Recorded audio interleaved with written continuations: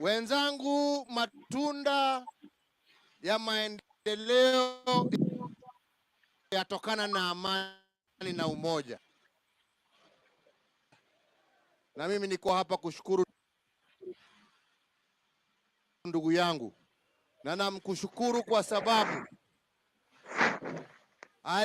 mnaona kazi ndio hapo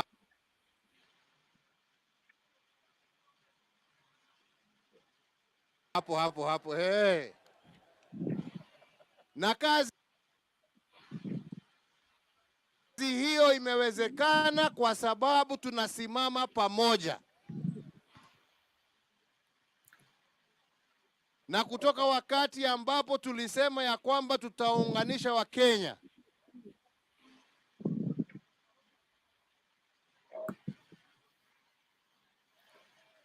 so leo tunaona Uhuru na Raila wako Central.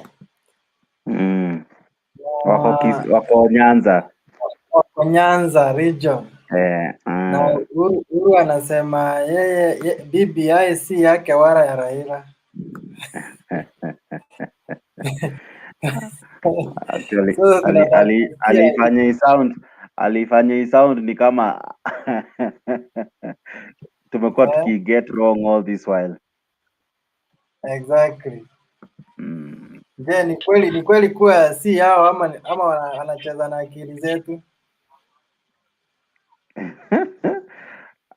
We hata wewe ukicheki debate kubwa ni kati yao wawili, so sisi tunekangwa tu kama by the way, sisi ni wakuwasukuma.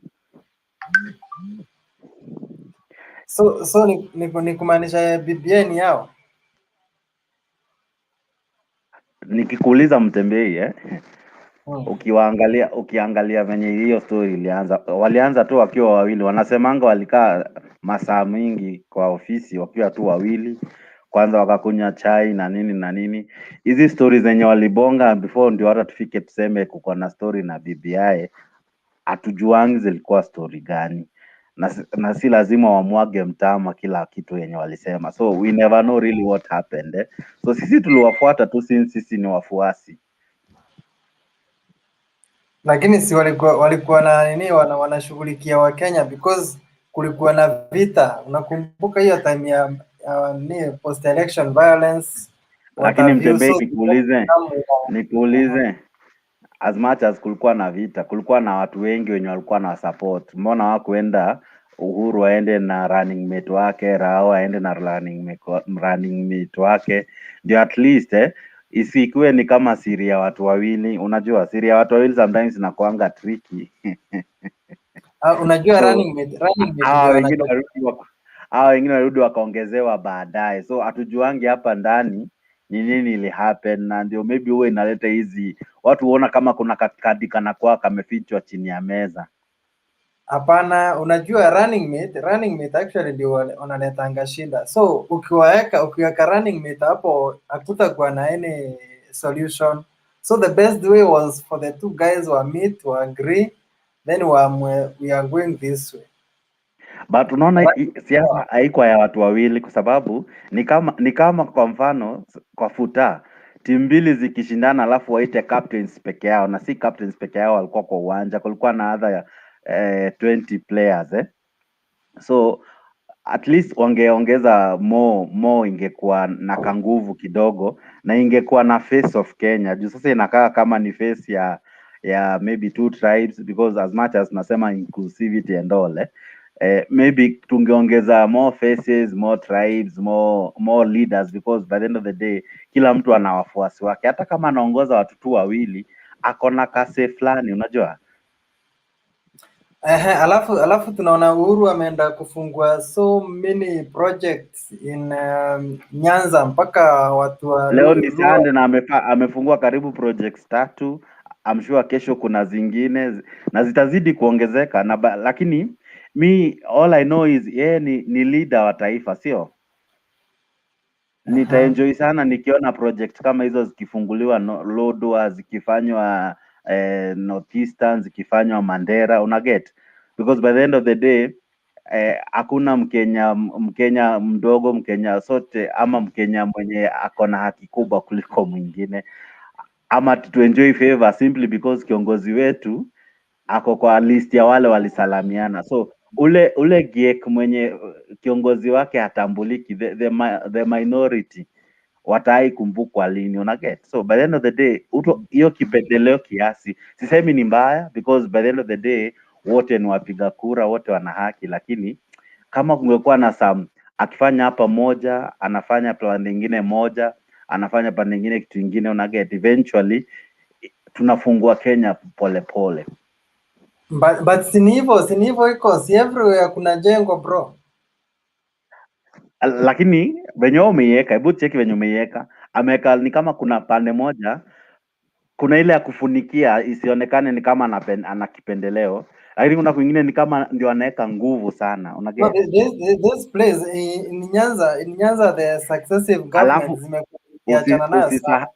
Usisahau kuna other teams, kuna other members wa NASA ambao I would wish nione kama hata hao wana feel part of the debate, una get? Wasifeel ni kama kazi yetu ilikuwa ya kupush huyu jamaa amepata kitu, lakini sasa saa zile ni saa ya kugawa, yeye anapewa the lions share.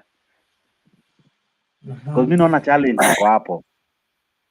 Okay, then kuna hii billboard ya Atwoli. Watu iko na drama mingi sana. Leo imejengwa na ikawekwa CCTV na kukawekwa police, ni police ama ni security.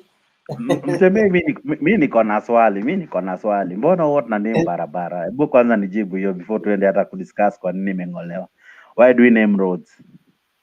Si ndio ukiuliza kwa wapi unasema niko hapa.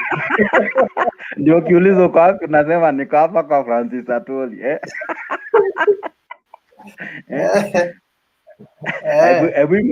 Hebu imagine barabara tatu zipewe majina, alafu upotee Francis Atwoli, alafu mwenye anakutafuta ako Jenga Karume, na huo mwingine maybe amejificha jina gani nyingine nimezisahau.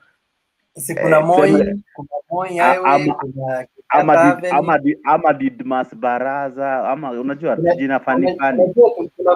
Tunakumbuka wale viongozi wamekuwa na impact kubwa sana in the country ama in the world, kama Atwoli is one of the respected leader in the world. Mbona tujaita Raila jina kwa barabara moja?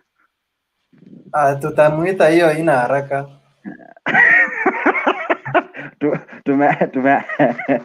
Tumeanza na bara moja na ishaanza kuwa na issues. Okay, Angela. Angela kwa hapo. Kuna Angela, kuna Pete. Angela kwa hapo, acha kuja. Angela nikuulize. Eh. We hii njara ya kuname barabara wewe unaichukulia aje?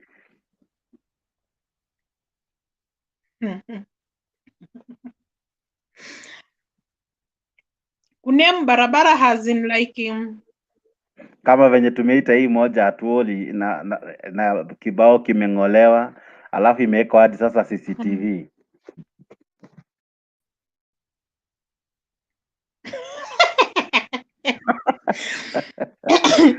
Unajua Jex, hii Kenya kuna vitu zingine I don't know how can I put it, but kuna vitu zingine has sound like we really reason as Kenyans. Na vitu zingine zinatuondolea marks in our reasoning hii Kenya. Juu kama barabara imewekwa kibao Francis Atwoli Road, then imeng'olewa, meaning alafu sasa imewekwa na ikawekwa CCTV. Sasa imerudishwa na ikawekwa CCTV. And why should it be named Francis Atwoli? Unadai aje ingenemiwa aje? Because ilikuwa na jina, si hata ikuwa na jina.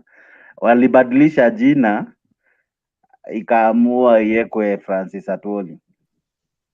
Then hiyo jina ingebaki tu kuwa pale hivyo. Juu I'm very sure hiyo barabara kuna kitu kuna mahali inapita, so afadhali wa identify that place than identifying Atwoli. Si ati inapiga Atwoli vita, but kuna vitu zingine hazileti shangwe. Alafu hazine if mtu yoyote Kenya akiwa ameonekana mahali fulani akiwa like mkubwa akona ana partner, yani anaelewana na president sana, so kila mtu kila president atakuwa anakuja akiwa na watu wake, barabara zinanemiwa hao watu wake. Kuna siku tuona moja inaitwa Didmas Baraza juu Atwoli na Uhuru juu Atwoli na Uhuru ni watu wawili, and he's the most misleading person in this Kenya. And that's why Atwoli normally fights for Miguna not to come back to Kenya, because he knows the reason when Miguna comes to Kenya, things will do what? Will change. And you know that Raila has never, and you know that, you know why?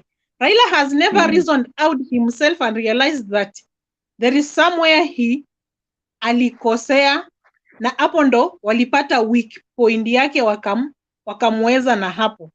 When Raila entered in the handshake, the good handshake was to bring back Miguna. But these people knew that when they bring back Miguna, this handshake, it will not work and Baba will stand still with the opposition. So kumuwin ni kubakisha Miguna wapi? Outside. Sawa. Sawa, kidogo tu usiende, nataka kukaribisha watu wako saizi na wale wanatujoin kwa via chat. Asante Isaac Olande Ojuang, karibu sana. Asante Owuda Otieno, karibu sana. Peter Wachiwa, karibu sana. Priscilla, we see you, karibu zaidi. Fabian, karibu sana. Catherine Muhatia, karibu zaidi. Tarus, karibu sana. Morez Teddy, karibu sana. Cosmas Tanui, karibu sana. Babu, ni aje? Niko poa. Uko fiti? Niko fiti mbaya sana.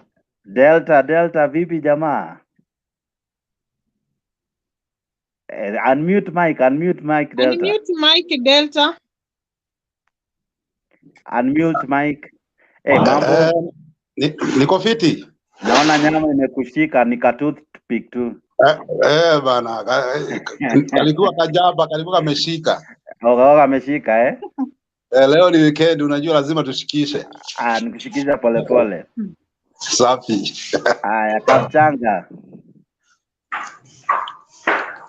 Niko mzima. Joram, mambo vipi? Vipi bro? Niko fresh. Wazito mkoje? Tuko salama, karibu sana. Nashukuru mzee, nashukuru.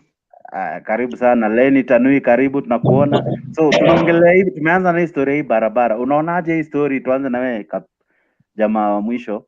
Tukuulize, hizi njaro tunangoa kibao ambayo imeandikwa jina ya barabara.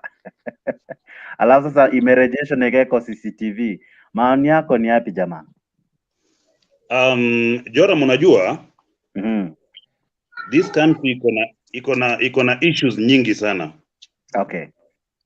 And those are the issues that should be addressed. History ya side issue hizi na kuweka vibao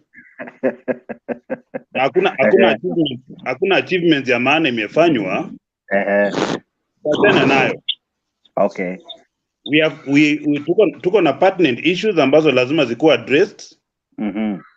In fact, watu ambao wanafaa kuwekewa vibao ni wale jamaa wenye wana struggle kwa life, kwa sababu economy imeharibika sana. Si hawa jamaa wenye wanapata salaries of 1 million per month, na kuna watu wanateseka. The heroes are these guys who are waking up very early in the morning. Those are the people that actually, kama ingewezekana kwamba mabarabara ziandikwe majina, basi tungeandika majina kama kina Kapchanga, kama kina Delta, kina Babu, unaona? Hapo sawa. Lakini ndio. Okay. Nakukujia tu sahi, shikilia hapo bro. Babu. Ni sawa. Babu, unmute your mic. Mute your mic. Amepotea. Delta Pia haja unmute mic. Delta bro. Hello. Delta, unanisikia? Delta. Amepotea. Wanapotea. Felix Owaro, karibu sana. Honorable Anad, karibuni sana. Mnatusikia vizuri? Felix Babu ndio ameonekana. Okay. Yeah. Felix, unanisikia? Napata vizuri. Karibu sana bro. Karibu sana. Pamoja. Bro, babu nena nasi jamaa. Asante sana, nashukuru. Okay. Hii mambo ya kuweka mabango barabarani sijui ya Atwoli, mimi kitu naona sahihi mahali Kenya imefika sahihi, kila kitu tumeweka siasa. Na tukitoa siasa Wakenya watafaidika na tutasonga mbele. Sasa kitu naomba tu sahihi serikali ya Jubilee hata kama wamegawanyika hivyo, ni wanafanya kazi sana sana in infrastructure. Hata sahihi kama Uhuru ako Kisumu, ako Nyanza region, lakini kuendea kitu ya muhimu ni infrastructure. Okay. Kumaanisha sana sana wanadili na barabara na hizi stadium ndogo ndogo wanajenga. Sasa hata wakiweka majina, na mimi mwenyewe naona kuna shida. Kwa hiyo tuwaite Atwoli, Didmas Baraza, Babu Owino. Hata wakiamua waite jina yoyote tu. Bora ni Mkenya. Sisi wenyewe tumekuja tumepata hizi kama Tomboya, sisi tumepata hiyo ya Tomboya. Lakini kuna kitu naweza kumbuka kuhusu Tomboya. Tuseme tuende Rift Valley sahihi, tuende Rift Valley. Kuna stadium zingine wanaita Kipchoge. Kipchoge, mkimbiaji. Hata unajua mtu kama Atwoli, sisi tuna support Atwoli, lakini mtu kama Atwoli ni mtu ameshimika sana dunia nzima. Na mbona hiyo barabara haikuitwa Kotu? At least inge represent kazi yake. Angela, kabla babu ajibu. Ingeitwa Kotu ingekwaje? At least will sound on my opinion. Mimi Atwoli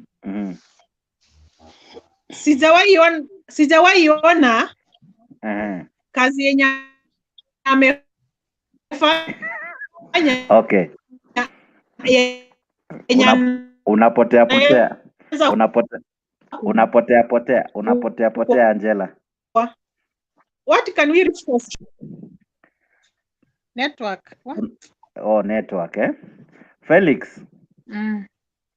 Felix. Yeah. Karibu sana. Hello, thank you. Nakupata? Nakuuliza. Tuna name barabara, tunang'oa hiyo bango, alafu sasa tumeirudisha na tumeweka CCTV. Maoni yako ni yapi? One, I joined you late, but I can see it's only 18 minutes since you started.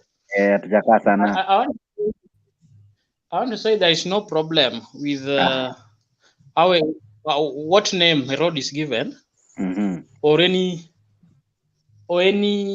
infrastructure. Like Kapchanga was trying to say, Mwananchi's interest is development. Whether it is called Felix, whether it is called Program, whether it's called Obama, called Ruto, or whatever, there is no problem with that. Okay. I have seen a very interesting comment on Facebook. Yeah. The other time Accra Road was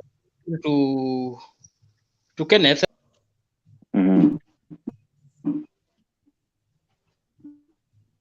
Felix amepotea. Bruno. Karibu sana. Bruno, how are you? Network yake balaa. Okay. Wakwetu, hello. Wakwetu. Unmute, umejimute jamaa. Wakwetu. Kapchanga, kabla tujengea debate ya leo Ndio. Wewe ungependekeza kuwe na kama like a system ya Yes, wakwetu. Baada ya unmute hiyo. Ameadmute lakini sasa haongei. Wakwetu sasa? Bado. Okay, sawa. Kapchanga na karibu poa sana. Mnanipata? Tunakupata vizuri. Tunakupata vizuri. Karibu sana. Kapchanga, wewe unadhani kunafaa kuwe na system of naming of things? In fact mwanzo nikichangia I felt for purposes of consistency na kuwe na some ni vizuri kuwe na some form of sheria ambayo inatupatia kigezo ama mwelekeo ya jinsi majina yanafaa kuwekwa. Kwa sababu kwa mfano si kwamba nina tatizo lolote na jina hilo kuitwa sijui nani. Lakini mtu yeyote akikuuliza ni kigezo gani kilitumika kufanya mchujo mpaka ikaonekana kwamba yeye ndiye ameibuka bora zaidi kuliko majina mengine. Ama sijui kwamba ile barabara ilikuwa inatumika sana na wafanyakazi ndio sababu imepewa ile jina ama namna gani. Unaona? So kuna vitu vingine ambavyo inaweza ika drain our energy for no good reason. Kwa sababu unajua Kenya is naturally, Kenya ni kama mazingira yake ni mazingira ya kisiasa mara nyingi. Na kile unapomtaja mtu na huyo mtu anaonekana kwamba ni wa mrengo fulani wa kisiasa, haikui vigumu sana mtu mwingine kuwaza kwamba jina hilo limepeanwa kwa sababu ya kisiasa. Wow, wazo mzuri sana Kapchanga. Na usiondoke, niko na swali kwako, lakini kwanza kabla nikuulize acha niende kwa Babu. Babu, namna gani jamaa? Niko poa. Nakuuliza aje? Kenya ilikuwa na pesa ambazo zilikuwa na sura ya Kenyatta, sura ya Moi, na tulibadilisha kwa sababu tulitaka tusikuwe tunapea mtu kipaumbele kwa sura ya pesa. Je, unaona kama ni sawa tukuje na hiyo sheria tuseme sasa hata barabara tunaweza ziname vitu zingine kuliko tuinue watu zaidi ya jina lao ama tusifanye mtu mmoja afike level kama tulitoa kwa pesa hata kwa barabara tuwe na vitu kama hizo. Unaona aje Babu? Hata mi naona unajua pesa na barabara ni vitu zingine tofauti, lakini zote zinasaidia Wakenya. The currency is one of the unity, the symbol of unity. The currency we are using is something of that kind. Sasa mimi kitu naona hakuna haja ya kuita hiyo barabara jina ingine. Kama tunaweza sema eti hiyo barabara ni ya Wakenya, tuseme barabara iko Githurai. Tuseme ni Githurai 44. Tuseme iko Karen, ikuwe Karen wing B. Naona hiyo itaenda kuwa sawa. Hiyo itaweza kuwa sawa. Kapchanga, unaonaje? Hiyo wazo ni aje? Ati kama ni Kisumu tunasema Kisumu West Road. Wazo hilo ni wazo zuri sana. Ni kama vile nilikuwa nimekwambia mwanzo. Ni kwamba muktadha na mazingira ya Kenya ni kwamba ni mazingira ya kisiasa. Kama ni lazima kwamba pengine majina ya binadamu yapeanwe, tuangalie kwamba ni yule mtu pengine tayari ametuondokea, pengine amefariki dunia na kwamba tunataka tupike kumbukumbu ya kwamba alifanya juhudi fulani ambayo pengine ilichangia sana mustakabali wa taifa hili ama ya wananchi wake na mambo kama hayo. Lakini kama bado mtu yuaishi, ana nafasi hata ya kuharibika kule mbele. Sasa mtang'oa kwa sababu pengine tabia zake zimeharibika, kwa sababu pengine mimi mimi leo mmenipatia sifa sufufu na mambo kama hayo, alafu baada ya wiki 2-3 hivi kiburi kimenijaa. Sasa mtaenda kung'oa vitu vyangu kwa sababu unaona tena. Sasa ingekuwa ni bora sana kama ni lazima kwamba jina la mtu liwekwe, basi lionekane kwamba pengine kuna kamati maalum ambayo imewekwa baada ya kifo chake. Kwamba ni vizuri tumkumbuke kwa haya aliyoyatenda, na hivi kwa heshima yake barabara fulani tutaipatia jina lake. Ndio Kapchanga, wazo nzuri, shikilia hapo usiondoke. Fred keep. Sasa bro. Karibu sana. Derek Okello. Thank you very much. Then Derek Okello, can you hear me?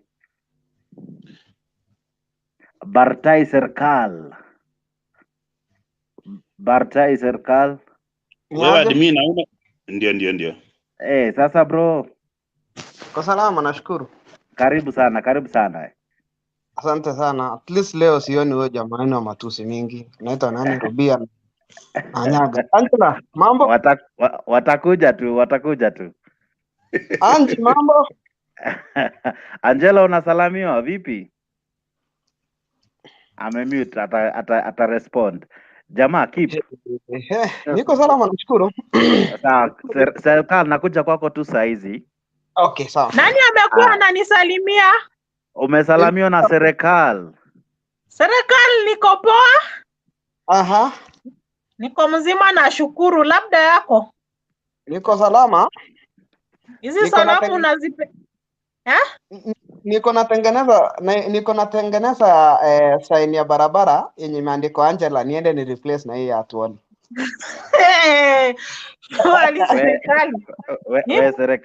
Serikal umeanza kurusha mawe.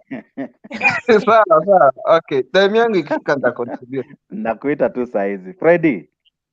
Fred. Yes. Nikuulize, na sijui kwa nini sauti yako iko chini. Nauliza aje? Yes. Wazo hili la kuweka jina alafu linangolewa, linarejeshwa alafu linawekewa hadi CCTV. Wewe unaonaje hiyo maneno jamaa?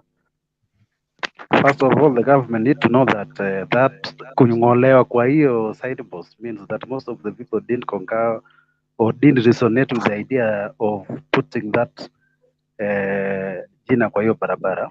So we kama keep unadhani kulifaa kuwe na public participation? Not really. But I want to concur with what Kapchanga said initially. That if we must put the name of somebody, that person must have really contributed a lot to the development of this country. Okay. Si mambo ya kuchukua just an ordinary person tunaweka kwa barabara ati tunamuita so and so road. No, it doesn't make sense. Yeah. Okay. Serikali unaonaje? Serikali. Yes. Naona uko na three issues umeandika. Hatujafika hapo, tunaelekea hapo. Tumeamua tu kwanza tuchangamke na hizi stories za kuweka signboard alafu tunangoa. Tunakuja kwa hiyo topic saa hii tu. Okay, we have a problem with our politicians in Kenya. Hawashikanishangi signals. Kwa sababu they don't read the language. Kenyans wanatoka kusema. So there are more of saizi they actually wanapenda kufanya badala ya kusema wanasemi tena, they want to do it the way it is. So for me it's a protest from Kenya.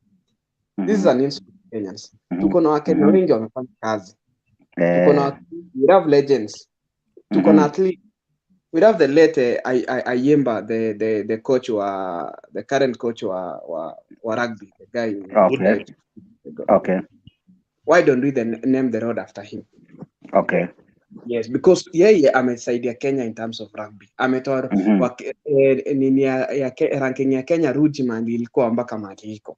Yeye amefanya. Tuko na athletes kina Kipchoge wameweka Kenya, wameweka athletes actually hold the athletes from Kipchoge Kiprino to the current Kipchoge. Ile kazi Kipchoge hapa na stadium bro.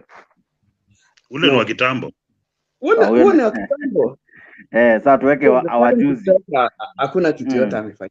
Tuko na footballers, they die miserably every year. Unasikia this footballer amekufa miserable. Watu wanafanya fundraising ndio muziki. Na walifanya kazi kubwa sana Kenya. Tuko na wote Mau fighters. Mpaka sasa hizi hawajawahi nini. Kwani Atwoli amefanya nini Kenya? Tuseme ukweli. Kwa sababu ni deep state. Kwa sababu ni system. Najua mashabiki watakuja watatuambia ni kwa nini wanaona kama inafaa jina yake itumike na nini ametufanyia. So najua watu wakianza kutuambia watatuambia amefanya nini. So kulingana na wewe unaona ni sawa ama si sawa? On my own opinion, si sawa. We need to actually, that is why even the state commentation skills doesn't actually matter, because unapata kila mtu tu anapewa, sijui ni kategori gani inatumika. Nasikia tu mtu anapewa, ni kama tu they dish out, wakifikiria leo serikali apewe, mi next tutapata nimepewa moral of earnings pia, or nimepewa EBS, unapewa tu. So it is okay, but Kenyans are saying no, enough is enough. These guys, enough is enough, enough is enough. Kate, give us something else. Thank you. Okay, Kate. Hi. Hi, sasa Mzuri sana. Karibu sana kwa show. Nakuulizaje, unaonaje hii mada ya leo? Tuna discuss barabara inawekwa sign leo, kesho inang'olewa na inaongezewa hadi CCTV. Maoni yako ni yapi? Unajua mimi nimesema kitu moja, actions speak louder than words. Hiyo is very clear. I mean, kama watu wameiangusha sio mara moja, mara mbili. Really, inakwambia tu they're not for it. So why do you force it? Kama if people don't want you, hawataki. Na haiwezi kuwa mtu mmoja anaangusha hiyo kitu, si ndio? Then the rest wa hiyo area wangekuja waseme, ai nyinyi hata ungewaona kwa TV, kwa media or anything wakisema hapana, nani anaangusha hii kitu, we are going to protect it. But hakuna mtu unaona anakuja. That means they're not for it. I mean, that's the truth. And hakuna haja ya kuforce mpaka sorry. Kulingana na wewe unaona tunafaa tutumie njia gani kuname hizi barabara? Wengi wamesema surely. Tukianza kuname watu tu because you are a noisemaker or because you are popular. What about people like you? Wale wana come up na such debates where we are discussing serious issues. Who will ever recognize you? Must you be close to power ndio barabara ikuwe named after you, or because you make a lot of noise? Watu wamenyamaza. The late kina Martha, I mean huyu aliwin Nobel anaitwa nani, sorry, huyu wa Green Belt movement, they were quiet. Na Wangari Maathai unaangalia kazi yake, yani her work inamuongelelea tu, si ndio? So we don't have a problem with such people. Tumekuwa na great leaders hata hapa Kenya. Na kulingana na wewe hakuna kazi moja unaweza toa useme huu mzee wetu kuna kazi amefanya? Kwa nini na struggle? Kwa hivyo hiyo swali nimejibu, si ndio? Am I struggling? Am I struggling? Na si kwa ubaya, mimi sipendi siasa, but I just like saying the truth. Unajua? Nimemaliza siasa yangu. Usitoroke Kate, usitoroke. Tutakuuliza maswali baadaye. WLT mambo? WLT. Poa sana Checks. Karibu sana jamaa. Asante kwa nafasi. Kuhusiana na kung'olewa kwa kipao. Kipao. So on my view, hiyo tu kuna there is a kind of let's say a communication that it means there is something, because hata ukiona ile jinsi yenye walifanya, it's not like venye hizi zingine ziliwekwa kama ya kina Dedan Kimathi, let's say the prominent or the iconic leaders of this nation. So I think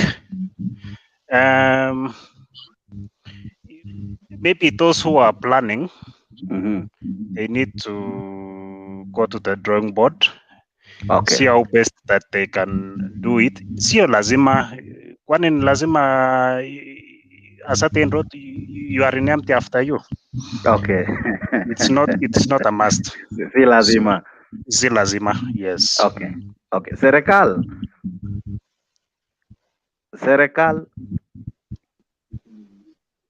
Kapchanga. Yes bro. Kuna hii ati mbunge akikuja kutuletea hata maji inawekwa sura yake, akitupea hata kangumu imewekwa sura yake, hata switch akikupea ya kumumunya iko na sura yake na jina. Hiyo tu ni aina nyingine bado ya kuname vitu. Wewe unaonaje hiyo story? Because inaanzanga hivyo. Hata maji ya kunywa iko na sura ya jamaa. Yani hii Kenya tunabeba ufala. Tunabeba ufala sana. Sawa, sasa but it's okay. You know, politics is it's a matter of strategy. It depends in what works best for you. Yeah, what works best for you. Kama ni ya kupeana sura, it will work for you. Definitely in politics you'll have to employ that. Okay. So for politicians it's okay. You use what you think like it favor. But jamaa anatoa jina kwa pakiti ya ugali, anatoa jina ugali, anaweka sura yake hapo na anaandika kwa herufi kubwa David Morathe. Yeah, that is why I've said it's a strategy. So it depends which one. You know, in politics, for example, the key aspect in politics, number one is publicity. What makes you?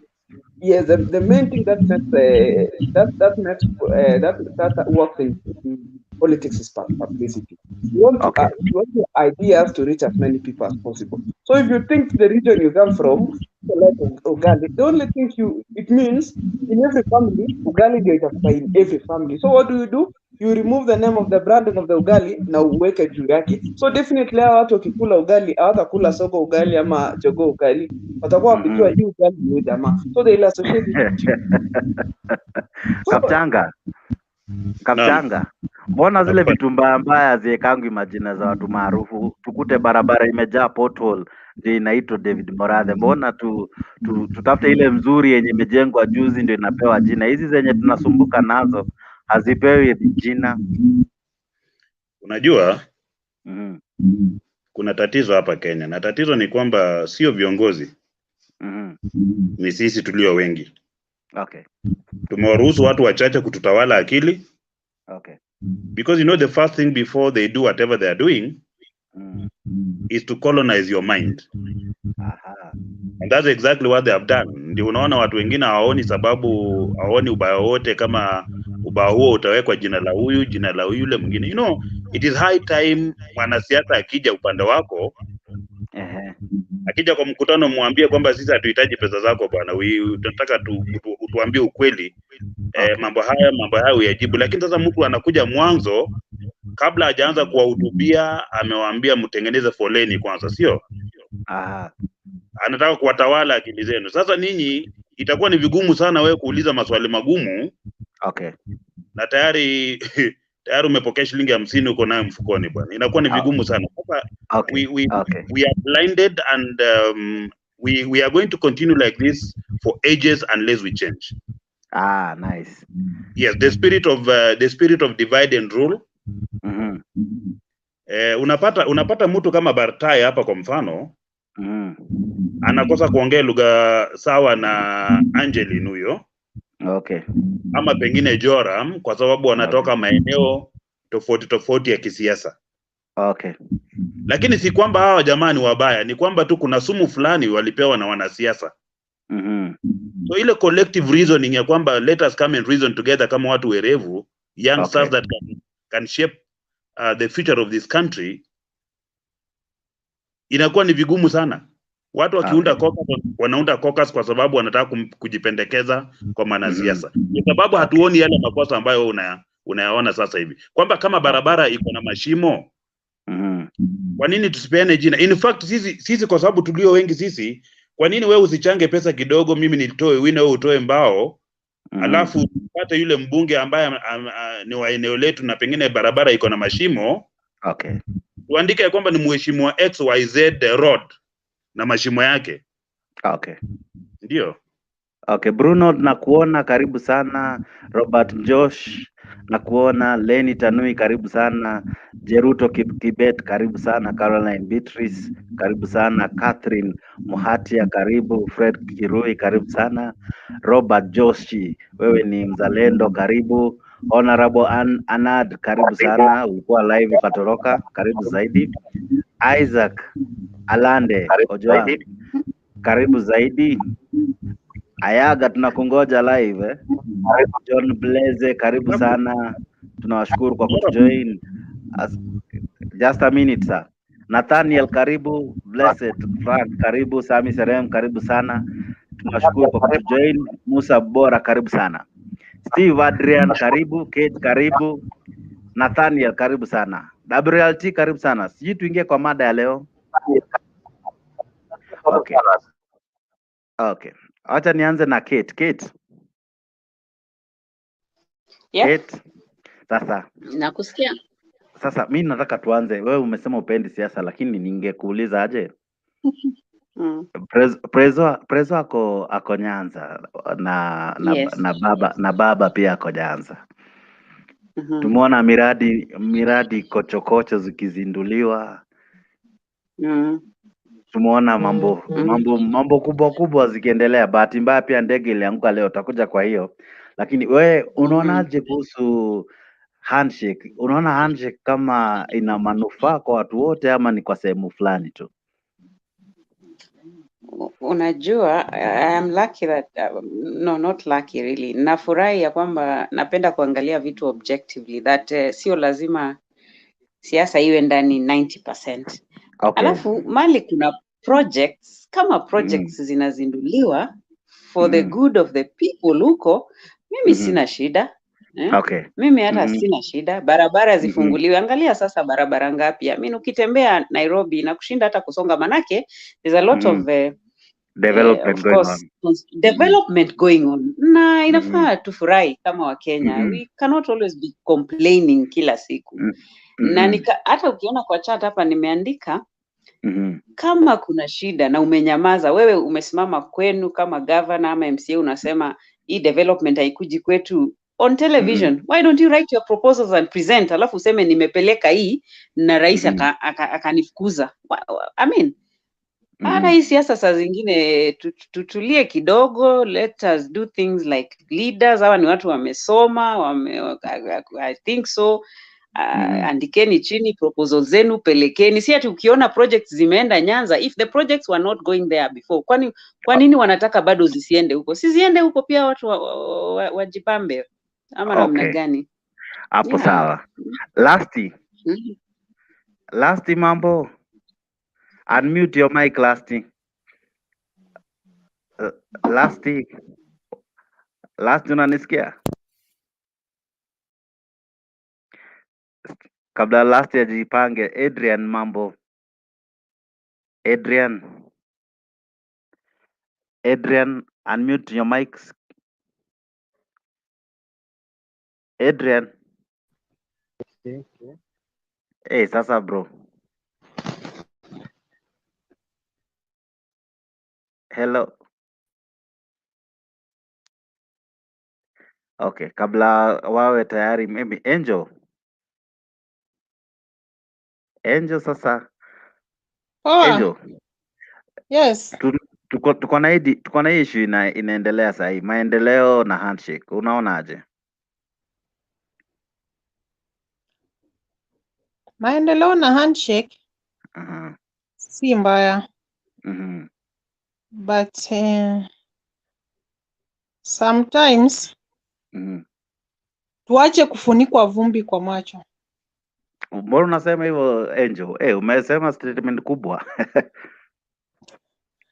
My question is, kama Madaraka Day haingeenda Kisumu, hizo project hazingezinduliwa? Nataka kusema hawangeosha barabara.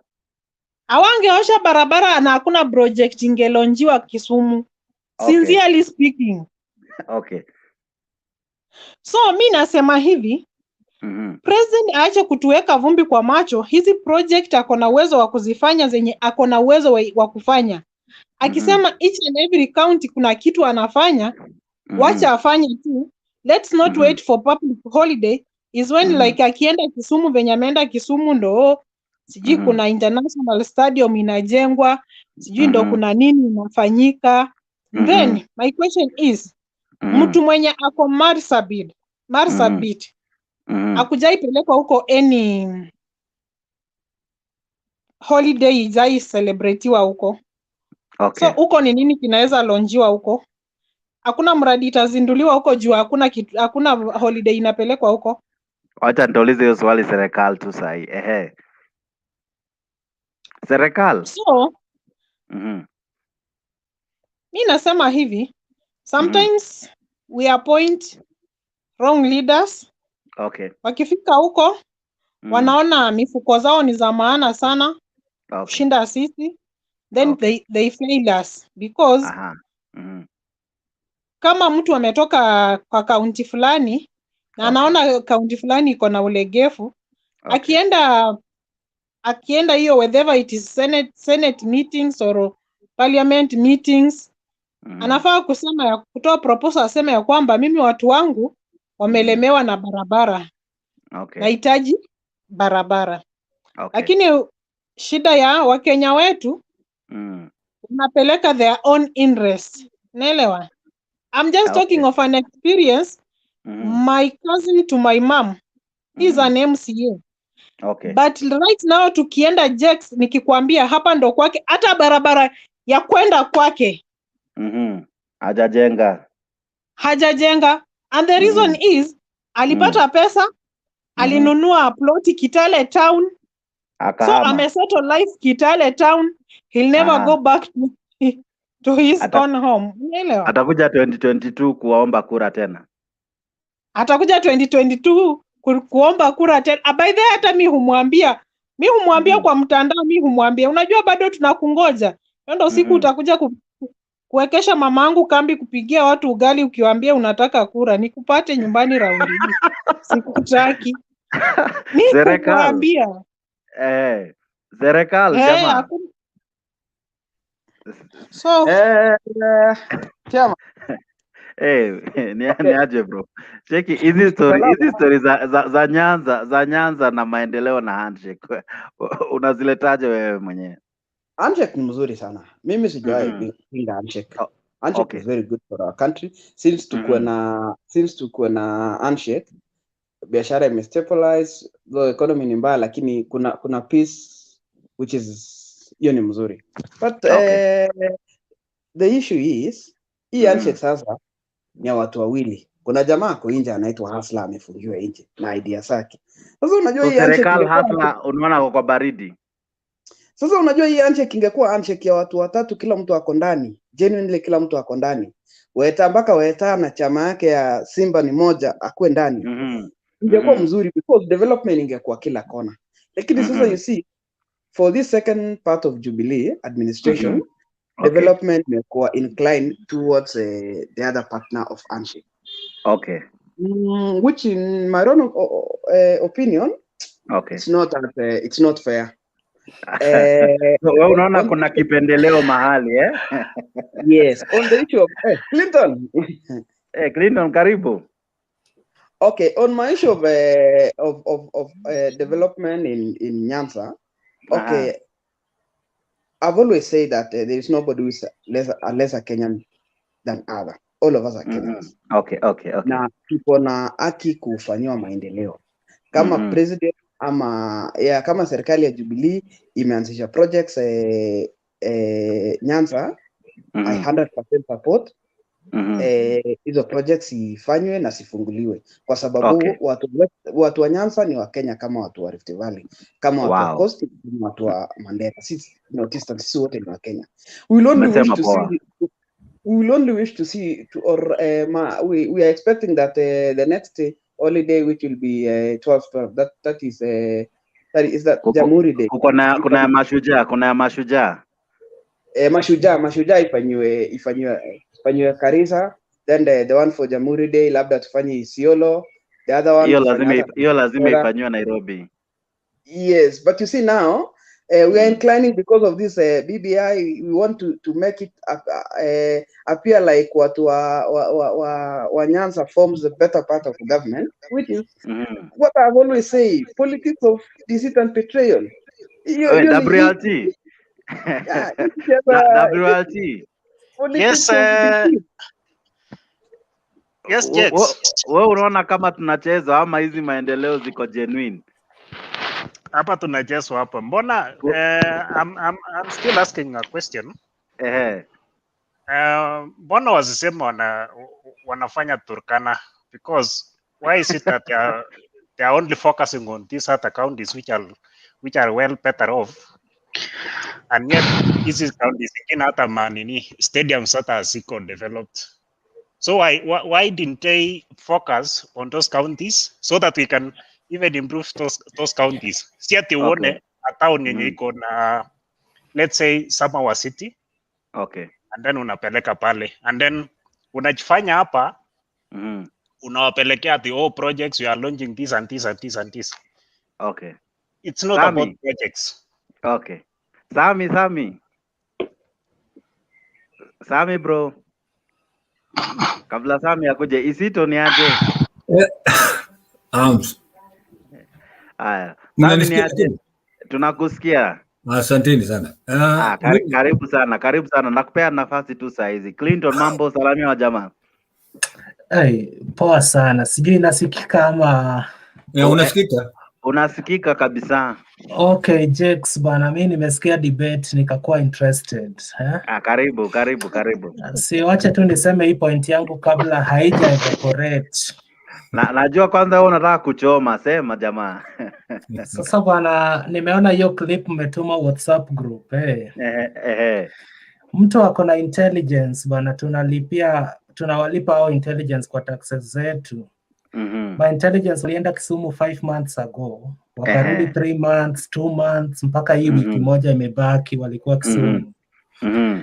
Alafu jamaa anachunguza nini? Anashuka bana, the first statement si ni kumwambia what the ground says, you know, what the people wants to hear. Alafu anashuka mic ya kwanza anatuambia BBI surely. Amesema sio yake ama ya bro yake. Sasa BBI inatusaidia nini? Kitu ishaharibiwa, iko kortini. Lakini anajua kwa sababu sisi Jako munachoma. Kwa sababu sisi ni wale wa kuunga mkono kila kitu. Ameona atufurahishe na BBI itarudi hivi karibuni surely. Na tunapiga makofi tukicelebrate. Kate. So hatujafurahia bana sisi kama sisi kama Clinton. Kate, Clinton, hope so brothers wako hawatavunja nini wasniki waingie stadium. Nimesikia kidogo tu Angela. Kate, unaona aje hizi story? Wewe ulipiga makofi tulipoambiwa. Mtu kingia huko kunakuwa na kadi. You know, Jax, by the way, Mr. Nyanza, but let me tell you one thing.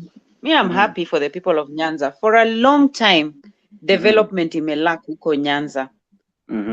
For a very long time. Unajua watu wanasema it's a big city, sijui nini, but for a very long time, the nature of my work imenizungusha kidogo.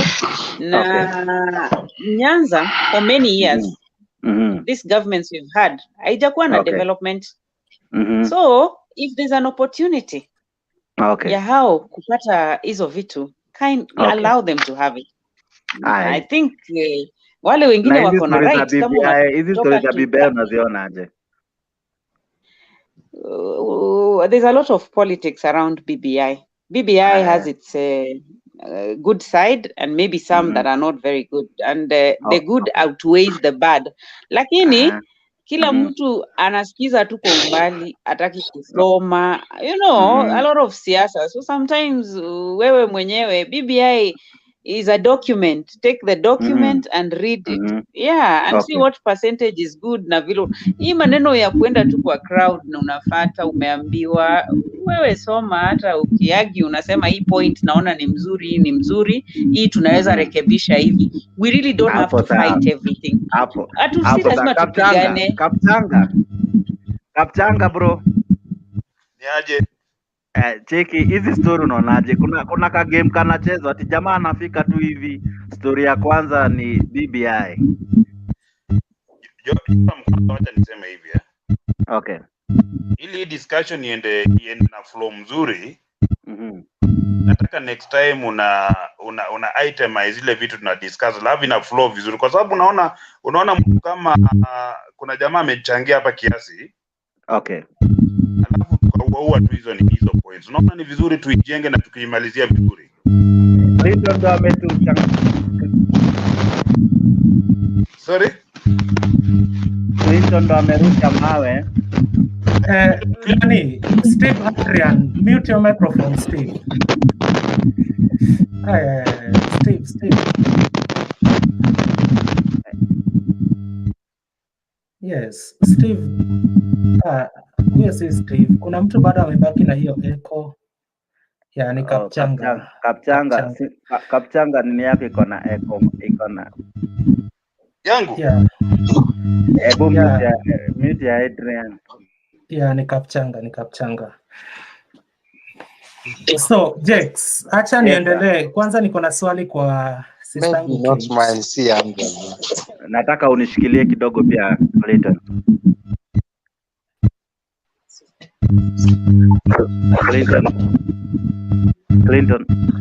Kapchanga, uko na echo. So, nasikia nyumba imetulia Kapchanga. So, uko na echo. Nikikurudisha hivi na niachilie mic yako, hiyo echo inarudi immediately. So, sijui shida iko wapi. Maybe unajisikiza kwa speaker kubwa. Ndio maana. Ama na charge.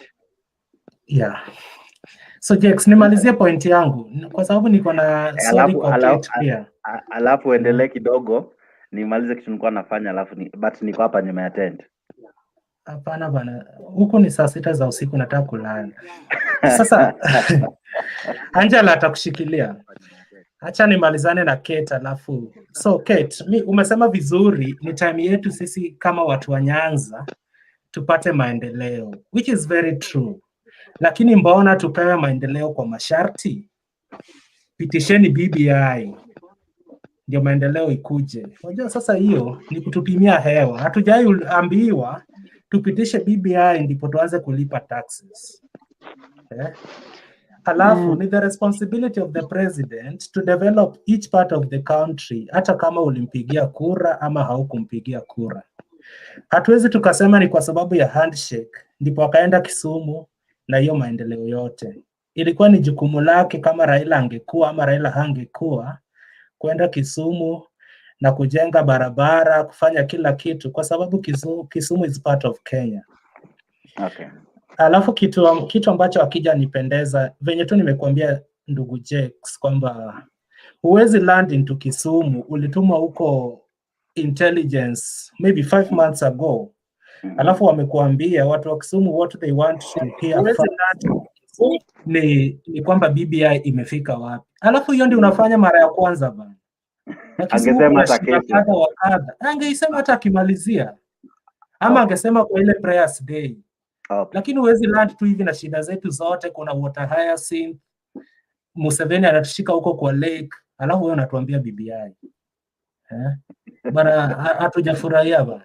Kate, naona leo unavamia. Unaona aje Kate? Clinton hajanivamia.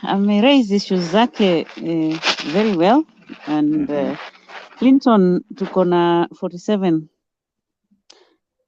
let me call them governments. Kila mtu ako na governor.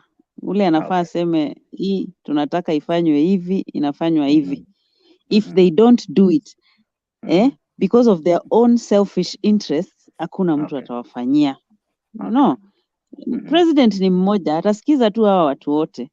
Lakini ndio nimesema ikiwa tutaingiza siasa kwa kila kitu, itakuwa very very difficult. Alafu hiyo mambo ya kusema ati alilanda akasema BBI kwanza, wewe ndio either utapitisha BBI ama utaangusha BBI, not the president. Si ndio? Jukumu ni kwako. Kama si mzuri ni wewe. Ni vile tu tunapitisha the leaders. Maanake tunamjua ama anatoka kwetu, is my cousin, unampitisha alafu awasaidii. So responsibility ni wewe yako as an individual. Kuanzia kwa MCA umechagua nani?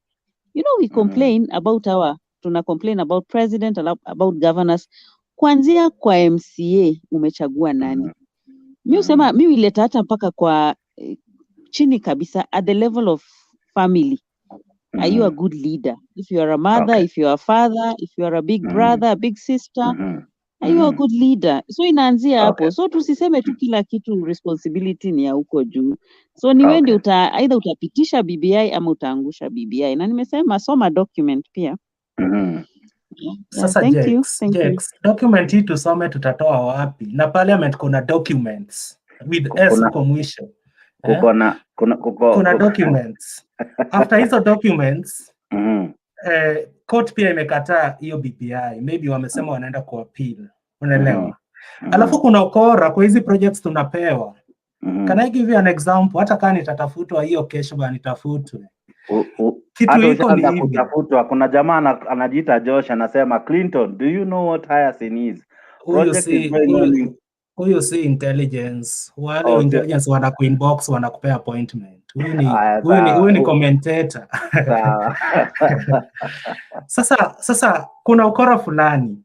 Ukiangalia ile barabara kutoka Mamboleo, Muhoroni, Miwani, my primary school, ufike mpaka Muhoroni, hiyo barabara haiwezi jengwa in 1 year or in 2 years. It will take time. Hii barabara, budget ya president ya mwisho sijui inakuja hii mwezi wa 7. Budget yake ya mwisho. Ya mwisho kabisa. Hii BBI anatuambia Kisumu leo, eti si ya Raila, si ya kina nani. Haiko kwa hiyo budget. Okay. Alafu tunaambiwa tukuje tupitishe hiyo. Kesho kuna water project Bondo. Water project will cost like 1 billion shillings. Ile yetu ya Kindu Bay pia ni pesa. Enda huko Mbita pia ni pesa. Ambazo anafaa kuziweka kwa budget. So mimi nashuku tutaambiwa hizi vitu zote kesho. Tupige makofi. Budget ikuje, hakuna hiyo barabara. Na hakuna kitu tutafanya. So kulingana na wewe ni kama tunachezwa. Bana mimi nilianza kulia jana. Kwa sababu niliuliza huyu Charles Rupia hapa, eti hii barabara ya kutoka Mamboleo, Miwani, Muhoroni. Alisema ile siku alienda Kisumu kukampenia BBI. Akaambia Matiang'i barabara ianzishwe immediately. Ni kama mimi ndio sijui maana ya immediately. Labda immediately ni kutoka kesho. Leo venye tunaongea saa hizi hawajaanza kuifanya hiyo barabara. Charles Rupia akaniambia hiyo ilikuwa political statement. Nikamuuliza swali Rupia swali rahisi. Unajuaje hiyo statement yake ya kesho kama hii yenye amemake leo ya BBI? Unajuaje sio political? Unajuaje anamaanisha kitu anasema kama ile siku alisema barabara haijafanywa? Hii ya BBI tutapitisha, unajuaje kama hiyo BBI italetwa? Angel. So bana tusichezewe bana. Angel, ni kuchezwa inachezwa ama hii game iko sawa? Unajua jana tukiwa na kina Rupia wali argue sana kwa kitu si ukweli. At first Jax, wacha nikwambie sisi wa Kenya tunajipoteza. Because mimi na MCA fulani we are friends. Kuna kazi yeye huniitia. So wakiongea kuhusu serikali inafanya vitu si vya ukweli, inabidi nimfunike. Unaona? I cover that. And that's the thing that is killing. Umepotea Angel network Kenya complete. Unaona? Juu mimi na Jax ako mahali fulani ananirushia kitu fulani nikishika kwa mkono. So I have to prevent Jax hata kama atafanya kitu si right. Unaona? Okay. Na hiyo ndo kitu inatuumiza, inatuua kabisa. So jana unaona jana Rupia alikuwa ana argue international stadium. First of all, materials zenye zimetumika kujenga, me I'm not an engineer, but zile material ukiona zile picha wanasema ni local, si international. Walikuwa wanasema ni local. Nakuuliza material ni local ama ni international? Material ni local. Lakini our brothers wali argue ya kwamba material si local, we have an international stadium, which is not right. Unaona? Na hiyo ndo kitu inatuumiza wa Kenya, inafanya tunaumia. Tuache kufunika serikali ikifanya vitu vyenye si halali. Okay, Sami.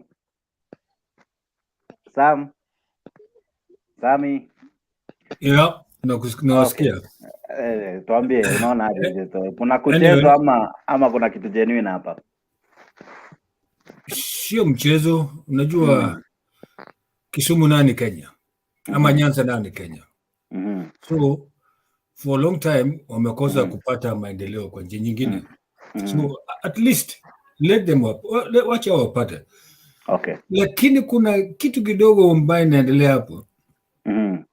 Kati ya mambo ya handshake bibia ni nini leo. Hapo ni mchezo wanachezea tawanalini. Okay. Ya hapo kuna mchezo. Lakini kwa upande wa maendeleo mimi naweza sema wachi wapate nayo. Okay. Lakini sio kuambia leo ni leo na ni leo hii na kufika kesho hiyo yote imetoka nje. Jamani, hiyo nayo sio mzuri.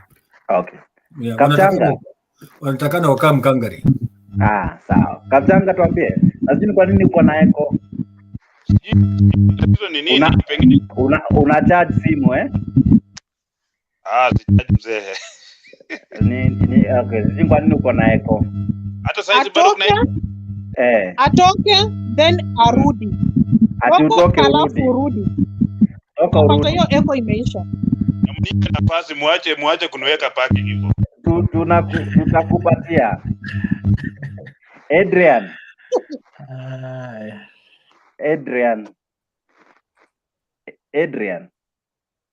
Steve Adrian.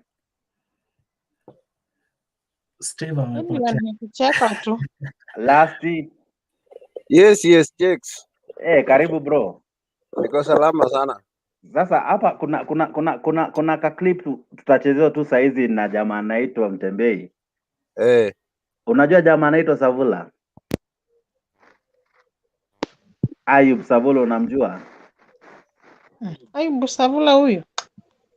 Ayub Savula jana ama sijui kama jana ama leo alisema Team NASA haijaenda vizuri sababu handshake ni kama inasaidia mtu mmoja tu, na walipokuwa wakitafuta kura walikuwa wanatafuta wakiwa team, lakini saa ya kufaidika ni mtu mmoja anafaidika. Maoni yako ni yapi kuhusiana na maoni kama hayo?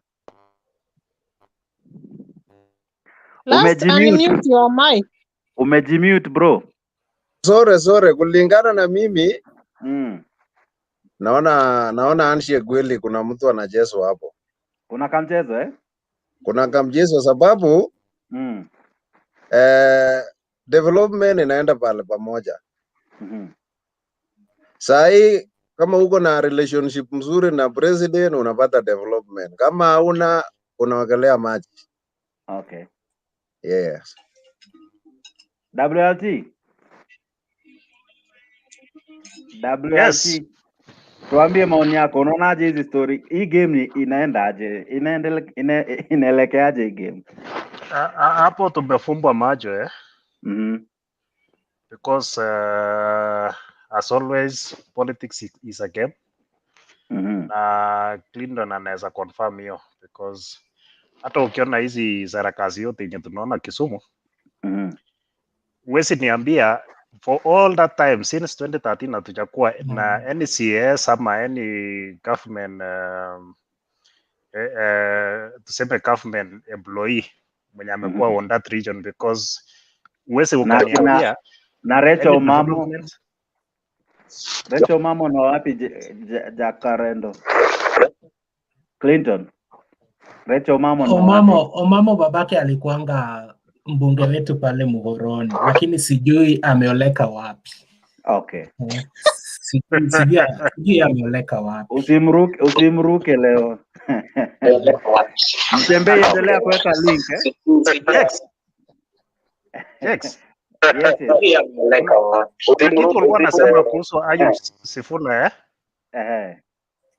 yeah, hiyo statement yenye alisema ni right, na kama ni hiyo ulikuwa na request Mtembei aweke, anaweza tuwekea, alafu we can even Mtembei sijui kama hiyo clip iko ready. Mtembei, clip gani?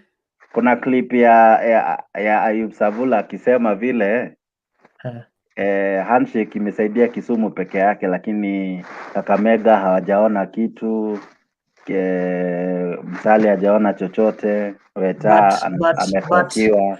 But Savula alipiga makofi wakati rais alisema kwa matanga ya Mama Mudavadi kwamba presidency itakuwa ina rotate. Wangoje hiyo i-rotate. Lakini sasa tunakuja hapo tu saa hizo stories za endorsement na nini.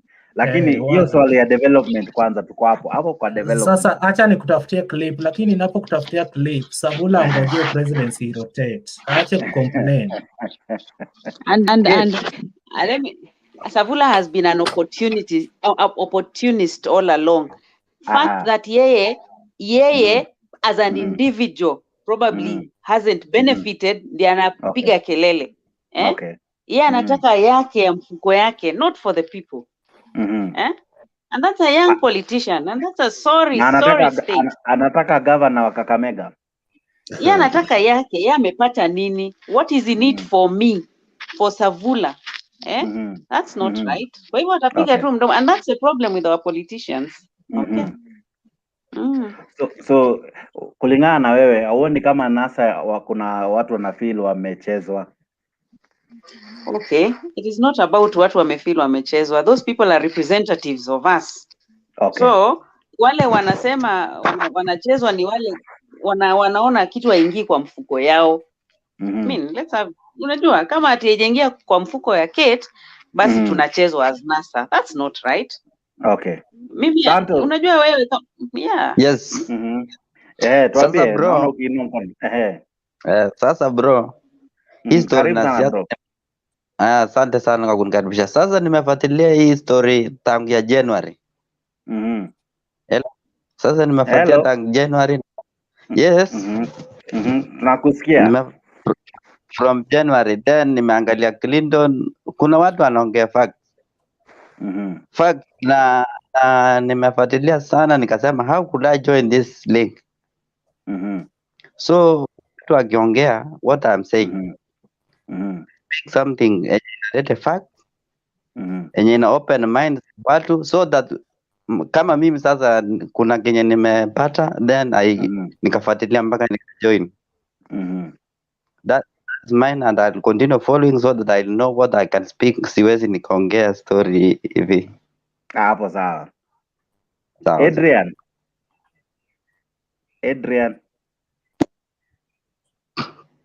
Adrian, unatupata? Clinton, kuna watu watusikii. Unamsikia? Acha nirudi kwa hiyo stream. Kuna wawili wanataka kujoin, Kapchanga na Tito Masinde. Kama mtu akusikizi, maybe connection ni yake, shida ya connection ni yake. Tito Masinde karibu. Kapchanga ulikuwa unaongea, endelea. Sijui kama bado niko na echo. Uko sawa sasa, endelea sasa. Sasa mimi sijui mmesonga wapi, unajua mmeniacha. Tuko tu hapo kwa kuchezwa BBI, watu wa Kakamega wana complain, watu wa Western wana feel Nyanza tu ndio enjoy. Yes sir. Joram. Nikiona sura yako ni kama you are a family man. Ni kweli? Ni kama? Nikiona sura ni kama you are a family man. I am. Maybe so. Sasa Hatuko family. Yani, si family na sura. Sasa. Weke. Sasa Joram. Yes sir. Sasa ukija jioni nyumbani na umefanya ile shopping, pengine ni wakati wa Christmas, sio? Uko na watoto 47 40 teme watoto 47. Lakini mtoto mmoja umemnunulia nguo karibu 20, mtoto mmoja. Alafu ule mwingine amebaki tu kuwa ni wa matambara tu.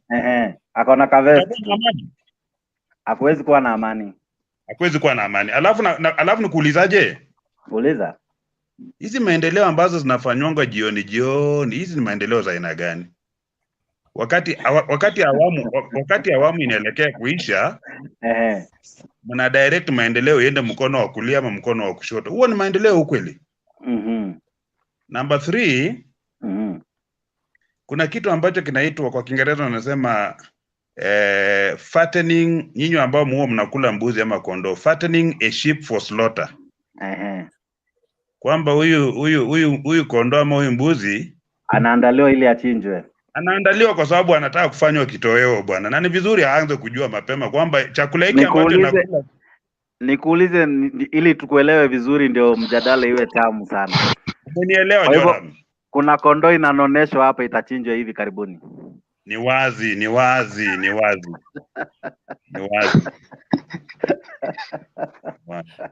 Okay, endelea. Ni hayo tukabaki. Baba umeangusha mistari mzito. Masinde. Masinde sasa bro. Unmute. Sawa, ni mute. Alafu punguze sauti yenye iko nyuma yako tunasikia. Unajua tuko mahali penye kwa room, kila mtu ako na mambo yake, but ndaongea kama mtanipata. Ya. Tunakupa. Sasa tumeambiwa kuna kondoo inanoneshwa hapa. Iko karibu kuchinjwa baada ya awamu ya prezo kuisha. Wewe unaona kama kuna kondoo inanoneshwa mahali? Kenya tumesoea hiyo visa na visanga inakuanga si ati imeanza leo ama ijaikuwa. Maisha huenda hivyo. Mimi kitu nilikuwa nataka kuongelea mambo ya Savula. Savula analalamika wanapiga kura na maendeleo yanaenda pande fulani. You know what? Wao ndio wanatupigia kelele wakituambia mahali fulani tumelenga ndipo. Sisi tunaamka asubuhi kulenga ndipo. Na ambapo wakisha fail wanarudi kutuambia stories zingine. Sasa wafurahie tu pale penye tulilenga ndipo maendeleo yaendelee. Hata si wakisema ni Waluye. Unaona? Masinde wapi ndio ulilenga ndipo? Nilienda nikapiga kura ambapo niliambiwa na mtu mwenye ako top upande wa kwangu hapa ndio tunafaa kupiga kura na tutafaulu kwa maisha. Ukacheza kama wewe. Nilikuwa convinced na mtu mwenye ako karibu na mimi anaongea lugha yangu ndio nikamove. Unaona? Si ku make move without yeye. Sasa Savula wanatupigia kelele ambapo wao ndio wangu wanatuliti pale penye tunaenda. Unanipata? Sasa hata tukiumia wao ndio wanafanya tunaumia. Hii maisha yote wao ndio wametuletea. Wanapika nduru, mumiasi ilianguka. Wao tu ndio wanaangushanga hiyo mumiasi. Kulingana na makola sio wanafanya. Hata kama container naona bahari ichinjwe sio mara ya kwanza tumesoea. Sina chinjwanga tu. Kwa hivyo hii kondoo iendelee kunona. Waja wachinje vile watachinja. Matokeo kuwa vile itakuwa kwa sababu Kenya hakuna kitu tutapatilisha. Ni sisi tu wenyewe ndio tutapatilisha. Sasa tukiria kuko na kondoo mahali nataka kuchinjwa na tutasapadilisha hii kondoo sinoneshwe, tutoe chakula isichinjwe, tunasafanya bado tena. Unaona? Anything we can do to change life. Kipsete. Kipsete. Nathaniel Kipsete. Nathaniel Kipsete, unmute mic atukusikii. Nathaniel. Nathaniel bana we.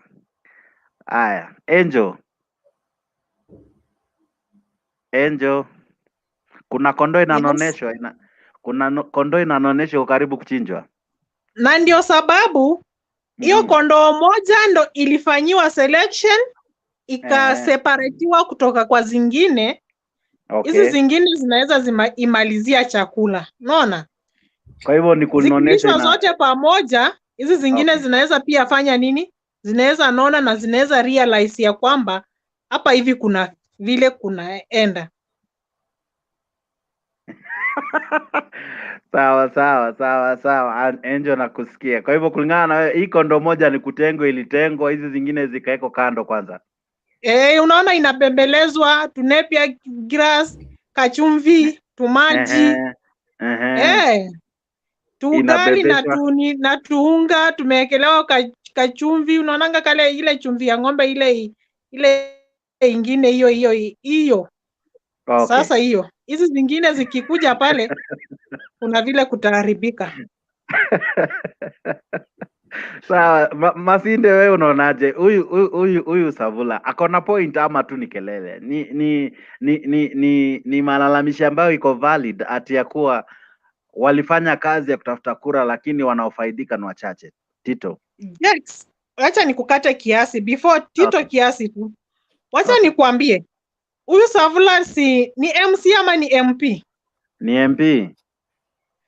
Kuna pesa ako nayo yenye anawekewa kwa kaunti.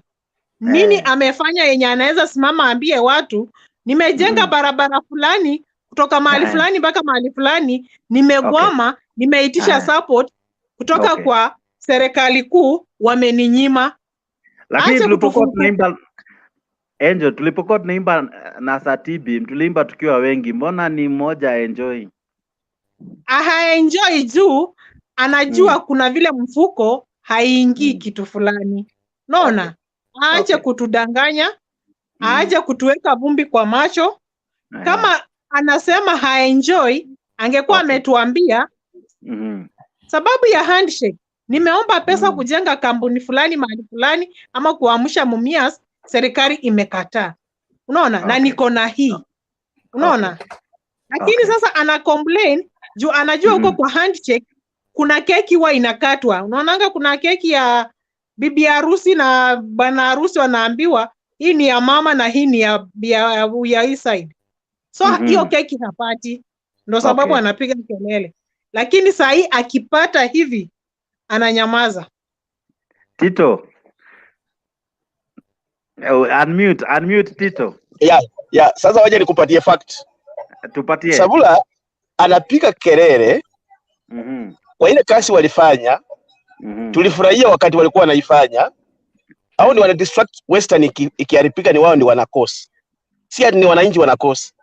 Ni leaders ndio wanakosa. Sasa akipiga kelele, yeye ameumia mahali akuli. Raila alipika U-turn.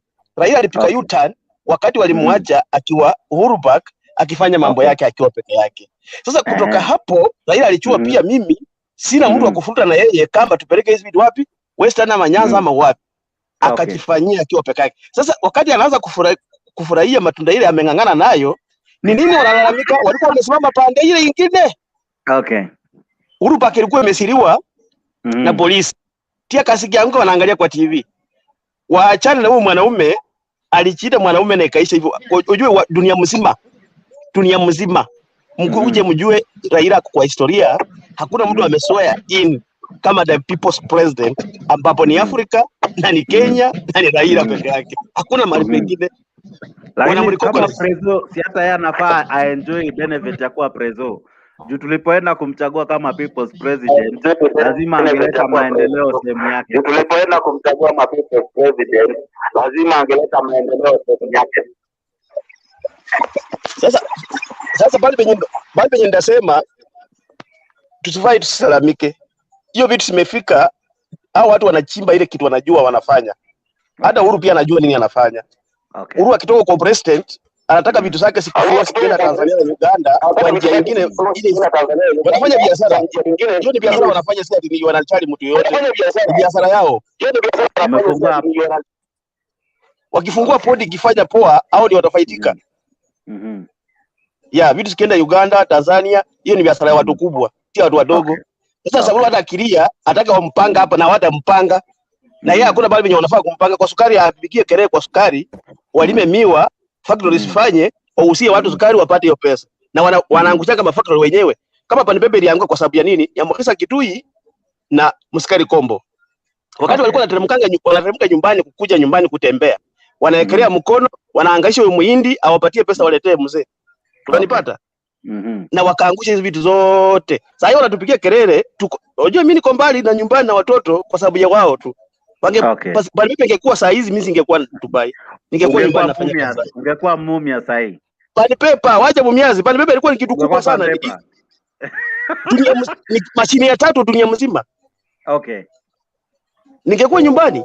Lakini wao ndio wamekosi, tuko huku. Hata Mkisa Kitui akisimama akiongea na muangalia sana. Sijui nini anataka kuongea kuambia watu wa Kenya. Na wameangusha mafactory zimeisha. Sawa. Mwisho Panipepa. Mwisho Panipepa ndiye atuambia anataka upresident. Mkisa Kitui. Kuso kulingana na hao wamechangia makosa yenye imekufanya hata umeenda mbali sana. Kabisa nakubaliana hiyo. Excuse me Jex. Yes, Clinton. Kuna jamaa anaitwa Steve Adrian. Steve, kama huongei unazima mic, inaleta echo sana. Nimeng'ang'ana kukuzimia lakini unaiwasha tu. So, hakikisha kama huongei unazima mic yako. Tito Masinde ameongea kwa dakika kama 5. Lakini umetupigia kelele kwa dakika 4.5.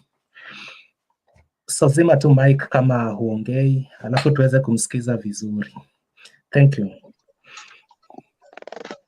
WLT. Yes, Jex. Ati Panpepa, Mumias, Sony kuna shida na waliosababisha shida ndio wanalia sasa sana wakisema ati wameachwa. Ni ukweli, lakini si ati hatujui hizi maneno because wale wana orchestrate hizi vitu ni wale tu ni wale wa jamaa. Kuna kitu yenye nani Collins alikuwa amesema I think juzi kwamba there are some guys who are very opportunistic. Mtu tu ako hapo, si ati ana support baba juu ya ideas yake ako tu hapo apate kiti akuja chape mdomo pale, alafu mwishowe hakuna kitu amefanyia wananchi, because if we analyze all these politicians utapata wengi wao hakuna kitu wamefanya kwa ground. And that's why they stand no chance. If at all tuseme leo we are rating all these guys, 3/4 of them are supposed to even go home. So I think kuna sarakasi mingi sana kwa hizi nini tuseme kwa hii Kenya. Jex, mbona unanirukaruka bana? Ni wewe, nilikuwa nakuja kwako ndio ni kuache dakika moja tu alafu nirudi. Endelea. Sasa Jex, mimi sina shida na Mheshimiwa Rais kufanya ziara yake Kenya yote, na alafu pia kidogo unishikilie dakika 5 tu tafadhali. Sam yuko hapo. Sam ndio naibu wako bana. Sisi ni wananchi. Chezeni kama nyinyi, nimepotea. Sasa mi sina shida, lakini Ayub Savula pia ako na haki na kitu amesema pia ni kitu cha ukweli. Ukiona Sony Sugar ilipokuwa inaenda chini last year, haikuwa inaenda chini kwa deni ya mabilioni, ilikuwa inaenda chini kwa deni ya milioni 390 na. Lakini saizi imeenda chini, ndipo rais anaitembelea kesho. Si angechukua hiyo milioni 300 aisimamishe kabla haijaenda chini. Watu walipoteza kazi. Last year alikuwa anangojea kuja Kisumu kwa hii ziara yake ndipo aende mpaka Sony Sugar. Si angesaidia hiyo time Sony iendelee kufanya kazi. Sasa saizi Sony inahitaji mabilioni badala ya mamilioni ndipo iweze kufanya kazi. Kuna 2017 2016 hapo nilikuwa nasikia kina Boni Alwale wanasema Mumias inahitaji bilioni 2 ili aanze kufanya kazi tena. Kenya hatujaipata bilioni 2 tulete Mumias ifanye kazi tukue na sukari yetu. Tunangojea siku ya watu wa Western pia ifike, tuseme rais anaenda Western kwa siku 3 anapeleka huko maendeleo. Na hiyo yenu ya Western naona mkiletewa maybe 2022 mwezi wa 7 alafu mwezi wa 8 ni election. So itabidi muendelee kungoja kiasi. Halafu pia kuna hii story nimeona Kisumu ya stadium tulikuwa tunaongelea jana. What was drawn is not what has been built. Na hata kama imepewa jina international, it has a long way to go. So we just have to agree that they cannot build a stadium in 3 months alafu kesho wanafanyia huko holiday. Hiyo kitu itaangukia hata watu wakienda huko wajae waanze kurukaruka, haijakauka vizuri na itaangukia hapo watu. So jamani, mimi sijafurahia, lakini tungoje maendeleo. Maybe hiyo barabara sijui ni kilomita 60 na ngapi kutoka Kisumu mpaka Muhoroni, maybe itafanywa in 1 month 1 week, itakuwa imeisha, aende sijui kila mahali, kwa sababu itabidi tukubali tushaletewa maendeleo. Lakini I still oppose hii tabia ya kuleta maendeleo in the name of handshake. Rais akishachaguliwa bila handshake angefanya kazi. Alituambia kwa ile BBI launch ya kwanza, eti mimi nilishachaguliwa nikaapishwa. Na nikaona ni vizuri tusalimiane. Hata bila salamu ningeendelea kufanya kazi na hakuna kitu mngefanya, kwa sababu kuna uwezo. Baba pia yuko safe, alijiapisha. Juzi tuliona hapa kwa gazeti, sijui anaitwanga Odiwar somebody, anafanya kazi kwa ODM party. Aliambiwa uwezi ukatravel juu uli participate kwa swearing in ya baba. Hiyo kesi haijaisha. Hiyo kesi haijaisha. Ndio maana unaona baba akitolewa kwa kitanda ambiwe left, anaenda left. Ndio anajua kuna kesi. Na Uhuru si mjinga. Itafika hiyo 2022, mtu mmoja tu ajitokeze aende kortini. Eti baba alifanya treason, alijiapisha. Uhuru amwambia rafiki yangu, wewe ndio unaweza shinda Ruto. Enda umalizane na koti, alafu rudi. Kufika huko kwa koti unaambiwa ulijiapisha, yes. Ni kesi, huwezi ukavai hata du. So jamaa yuko safe. Ukiona anapelekwa right, left na center na anaenda something, nimesikia mtu akisema anakuwa fattened ndipo aende achinjwe, na ni very true. Saizi bana, si kuona my party leader Governor Obado pale State House kwa hiyo meeting ya Wajaluo, and that is a governor that is working, eti kwa sababu ametafuta party yake. Sasa yeye si kiongozi wa Wajaluo na hapa tunazungumzia handshake. Na 2013 Obado ndio alileta Uhuru Kenyatta Nyanza for the first time. Mpaka akarushiwa kila kitu. Eti hizo vitu Uhuru amekuja kufanya, baba atafanya 2017 na kisha kuwa president. So Obado hana haja ya kuleta Uhuru. Baba atafanya kila kitu 2017. So we are being deceived. Tufanye siasa poa. Saizi kina Orengo wameparade pale, Mheshimiwa Rais akisema mambo na BBI.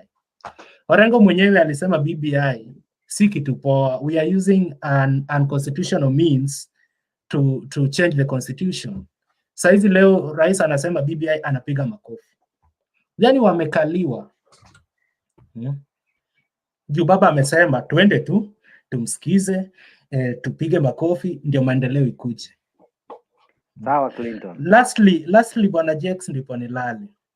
Uliona hii holiday ilikuanga Mombasa. Ilikuwa Mama Ngina Drive. The amount of money we used to prepare that venue, hiyo ya holiday, tungeitumia pale Tononoka ambapo ni public place. Unaelewa? Ile uwanja ya Tononoka ikuwe vizuri. Juu inatumika na watu public kila time. Lakini huwezi tumia mamilioni ya pesa pale kwa hiyo drive, na pale Tononoka ni ng'ombe wanalishwa huko. So bana, our priorities lazima tuziweke sawa, ndipo tutasonga mbele kama taifa.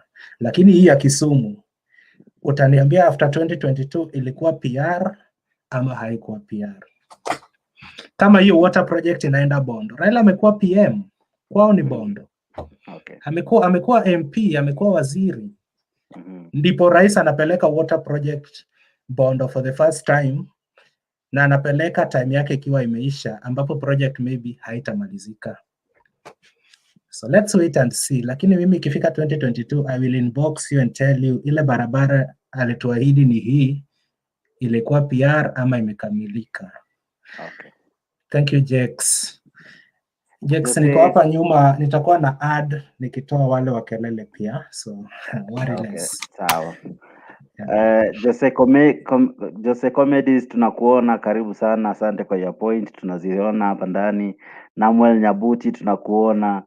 Mudes Bay tunakuona, asante kwa your points. Jose Comedy unaendelea kucomment, asante. Daniel Kimtai asante. Namuel Nyabuti asante. Justin Osoro asante. Martha Messi asante. Freddy Fred asante. Asante Daniel Kimtai, asante Nathaniel, asanteni sana. Kapchanga, nataka kuja kwako sahi. Hello Kapchanga, umepotea ama uko? Umefungua mara mbili, funga moja. Uko mahali pawili Kapchanga.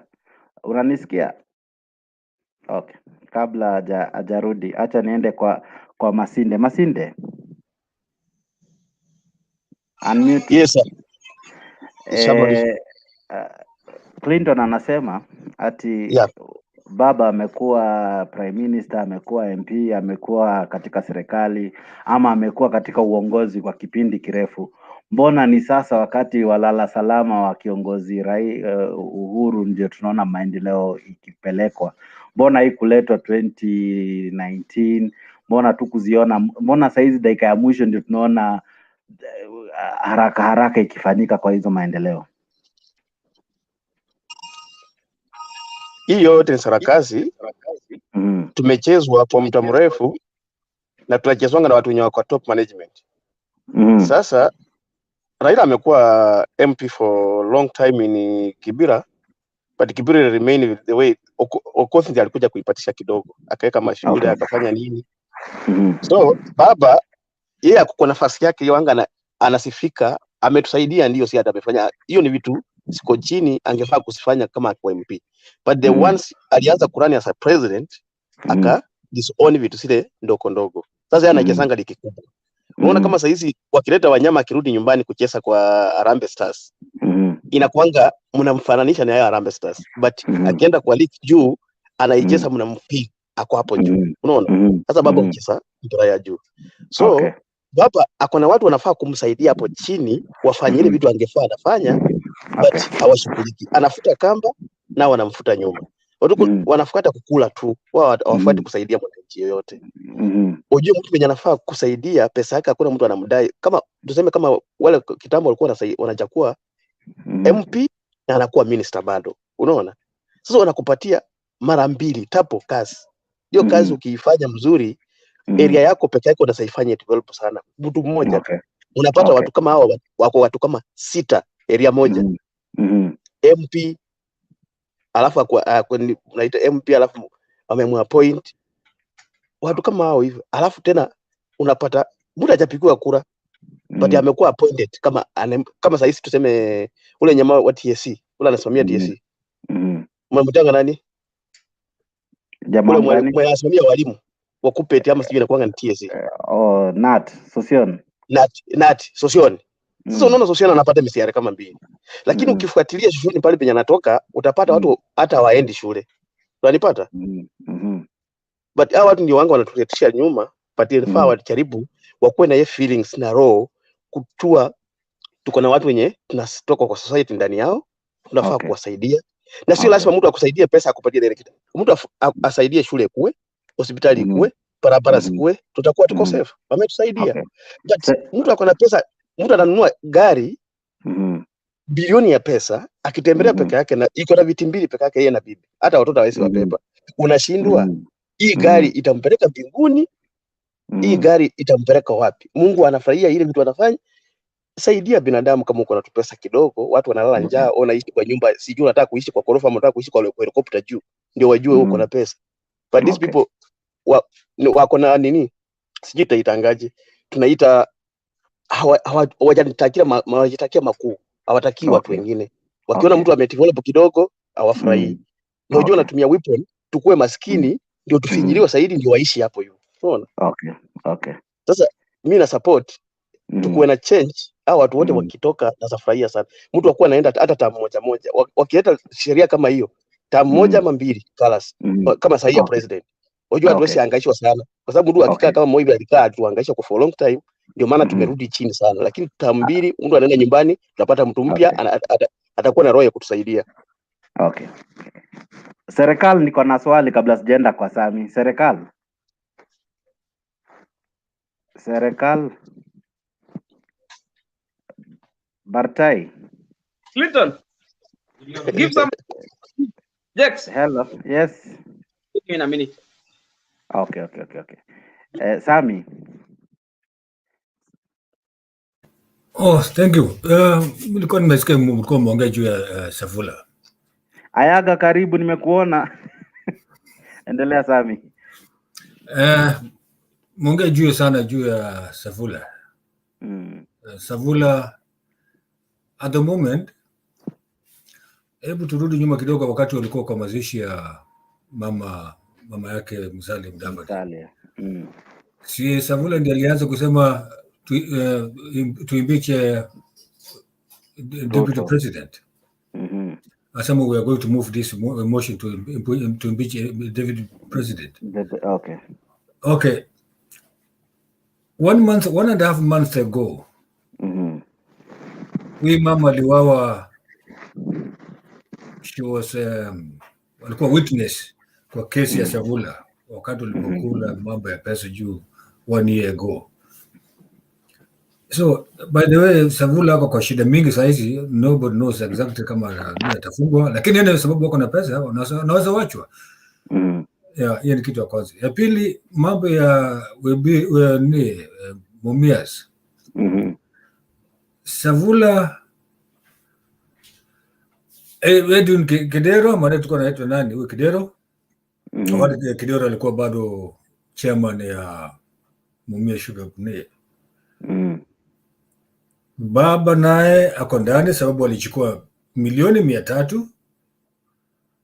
Alikuwa amesema sijui chukua alafu arudishe, lakini hakuweza kurudisha. Anyway, in either way or both ways, these people have a game. They know how to play a game. Na wale watu naumia ni raia wa kawaida. So to me, vile Tito ameongea, to me there's nobody who is, I can say ni mtu ako genuine on the other side. Kwa upande wao ni hakuna mtu ambaye genuine. So wote, kila mtu anataka anasukumia mzigo, huyo mwingine anasukumia mzigo. By the way, itafika wakati wananchi wenyewe waweze kufikiria ili waweze kutoa watu. Okay. Sawa, asante sana. Kidogo tu narudi kwako. Ayaga, are you there? Sasa bro. Yes sir. Umeshindaje leo? Niko poa, niko hapa. At least ulikuwa jana last man standing na kuona ndio umerudi. Karibu. Jana nilikuwa na iko stima kupiga chenga, so nilitoka na ukatuacha na points mingi zenye huku malizia, sio utamalizia leo, lakini ni sawa. Kwanza tuanze na debate ya leo. Tulianza na story na barabara. Nikaona umecomment ati hata Geneva tuko na barabara inaitwa fulani. Tumekuja story sasa za baba na tuna discuss nini? Hello, unanisikia? Nakupata. Tuna discuss Ayub Sabula anasema aje barabara. Hiyo ni sababu nimewatch hiyo clip. Wewe ngoja tu kidogo. Haya, sawa. So about Atwoli's road, even somebody in Ghana ameniambia, what are your people discussing? We have a Atwoli road in the Accra CBD, Accra in Ghana. We have a Atwoli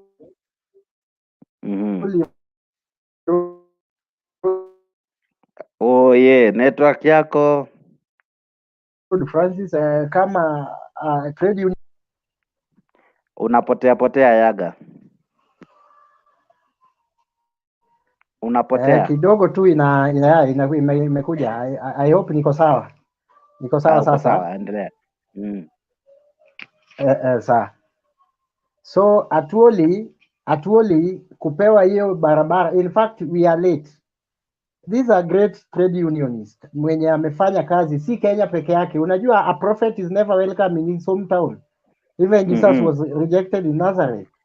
But even in Kenya here, we still kneel down and pray. Even the Jews in themselves does not recognize him as a savior. It's like Atwoli. You can reject Atwoli here, but outside there, people respect him, people adore him. So if you want to make that a discussion, maybe for another day, do your research. You will see how much people respect your son, and then you will get disappointed. Finally, about Savula. Savula is a confused guy because I remember when public holiday was going to Western Kenya, the one that was held in Buungu, they went to State House in Nairobi. What they asked president is about unity, Luhya unity. And what president has done has given them the Luhya unity. And now they are speaking in the one voice. So I don't know whatever they asked, they were given. If Nyanza MPs went there to ask for small goodies and the president actually accept, I don't think if it is Luhya turn, they go there, they ask for Luhya unity, because to them that is their own problem. That is the main problem they have. They never have problems with maendeleo. They never have problem with anything about development. They only have a problem with unity. And I think president has done much in uniting these guys. They are now united. Musalia can talk with Wetangula. and there is harmony. So I don't feel wrong, or I don't see anything wrong with that. They asked for that, and I remember I have those clips. It is only my phone got cracked, so I can't access the WhatsApp. Ningewaforwardia hizo. The guys ask for unity na walipewa. So I don't know, ikifika maendeleo ni Nyanza MPs watoke Luo Nyanza waende waseme tunataka maendeleo, na kwa sababu watu wetu wa Western pia wamekosa, pia mtupe.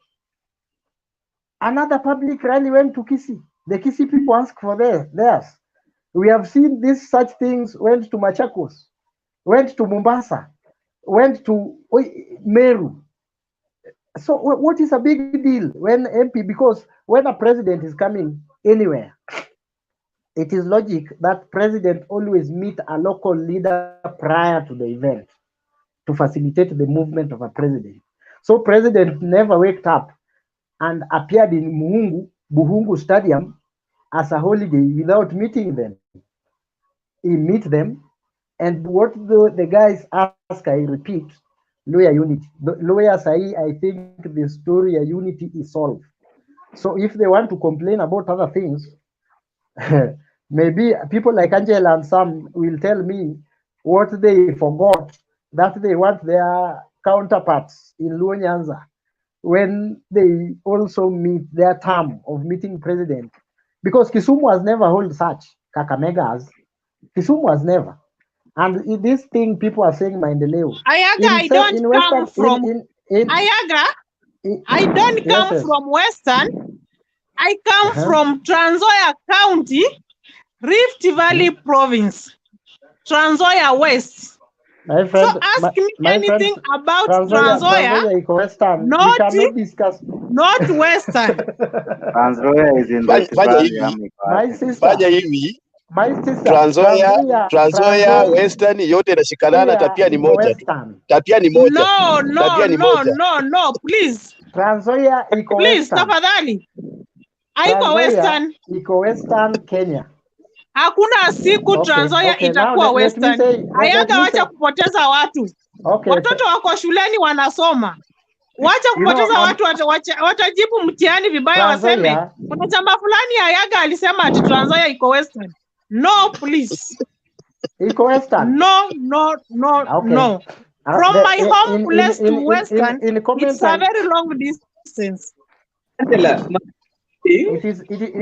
You are from Cherangani constituency. Tell me about Mount Elgon. I will agree. Two constituencies. Not Trans Nzoia, not. There are only two constituencies in Trans Nzoia that lies in Rift Valley. The rest of constituencies are in Western Kenya. No. And that's why their governor is a lawyer. That's why they are there. About Western and Trans Nzoia. Ayaga, wacha nikujibu kidogo. Yes. Ayaga, kidogo tu, just some few seconds. Mimi natoka Trans Nzoia. Mimi natoka Cherangani. Unajua nini? Tuko na constituency 4. Iko Kwanza constituency, iko Cherangani, iko ngine sio inaitwa Kolongolo. Na Kiminini, kuna Kiminini. So we have 4. Yes. Yeah, Kiminini. Hapana Kimilili. Na Kimilili. Kimilili iko Bungoma. Kimilili na Kiminini ni mbili tofauti. Yeah, Kiminini na Kimilili ni tofauti. Kimilili iko upande wa nini? Western. Upande wa Bungoma. Na Kiminini iko upande wa Trans Nzoia, ambayo ni Rift Valley. Okay, unaendelea sasa. Thank you very much. What I was telling my sister Angela, geographically, Moi drew that map for Trans Nzoia to be in Rift Valley, but reality, the lawyers are the majority and that county belongs to Western. That's where it's called Wamalwa Kijana was born. And Wamalwa Kijana has been a leader now of Ayaga, let me educate you about Trans Nzoia. Trans Nzoia, it is of mixed tribes. Trans Nzoia iko na Mteso, Trans Nzoia iko na Mkale, Trans Nzoia iko na Mjaluo, Trans Nzoia iko na Mkisii, Trans Nzoia iko na all types. Haina Luya peke yake. Trans Nzoia iko na Msabot, iko mix. So Trans Nzoia does not belong to Luya unity. Trans Nzoia iko na Mkisii. Trans Nzoia iko na Mkamba. For your information, hiyo utasema tu kwa sababu even Migori is a cosmopolitan. We have areas there. We have lawyers Maragoli wako pale Kuria, but is in Luo Nyanza as much as you can say cosmopolitan. So by the way, they are Westerners. So whatever I'm saying is genuine. Those guys ask for unity.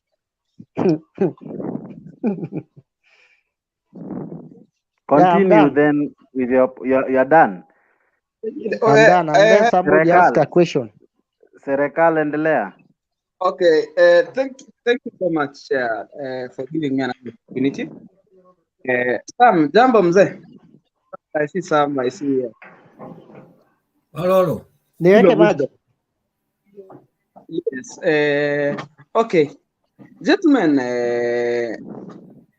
hii siasa niliwaambia na think every day it's so dynamic. It depends with what you want. In this Kenya, it depends with the person in power. What does he want at that time?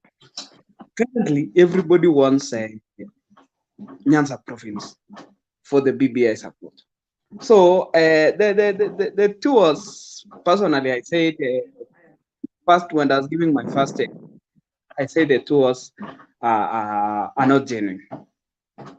But we appreciate the fact remains that the Luo Nyanza people are Kenyans and they're supposed to be given services just like any other Kenyan. I'm just expecting to see the next holiday being done in Mandera or Turkana because they're also Kenyans and they need to also enjoy that president visit and availing of all those projects. In terms of politics will remain to be politics. It's still early to predict who will become who and what will become. But the guys like Safula, they'll keep on shifting. You know, they are molecules. They're actually acting on behalf of somebody. So, on my own opinion, I feel like Musalia Mudavadi in a way feels like amefinyiwa kwa kona sana, but he deserves to be asukumwa kwa kona kidogo because he's not a politician who can stand up and make and be himself. He's a coward. He's a coward. He cannot. It's not like Raila. You know, one thing I like with Raila is a daredevil kind of a politician. Yeah, anaweza amka asubuhi na aseme hakuna tufunge barabara na everybody will close barabara. That is one thing with a leader. Our own His Excellency the Deputy President anaweza amka asubuhi na aseme sisi tumesema tutaenda hivi. But you see, Musalia Mudavadi still need to grow as much as there is somebody who once said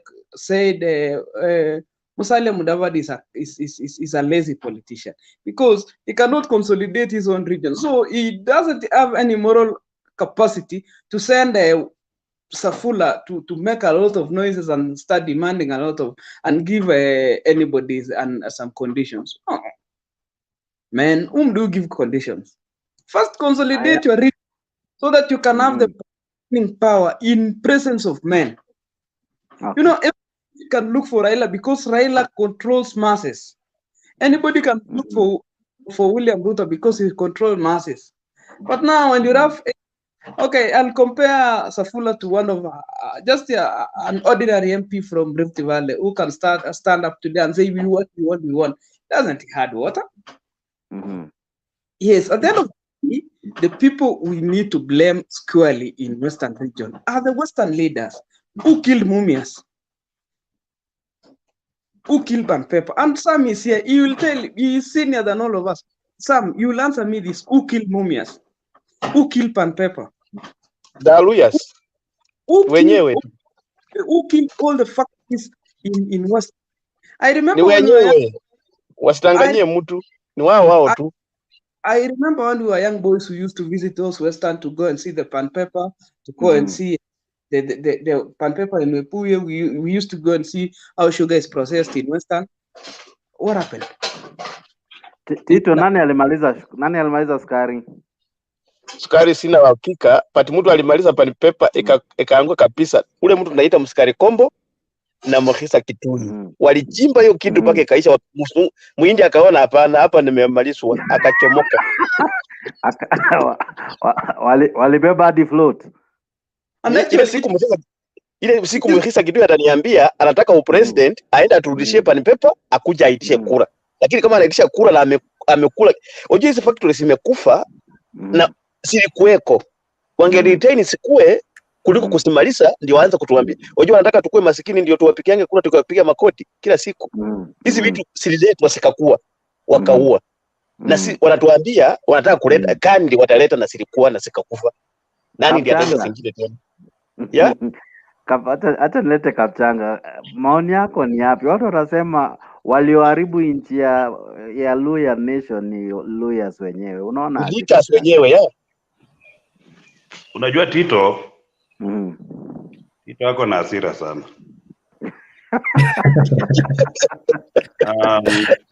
Unajua hivi vitu ukiongea na hasira uweke kwa lungs, uweke kwa kifua. Itakusumbua tu bure. Niko naongea ndio nasitoa, ndio maana mnasikiza ndio nasitoa sikike. Ukweli ni kwamba yeah. Ukweli ni kwamba kuna auditors report. Yeah. Na kampuni kila wakati inapoendelea lazima ifanywe auditing, iangaliwe inaendelea namna gani. Uwezo kaniambia kwamba mtu mmoja ati alikula akamaliza, kwani serikali ilikuwa wapi? Walikuwa nakula na mzee. What happens ni kwamba mimi ninawekwa hapo na ninachunga maslahi ya wenye waliniweka hapo. Mimi sina nguvu na inakuwa namna hiyo. Sasa mwishowe ni kwamba ni watu kama kina Tito sasa wananiletea shida kwa sababu siwezi nikasimama kiti. Kwa sababu mimi nilifanya kulingana na vile nilikuwa nimewekwa hapo na wakubwa. So in essence what we are saying is that Kenya kuna siasa ya ukora. Unapenda na mkono wa kushoto, unapenda na mkono wa kulia. Alafu jioni unarudi unachukua na mkono wa kushoto. Okay. Yeah, hiyo ndio shida. Na ukiona inaangushwa namna hiyo, inakuwa ni kwamba lazima mbaki katika hali fulani ya kuhitaji msaada wa godfather fulani. Kwa sababu hiyo godfather akiwafanya ninyi kuwa salama kiuchumi, mtamea pembe. Okay. Sasa lazima waweke katika hali fulani. Hebu nikuulize wewe nani Joram, kuna barabara Kenya huwa inatengenezwa kabisa ile vizuri mpaka ionekane kwamba hii barabara itadumu miaka hata 50 ama 20? Kuna zile zimeundwa vizuri Nairobi. Lakini zile Joram. Yes sir. Zile zimeundwa mzuri zinapatikana mkono gani penye umekaa hapo? Hebu onyesha penye zinapatikana ni sehemu gani ya nchi? Sasa haujui nimekaa which side of the house, like pande hii. Wewe unaelewa ni nini nasema? Nakuelewa. Kwa hivyo zile za plastic zinatengenezwa upande huu mwingine. Okay. Zile barabara za chuma zinaundwa kule kwingine. Okay. Na tutaendelea hivyo kwa miaka mingi sana mpaka pengine tuitane mkutano wa siri. Kama vile shamba la wanyama na tuseme ya kwamba hapana, penye imefikia sasa hapana, wacha tukubaliane tuseme ya kwamba no, enough is enough. Wanyama wote sasa ni sawa kuna vile tuko tunacheza, unajua hii kitu inaitwa divide and rule Mluya anaongeleshwa kivyake. Na anaambiwa vile Mjaluo ni adui wake na vile mtu wa Coast ni adui wake.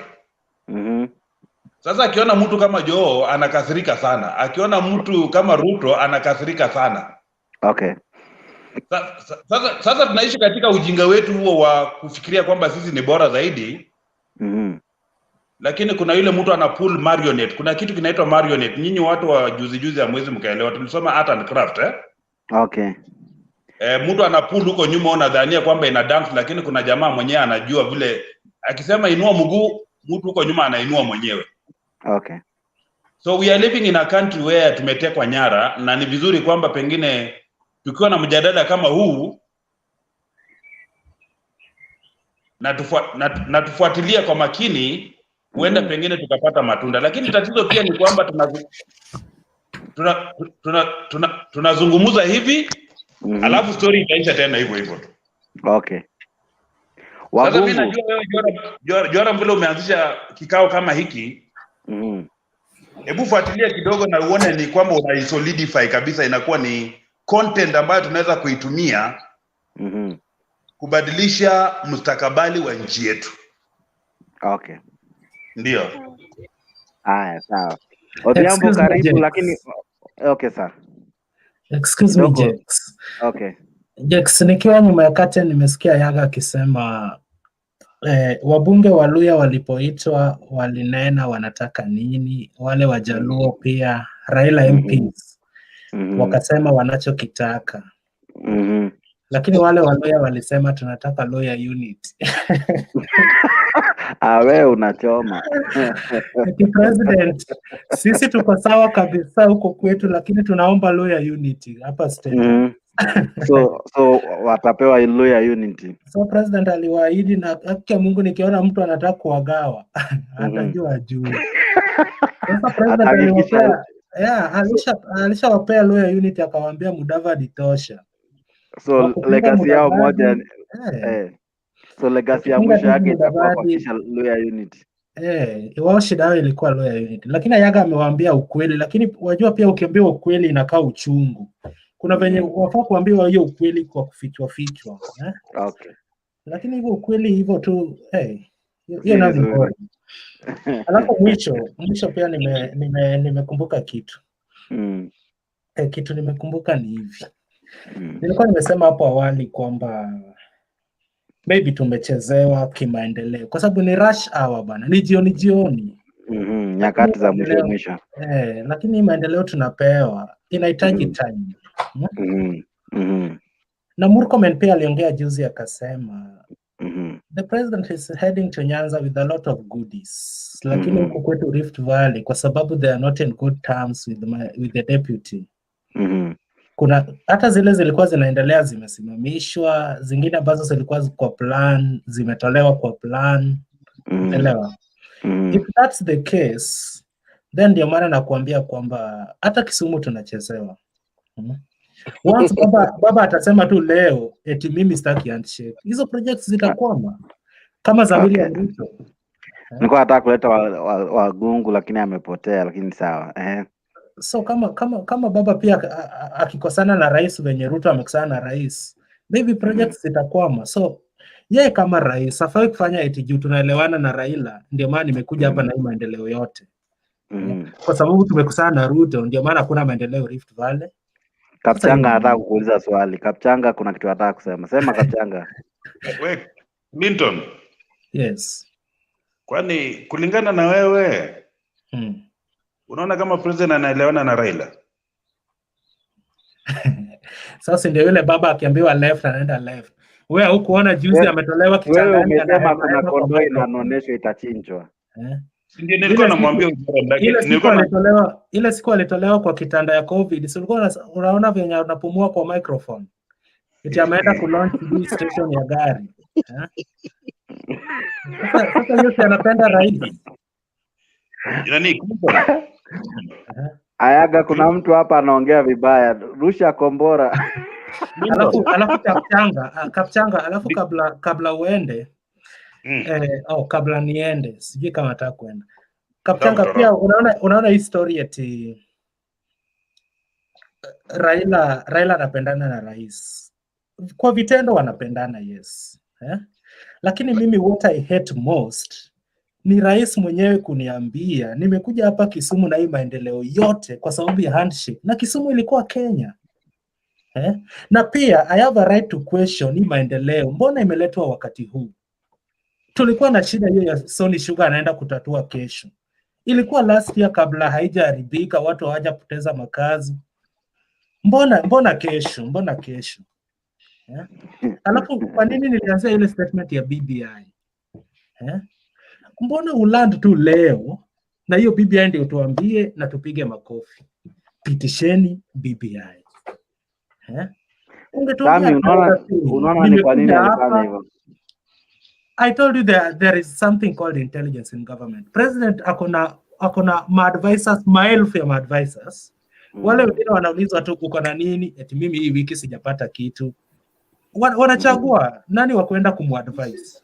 Sio haizi advisiwa na watu moja kwa siku. Unaelewa? Clinton. So huyu jamaa kuna advisors. Walienda Kisumu 5 months ago, wakasikia Hebu tusikie Sami. Wakarudi 3 months, ground inasema nini? Mpaka jana usiku kabla aende leo aliambiwa what the ground wants. Eti hapa Kisumu kikia tu hivi na useme BBI, the mood itakuwa imechange. Na mood ni change. Wakati alisema tu eti BBI tutatatua hii shida kidogo iko mbele yetu na itarudi.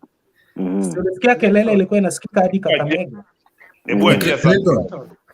Sami, hebu kidogo. Ongea Sami tusikie.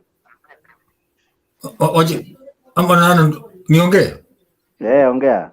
Okay, Clinton. Unajua mchezo saa zingine wakati watu wanacheza mchezo ama mko na mashindano na mwenzako, kuna tricks mtu unacheza yako. So to make the people of Kenya to relax their mind, ama watu wa Nyanza ku relax mind yao. So mzee anacheza mchezo yake kwa ni vile mwalika ni anamkaribisha rais huko. It's a game because mzee hana njia nyingine kufurahisha watu wake nyumbani. Ni lazima rais aseme okay, kuna hii mswada nini, kuna maendeleo, tuko na project kitu fulani, tuko na kitu fulani, kitu na fulani. But at long last, all those things will be thrown out. Those are facts. I'm sorry to say, najua kuna vitu vingine ambayo sisi wananchi wale tuko on background hatujui inaendelea namna gani. Tukiambia ni left, tunaenda tu left bila kuuliza kwa nini tunaenda left. Vile umesema kuwa kwa hii miaka zote hapapo kwa chochote ambayo ilikuwa inaendelea mpaka saa hizi. Where were they? Walikuwa na watu walikuwa wapi? Kwani Kisumu hakukuwa na watu? Kisumu walikuwa na watu all that time. Na kuna mtu alikuwa anajali. Kwani watu walikuwa wapi? Sio walikuwa pale. Hizo barabara tangu 2013 mpaka saa hizi kama walikuwa wanataka kutengeneza wangetengeneza. Wakati huo haikuwa mambo jana, ilikuwa mambo leo. So wanaifanya mambo leo, barabara ya mambo leo. Okay, wanaunda barabara ya mambo leo. Ikiwa kama serikali walikuwa wanajua kuwa hii port ya Kisumu ni very very important kwa nchi zetu in East Africa, so ungekuwa umerevive for more than 10 years, 15 years. Okay, Kikomi ile factory ilikuwa Kisumu, ilikuwa ya nguo, the best, ilikuwa best, walikuwa na produce the best clothing in Africa. Iliisha nobody, hata sijui molasi ikakuja kwa molasi, sijui nani Raila akanunua. Now we kill our own things, alafu baadaye unasema serikali tusaidie. No, this is totally unacceptable. Totally unacceptable. Sasa dakika mwisho ndio unaanza kukimbilia tunataka kutengeneza hii. Why? Ni kufurahisha mzee ili watu wafurahi, watu wa Nyanza wafurahi, at least waone kumbe mzee wako na rais pamoja. But in a real sense, something is going behind the scene. That's how it is.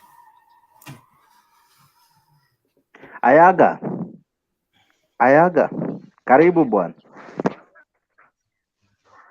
Yes, unajua unanipata? Okay. I think my brothers they are talking out of things they don't know. I don't know how the already built port will be uprooted if things goes wrong, and I don't know how those roads that has already been built. Uhuru is not going with any promises. Those are projects. He went there to launch a water project in Siaya today. I don't know how you will approve that instead maybe things don't work out between them, he will come maybe uproot that water project and take it to somewhere else. Anyway, but that is their opinion, is their reasoning. When we were given airport, they told us Kibaki will uproot the airport, maybe go and plant it where it's somewhere in Isiolo. That has never happened. So once maendeleo imepelekwa mahali, imepelekwa na hakuna venye. Unajua, the Tanga people, let me use that term, they were used with the promises, lies after lies. Because if you look at the launches of William Ruto, the things he was launching in central Kenya, they were lies. The things he was launching in Rift Valley and Western, they are lies. That's when these people are now seeing at least a small thing has been done. They must complain. That's obvious. Because that guy was saying, in 6 months' time, the government will do this and this and that. In 6 months' time, our government will do this and this and that. So that is different with the project that is already on the ground. The stadium is built there. Even the Jomo Kenyatta sports ground, and imekuwa built. I don't know how that stadium will be uprooted. And I was yesterday, some of you arguing if that is an international stadium. Any stadium with the capacity of more than 25 persons is an international stadium. It has change rooms. It has Ayaga, is Nyayo Stadium an international stadium? It carries like over 30,000 people seated. Is it an international stadium? Maybe what people don't know, maybe you are arguing about the word international. International means the capacity. What a capacity that can carry. Number two, the facilities. With those people, they have toilets. Do they have parking? Do they have facilities there? Toilets are everywhere, including like in homes. Do we call our homes international homes? Ayaga, Nyayo Stadium is a national stadium, not international. Can you compare Nyayo with the structure in Kisumu? That structure in Kisumu is better. Nyayo naonanga kwa TV. What those guys are looking, not the terraces. You guys are talking about the terraces. We are talking about the facilities like parking available. There are accommodations that are built around there. It can even accommodate like more than 50. Yes, capacitated. So it is built, the stadium is more than Nyayo. Nyayo was upgraded the other day because Nyayo you could only see people in terraces. No toilets, no water facility. Facilities is what makes something to be called an international. Our government is not mad. We are not mad as much as you guys can criticize our government and us. We are not mad to call that an international stadium. An international stadium is approved by FKF, which is an affiliate of FIFA in this country. And Nick Mwendwa visited that and they approved it. Even if you want to call it a border structure, or you want to call it whatever you want to call it, the capacity that stadium is carrying is like 36,000 people with a well facilitated, water is there, toilets are there, parking is reserved, everything is there, VIP is there. So I don't know, maybe somebody from FIFA can come here and tell me. I had some engineers yesterday that were engineers were telling us Uhuru Kenyatta will not approve that. The thing will stay there. Ashley ask a question. I'm seeing her here. How many BBIs are there? You know, they have divided BBI, and BBI is Reggae is on. Actually, Reggae is on in Bunge, headed by Duale Moses Kuria. Niliwaambia William anachezwa. Niliwaambia hapa jana na bado wanasema wamestop Reggae. Now look at Cherargei, what Cherargei was saying today. He's crying. He's now saying BBI, if he was to come, now let it come to mwananchi. Hawakutaka iende kwa mwananchi, now he want it. My friends, siasa ni kuchezwa, ni kupangwa na kupangika. Na things will go that way. Kwa constitutional change bado una celebrate ni siasa. Wanasiasa watakuja waende, lakini constitution itabaki na mimi na wewe. politicians will be here to stay. Even if Raila dies tomorrow, the Ayaga will be there, Clinton will be there, and the generation of politics continues. So the politicians will always be in a country. We will never have this country at one point with no politician, only bishops and maybe businessmen. That one will never happen. Even after long. Ayaga, relax a little bit. Clinton. Relax a little bit. Ayaga, we know what you are saying may be true. Yes, Kapchanga. Yes. Wacha niongee na Ayaga kidogo. Okay. You know this conversation. Clinton, can you hear me? Yes, I can. Yeah. This conversation is supposed to be extremely objective. But the moment we invite political emotions into our discussion, we lack direction and we shall not say anything much. Yes. If we choose terms like tanga, kieleweke, blah blah blah, we are beginning to behave like those other people we are criticizing. Yes. This is a page where we need to be sober. If Maendeleo has been taken to Nyanza, it's good. What we are simply asking is the timing correct? My friend Kapanga, we are tired with this thing called timing. My friend, don't tell us timing. If a road is built in Homa Bay, that road is built and the bridge is connecting Rusin Island. Don't tell us about timing. When you guys are singing Ruto or whatever happens, you never come to Nyanza. Even Ruto has come with wheelbarrows in Nyanza. Don't tell us timing. Even if you build us something tomorrow or even next year, we will still appreciate. Don't tell us tomorrow. There is no timing in development. What we need is development. Ayaga, for how long have you been a taxpayer? Have you just begun to be a taxpayer the other day? If indeed we are taxpayers from time immemorial, then we must have a charter that guides our development in every corner of this country. Other than leaving other parts of the country. So Mr. Kapsanga, Yes, Kapchanga. Yes, Ayaga, let me add something before you reply. Let me add something and then you can reply. You know, one thing our citizens need is education, because every part of Kenya deserves what you're getting right now. You guys deserve those developments. You don't have to make Uhuru into a small god, worshiping him because he has brought you projects. That's your money. That is the money of the taxpayers. In fact, you should be mad at him that he's bringing it now and he's stringing it on BBI. Because if you say no to BBI, he'll be gone with those goodies. But they're not his. It's not his personal money that he's using. I think that's why we are not getting together. It's not like people don't want those projects taken to Nyanza. They should have even been there before. And that is what our citizens need to learn, that they deserve those things because they pay taxes.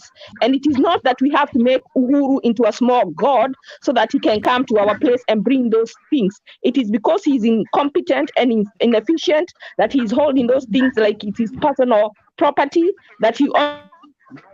My sister Nancy, to those who smile at him or to those who kiss his ass.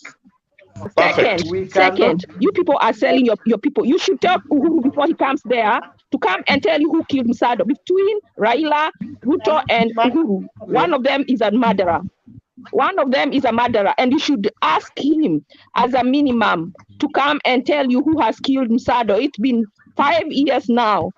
And they have to give you the development. I listened to that clip today, and I personally, if I was given all the evidence, I would give you the person by the end of this week. Uhuru knows who killed Musado.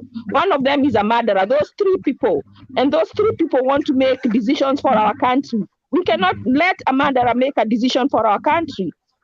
We need to demand the person who killed Msando to be caught. If he doesn't tell us who killed Msando, what should we do? Because you can ask somebody a question and they don't answer you.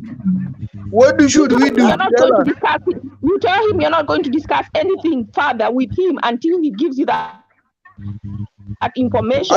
Let me tell you, if you put your foot down, are not in he's Kenya, gonna do it. And that's why I'm saying Rupia, wewe uko not in Kenya. Kesho andika bango kubwa eti tunataka Miguna uturepresent tuone kama Uhuru atamleta ama atakataa. That is are you in this forum? There are ways to get, even here, there are ways we can get that information.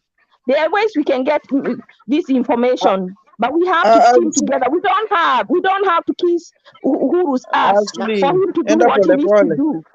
I can see you have a sinister motive. You don't want us to get this development that we are going to get, and I can tell you, we will not. Rupia, please don't just say it's Uhuru. Save your energy. Let us talk sense.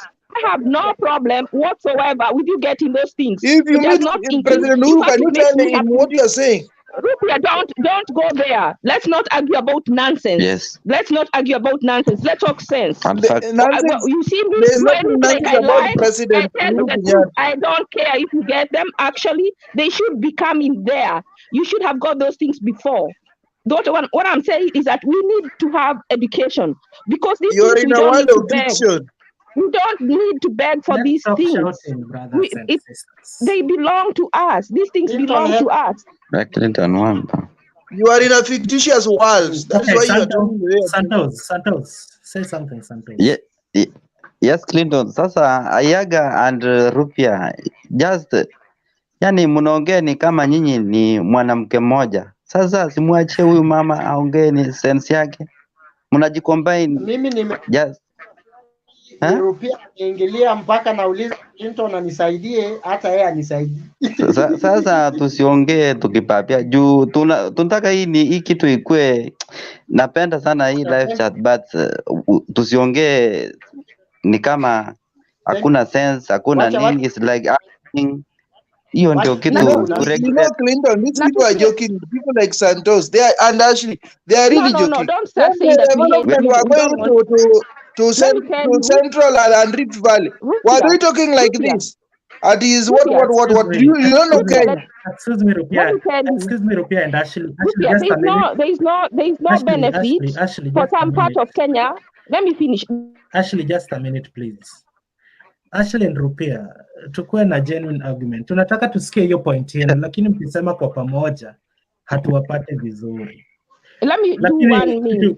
Nimesikia Ashley akisema Rupia ni kwamba we don't need to make Uhuru a small god. Don't look at somebody. Alete maendeleo, analeta kesho ama leo. Unaelewa? We have a right. Akitoa point, tuangalie kama enemy. We are not enemies. I would be very happy if the whole country was developed. So it is not my joy when one side is developed and the other one is not. It is my joy if the whole country is developed. So what is the problem is that our country is not working the way it should. Because if it was working the way it should, every part of the country should get development, whether they are with the president, they are getting along or they are not getting along. That's what I was saying.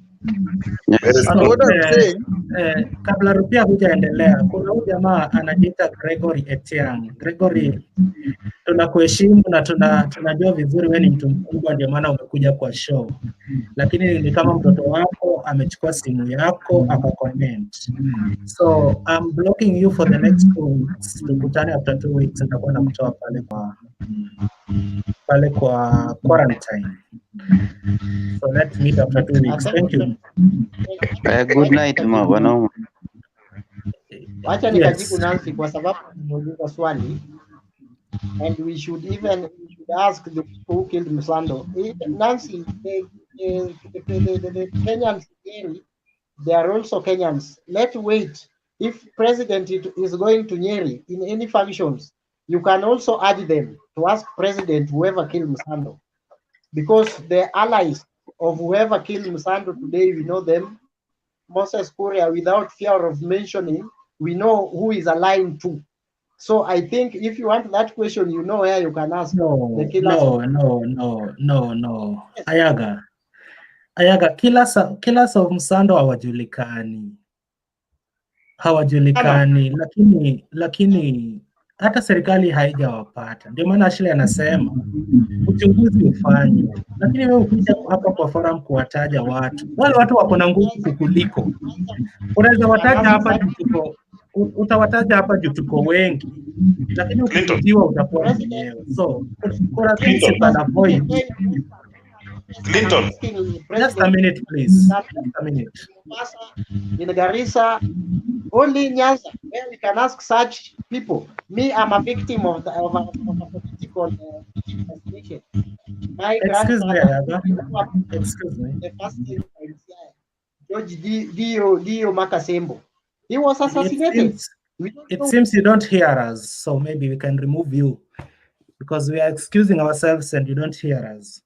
So I was saying this, guys, naona tuko mature hapa wote na kuna vitu hata tunaambiwa kwa news ziko under investigations. We can only mention but we cannot determine.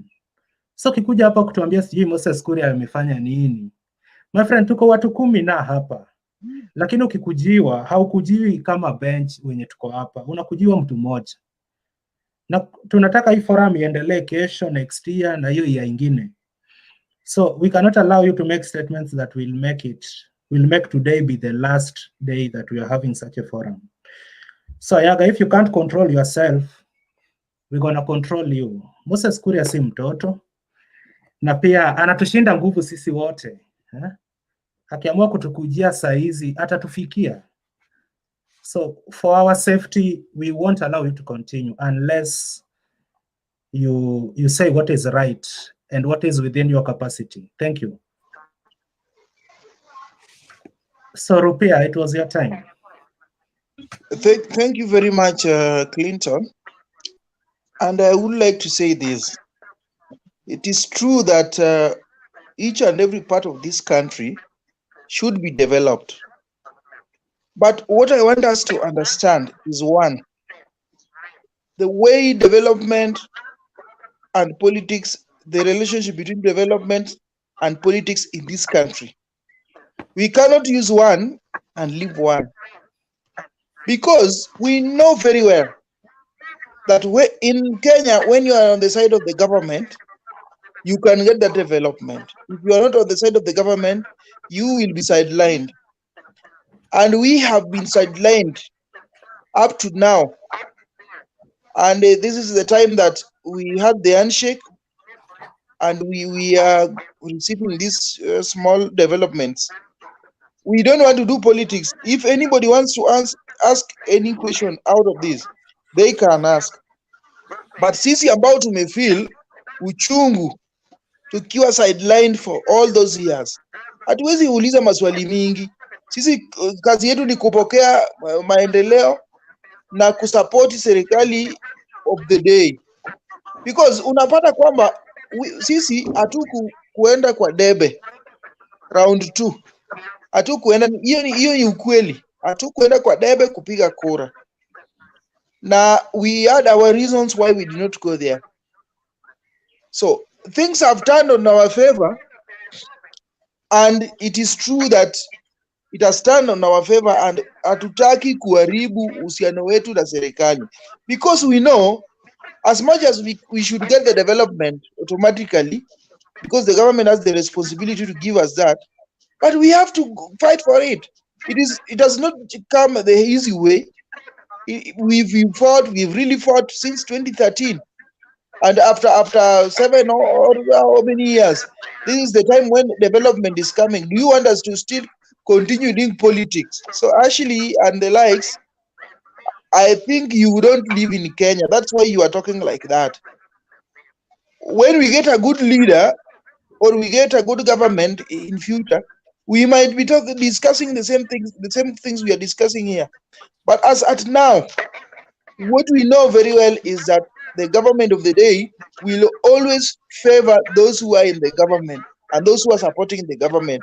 Just the same way, right now, the Rift Valley and some other places which are not supporting the government, they cannot get development. And if you cannot go to any court, you cannot go anywhere to strike serikali. Hata ukienda umetuambia hapa tuulize nani aliua Msando. If we ask the question nani aliua Msando na hatujapata majibu, what should we do next? Should we continue asking those questions? No, that is not the right time for it. Let us get our development, let us get our good thing and our good relationship with the government. Maybe we are going to get this government and we might change it for the betterment of this country, so that each and every part of this country can get development. Thank you. Okay, thank you, Rupia. Ayaga, naona una complain eti you are not a political coward and give explain dictatorship. Yes, it might appear dictatorship, but Moses Kuria ako na familia, ako na watoto, ako na bibi ama mabibi, that should be respected, you know. Hakuna koti ama hakuna uchunguzi ulifanywa ukabainika kwamba Moses Kuria alifanya hicho kitendo ambacho unatuambia in a forum that is being watched everywhere. Kama hiyo ndio dictatorship, then kama mimi ndio nimekaa hapa sitakubali. We have to respect our leaders. You can say something about Moses Kuria, then you connect it to be political. Ambapo ukipelekwa kortini kesho utasema nilisema hivi juu ya Moses Kuria kwa sababu ya kisiasa, anafanya hivi na hivi kisiasa. Kuna huyu jamaa anaitwa Ken Mijungu alisema Babu Owino alijaribu sijui kufanyia DJ Evolve nini, alipoteza kazi KTN, sijui KTN alipoteza kazi sijui NTV. So mimi raia kama wewe tuseme hizi vitu zote about mbunge ambaye ako na powers, my friends. We may not be here tomorrow. So watu wana complain kuna echo. So kama ni wewe uzime mic alafu hiyo echo. Nafikiri kuna mtu lazima amute, kuna sauti inatoka in the background. One of us. So mtu next kuongea ni Ayaga alafu Kapchanga. So Ayaga and Kapchanga in that order.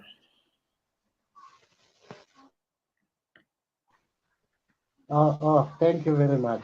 Thank you very much. Linton, if a moment you allowed a silly question to be answered, where I come from, we say, arrow that is thrown to you at night is returned in the same force. You cannot tell people of Nyanza today, they go ask the president whoever killed Msando, and the president has been in Western, president has been in Central Kenya, president has been in those places, and those people have not to ask the president whoever killed Msando. The killers of Msando, they are known. Nothing like we can't discuss here, we are hiding. The time will come. So Moses Kuria killed Msando according to you? Yeah? Let us just make it clear. Moses Kuria killed Msando according to you? Clinton, I beg, Moses Kuria should not be mentioned here, please. Because it's dangerous to mention. Ayaga, just toe the line. That's what I was saying, but he has insisted according to where he's from. You answered directly. So, I just want to make it clear. Tuambie huyo mtu aliwachana alipatikana na gari. Clinton, whatever Ayaga anasema, Moses Kuria was the first kuposti picha ya gari ya Chris Msando, anasema sijui in fact aliweka very bad caption hapo at this guy sijui alikuwa amejificha sijui wapi. That was before his body patikana. So Moses Kuria angeuliza how he came about what I don't understand personally, on a personal basis. Let me put this question to you, Mutembei. Did Moses Kuria kill Msando penye Ayaga amesema? Hata mimi natamani kujua mwenye alimuua. Ingechunguzwa. Bado inachunguzwa. That's what I was saying. But according to Ayaga ni yeye aliua Msando. Unajua kama uchunguzi inapita over 5 years, anybody can make his conclusion. This was Ayaga's conclusion. Can I answer Clinton? Clinton? Today I watched a tape. Moses Kuria si Mungu, msitishie. Today I watched a tape. Today I watched that. Today I watched a tape, and from the tape they say where Moses Kuria saw the car. At that time, the person who dropped that car was only one person, and the person was tall and light-skinned. Somebody saw him. So they initially thought that the car was there with Moses Kuria, with Msando, but it was later the cameras, the CCTV camera found out it was only one person in the car, and a watchman said he saw one person come out, and the person who was locking his store, saw that the man who came out of the car was a tall man and skinny, the person who left the car. So it wasn't even Msado, and that is where Moses Kuria saw the car. So when he saw the car there, he thought Msado was there. So Moses Kuria might know something. He might be an eyewitness. But also remember, from the clip I watched today, that night, the wife of Msado did not sleep at home. So if I was investigating it, I would want to know where she was that night. And the whole time she gave the interview, she did not cry. This crime was a crime of passion. What I think, Msado was killed by somebody who was trying to get the password, someone who thought that he should give him the password, and because he refused, they tortured him. And for me, it's not even Jubilee. That's my view. But I wish I had money. I would pay a private investigator to get to the bottom of this. Because I think I have an idea from what I've watched to come Give to us a chance certain we talk, conclusion. man. Give us chance. Go ahead. Moses Kuria might be a suspect, but a suspect is either guilty or not guilty. Sasa hizo allegations nyinyi mnasema hapo, you cannot substantiate them. So leave Moses Kuria alone and leave Musanda alone, and let the investigations be done and the conclusion be made. Please let us not discuss that here. I beg you. Anyway, mimi sitaki kuongea vitu nyingi, lakini anasema hivi, wachaneni mambo ya hiyo mambo ya Msando mpaka serikali umalize wenyewe vile wanamnia. The way they have been doing it, it will one day come out. So there are some issues tunatakana tuiache kidogo. Ashley amesema Go ahead. Nasema Ashley amesema ikiwa kama ingefanywa hiyo kuchunguza ni 4 years or 3 years, something must have come out. But mpaka sasa haijaonekana. It must be there, it must be known, but the cover up to an athlete may cause havoc or may cause something, maybe something that is not going to be easy for us, all of us. So I don't know, and I don't want to go there because I've been a part of the. You know what, Sam? So I don't want to go in there. You know what, Sam? As a senior member, Yeah. Why he debate? What I was just trying to do kwa history na Musanda ama Moses Kuria. Yeah. Nilikuwa sitaki watu waseme this person killed Msando. That's what I was trying to avoid. Unaelewa? Kwa sababu mmetuambia hapa eti hiyo kitu bado inachunguzwa. Na kama inachunguzwa, hata kama inachukua miaka 10, huwezi ukasema ni Clinton aliua Msando. I tell you, these people have power. You can defame him the way you want, lakini utarushwa huko shindo hata kulipa lawyer, which is very true. Unaelewa? So kama government haija decide this is the guy that killed Msando, why come here and tell us that the people who killed Msando are known and Moses Kuria is one of them? So what the information we might require from you tomorrow is umetuambia Moses Kuria is one of them. Give us the other two. Will you be able to provide the other two? So that's why I told Ayaga off by telling him you can't mention somebody that he did the crime and the thing is still under investigation. Akaona hiyo ni dictator. Kama kusema hiyo eti mara usiseme so and so killed somebody and it is still being investigated ndio dictator, I choose to remain so.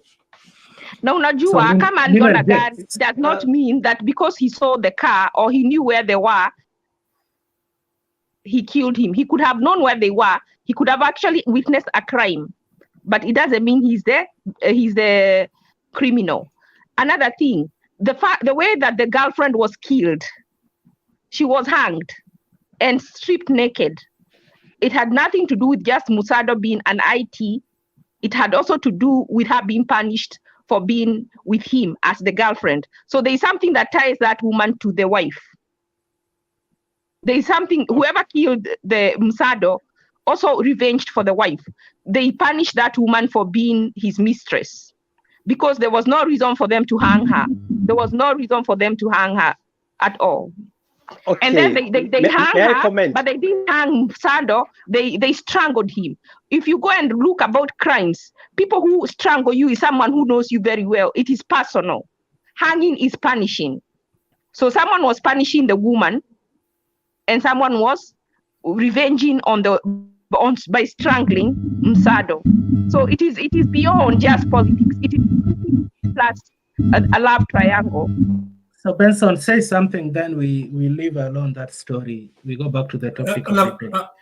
I think Kapchanga has been carrying the hard all the time. Benson hajanena kitu. So Benson alafu okay. There is an echo between. I don't sijui nani ajazima hii mic yake. Inatusumbua. Ni Kapchanga ashazima. Okay. Before Clinton tupeleke kwa the main topic. Let me comment of Musando and normally think this is now my personal view.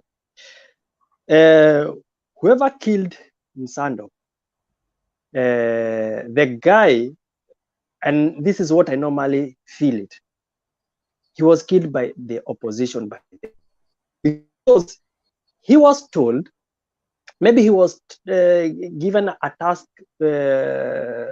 to hack the system. Since the Jubilee, the TNA of that time, was too strong to win. You know, there's no way CORD could have contained the power, TNA or the Jubilee. Now, let me use Jubilee for the moment. Walikuwa na wafuasi. So, mi naona ni deal, the person who killed Musado, it's the then opposition who felt betrayed after this guy said no, mimi kulingana na ile nguvu naona iko na wase siwezi nikajaribu kuhack because if I do it nitajulikana. Because at the end of the day, the excuse the opposition have is that they were leaked, waliibiwa. So he hata kama itakuwa miaka 10, we'll never know who killed Musado because the person who did it was not now the person who are in the government. It's the opposition guys.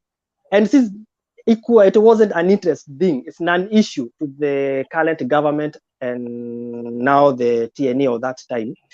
But at the end of the day, those who know the politics, he was killed after a deal was not concluded. And the deal that Musado had haikuwa between them and TNA guys or Jubilee guys. Ilikuwa a deal between him and opposition. And he was punished because there is no way Jubilee could have killed that woman and stripped her. Jubilee was so powerful and walikuwa na wafuasi wengi. We knew we were gonna win. Then actually, Moses Kuria was contacted by Ali Potter. By the way, kuna watu who miss. He was contacted by Ali Potter because by then Moses Kuria alikuwa na he came up with this slogan kumira and Calavan Uhuru with Calavan, I don't know what. He was the main person who was campaigning in the central. He was so powerful. So the direct contact to the political party was Moses Kuria. He was called by Ali Potter. So for him, he is an scapegoat for the opposition supporters or CORD supporters who whenever there is issue, we would like to know who kills Musado. It's like I kill a person, then I claim he has been killed. So that is what I believe. Yeah, Clinton. Okay, thank you. Let me add this. Yeah. Whoever killed the girl, Carol, whoever killed Carol cannot be a Kikuyu because Carol was a Kikuyu. To hang her and strip her naked, someone has to hate you so much. The only person who could have done that is someone who was so mad with her for being with Msado when Msado had a wife. Who could that have been? Which party could that person belong to? That is where, if it was me leading this case, that I would follow that, because the way and then the woman said that when she was shown Carol, she didn't even want to look at her, the wife. And then she said she looked like she had died in pain. Why would someone mistreat or exactly that's why this woman and kill her in pain? Why? It was punishing her for what reason?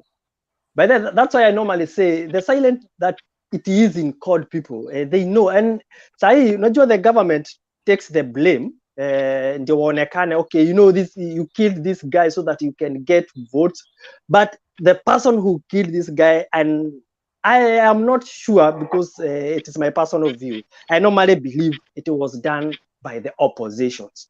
Because at the end of the day, umefanya vizuri kusema it is your personal view. So thank you, Ben. Yeah, that from my conclusion, especially because of the woman. When you see someone strangling you, mwizi has strangling mtu, ule mtu strangle mtu ni ule mtu mnajuana na yeye. That is something else. It is someone you know, and he might have refused to do for someone a favor which was expected of him. And that is why he was being punished, because he was refusing to dance to some music that he was expected to dance to. And even there is a time someone went to wait for Chiloba in the lobby at midnight, and Chiloba refused to leave his office.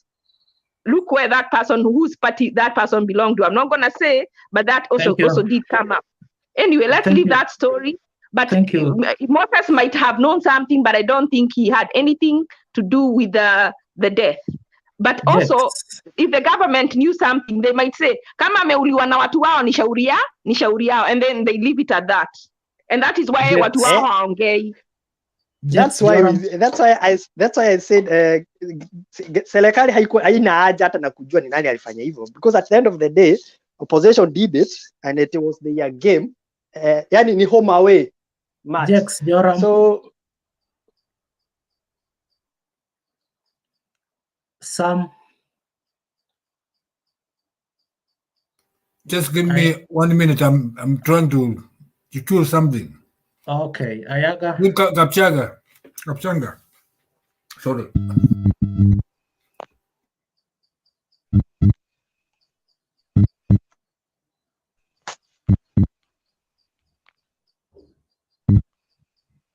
Ayaga. Hello, I'm here. Okay, proceed, Kapchaga. Unajua from the beginning, tangu tuzungumzia mambo haya, do you know none of us is competent enough to prosecute such a conversation? None of us. And therefore, I would advise that any sensitive discussion here should be highly moderated, because chances of spilling over information that you cannot, if given chance, you cannot substantiate, might put somebody into some bad problem. I would really advise the administrator to be very keen on discussions and even the mood. Some things are extremely emotive, because the people being mentioned belong to families. Okay? So it would be very difficult, really, if you're cornered as a single person to say, can you give, you seem to be well informed. Can you help us get to the bottom of this?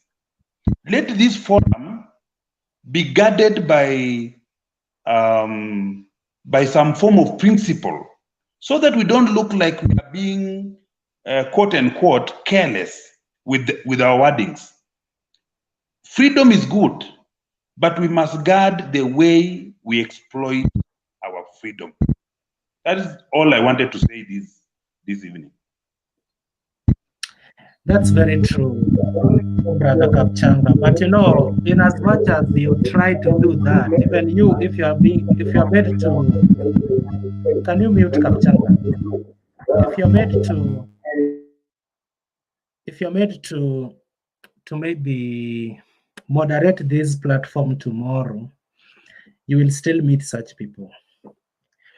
And once you try to cross their way, they will go to the private chat and call you names. Or you'll see the supporters abuse you with all such words hapo kwa comment section. But it is very true.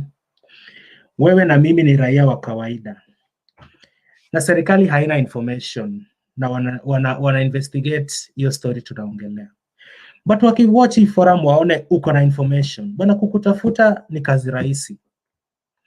Take for instance, huyu bwana former Minister for Finance alikuwa anaitwa nani, Kiprotich, na PS wake wote walipatikana kwa shida, lakini kwa kufikia sasa PS ako safe. Amekuwa kama inaitwaje, amekuwa kama witness wa state, so he's against the CS, lakini walishikwa pamoja, eti waliparticipate pamoja. So serikali ni kitu, hata ikiamua kukungolea meno zote alafu anakuambia now go and report, because bado unaenda kureport kwa serikali. So tuko na freedom venye umesema, lakini hii freedom yetu pia iko na limit. So it's either we do what is necessary ama tunaswe, na tukinaswa ni hivyo. So that was my point. Okay, niko nataka kuparticipate kwa the main topic. Niko na kitu ningetaka kusema, sijui kama turudi kwa the main topic. Unaona aje Clinton? Have something to add. The moderator ametoka, but unaweza ongea kama niko sure anarudi. Asiporudi pia tumalize. So the topic was about why the government is slashing projects, yeah? Or why is it some parts of the country are underdeveloped? Hiyo ilikuwa the topic. You know, some of the opposition, they think that in central Kenya is too much developed than the other part of the country. As we speak right now, with the current devolution or with the current constitution, there will be no single person to claim, oh, my parts are underdeveloped or what. Because now we lie with the governors. They do receive their tokens. MP the same. So when it comes to national projects, okay, we can now there outline that somehow a president can say, okay, I will support my side, but that is not what it is. I'm from Central.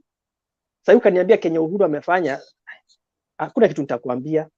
And as we speak right now, what the president is doing is a blueprint from a previous president, Kibaki. And in Nairobi Express, Saina Jengwa, who launched it? It was Kibaki and Wetangula when they were in the government. So the blue economy, it was a blueprint of Kibaki. So even I wonder the exit of the president, whether he will leave a blueprint or what he will achieve is what Kibaki administration wanted to. But I can dare say in Central or Mount Kenya, we cannot complain and say that all say we are developed because we have had 3 presidents. No, that is a pure lie, and this is in Itango scapegoat, opposition. They will say, you know, we are underdeveloped because of this and this, and they have made. That's why they have allowed their government and county government to continue stealing. In the name, say governor, you know, I cannot able to build this road because the national government has not supported me. You know, because the president is a Kikuyu, we don't have that money, and they will make the people believe even a county project, it belongs to national government, so that they will say, you know, until our own is the president, that's the time that will be developed. And this is a mindset of a poor person. And they think maybe after this BBI, when we will install one person on top of there, they will think that all money, all developed, or the biggest project will be delivered to their respective counties. And that's a total pure lies. And I will concur and say that as we speak right now, currently, the failure of a governor or the failure of an MP or an MCA, it is his or her own failure. It's nothing to come and say that the national government or the president has not supported our local or our area because he is a Kikuyu or a Luo or a Kaleji. I would say whoever will say that, that person sounds tribal. He sounds tribal. And I'm not sure, and I'm not fan of the BBI. And I'm somehow willing to say ningependa ipite hii kitu. I don't support it, but ningependa tu ipite because they think the BBI will cure all these problems. Like tutaongezewa pesa mashinani, tutakuwa developed, you know. I would like this thing to pass so that we will suffer, all of us. But the mindset of having a Kikuyu president in Central Kenya, we are developed. Hapana. Hata maybe si ndio tuko na shida hata kuliko hawa wengine. So I will say that. Okay, Sam.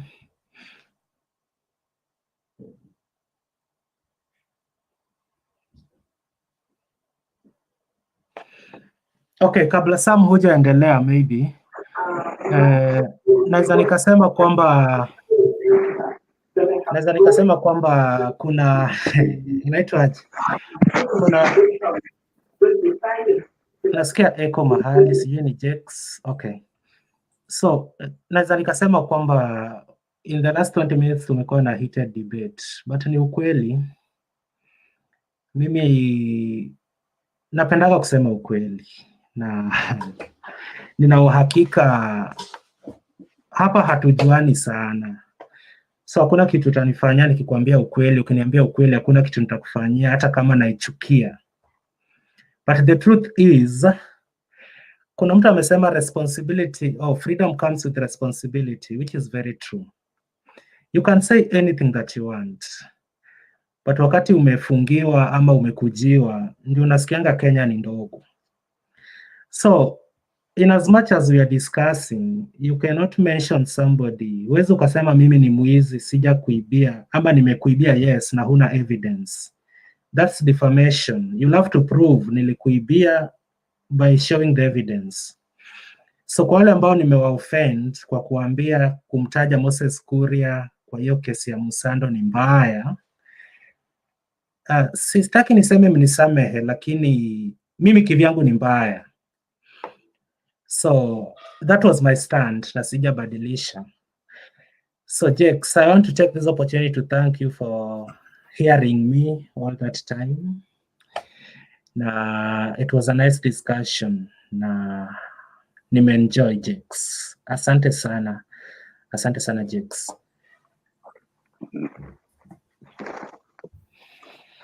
Kwani unapotea? Ni kama. Kama sijapotea. Benson, si uniambie uko wapi Deutschland hii? Niko inside za Potsdam, Brandenburg. Brandenburg. Potsdam ni wapi? Wapi hapo Brandenburg wapi? Tutakukujia wewe. Haina shida mtu wangu. Mimi huku najulikana. Mimi huku sina shida. I think football club gani mko nayo karibu? Football gani mko nayo karibu? Mimi sijui Potsdam ni wapi. Okay. Potsdam ni Berlin. Potsdam iko Berlin, Sam. Potsdam ni Berlin. Acha niombe Brandenburg na Potsdam.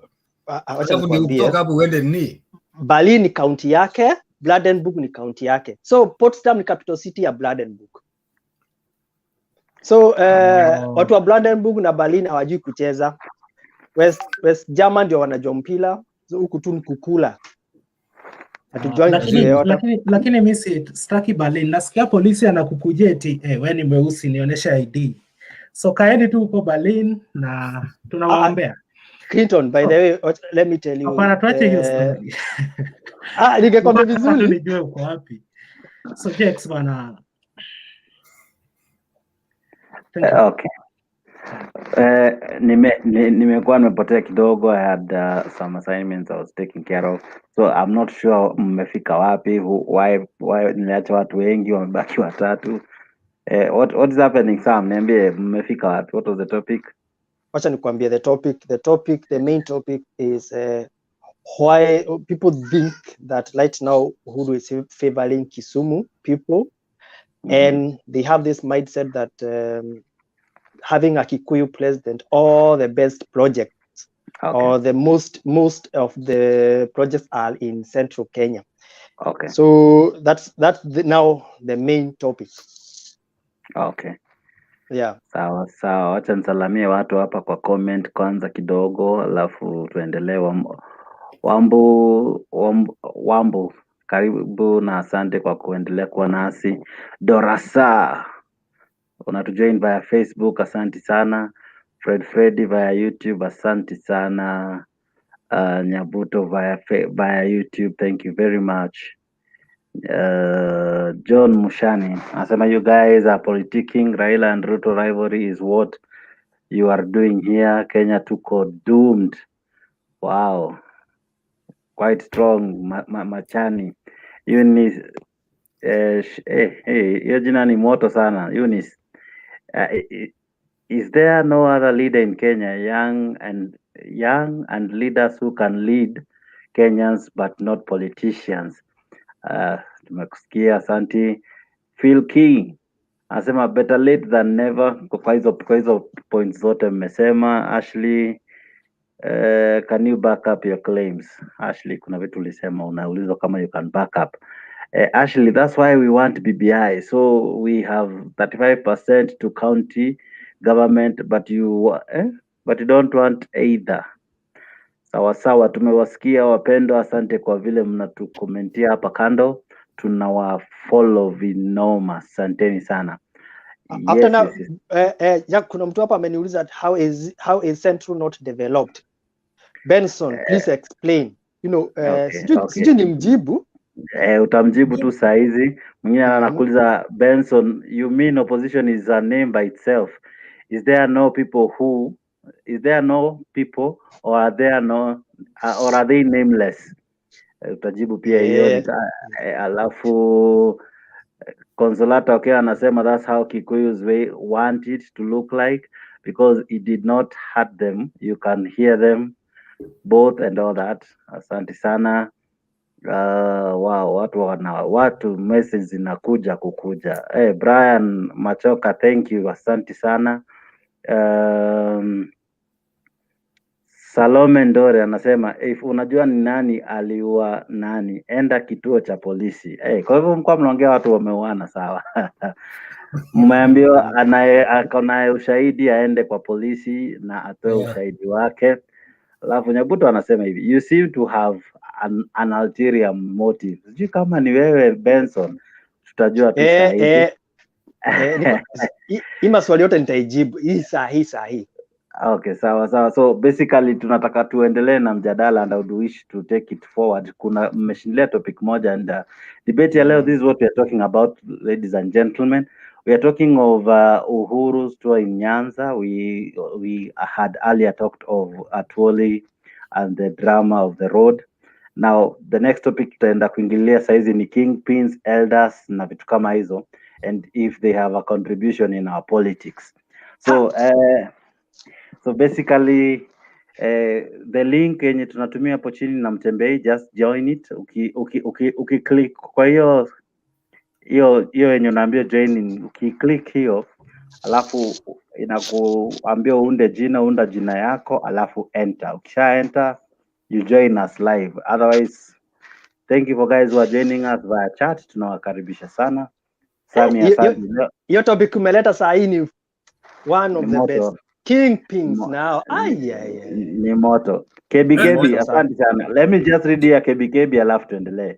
KBKB says people must be reminded that these celebrations have been rotational and na wakilia it was held at Kisii ama elsewhere. Sikusikia Wajaluo wakilia. Leo iko Kisumu, mbona inauma kabila zingine hasa Waluya na ilikuwa kwao. Kila watu wangoje kwao. That is why Uhuru alisema maendeleo ifanyike kila mahali na hata serikali itakuwa rotational. KBKB. Point moto sana. Asante sana. Endeleeni kutuma, tutazisoma hapa. Very soon tutawa engage, we'll ask you some questions and we'd want you guys to comment.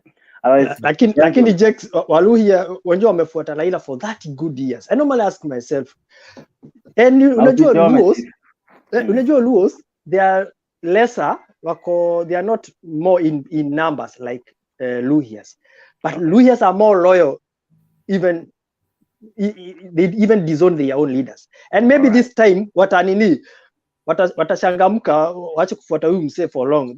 That years, yes, long. That years.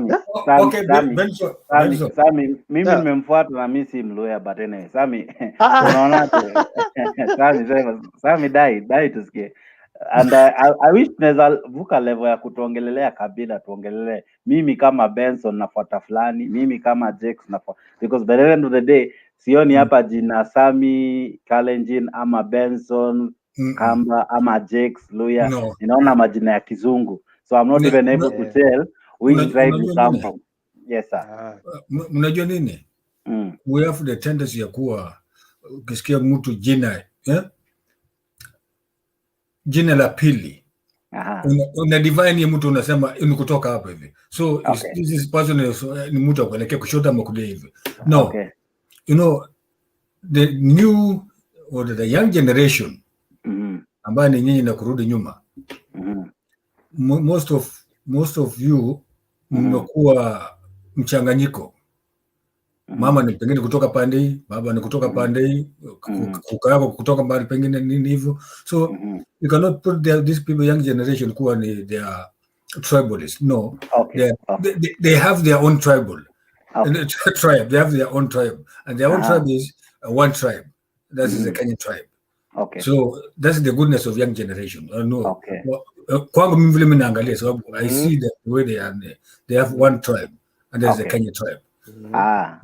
So let me ask you Sam, naona umekula uko na mvi nywele inakushtaki Wewe umeona watu wakiji associate na wazee, let's say mimi kama nataka kuwa MCA nashikana na Sam, nasema Sam ameniendorse, Sam amenibariki, Sam ananivalisha magwanda ya kitamaduni.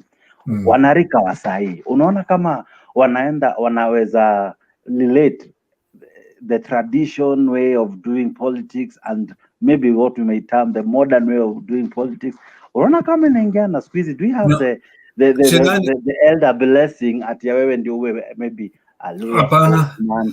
You know, unajua nini Jack? The new politics or the modern politics. Aiende kuwa sijui niwe endorsed by the elders people according to tradition or the culture. Forget about that one.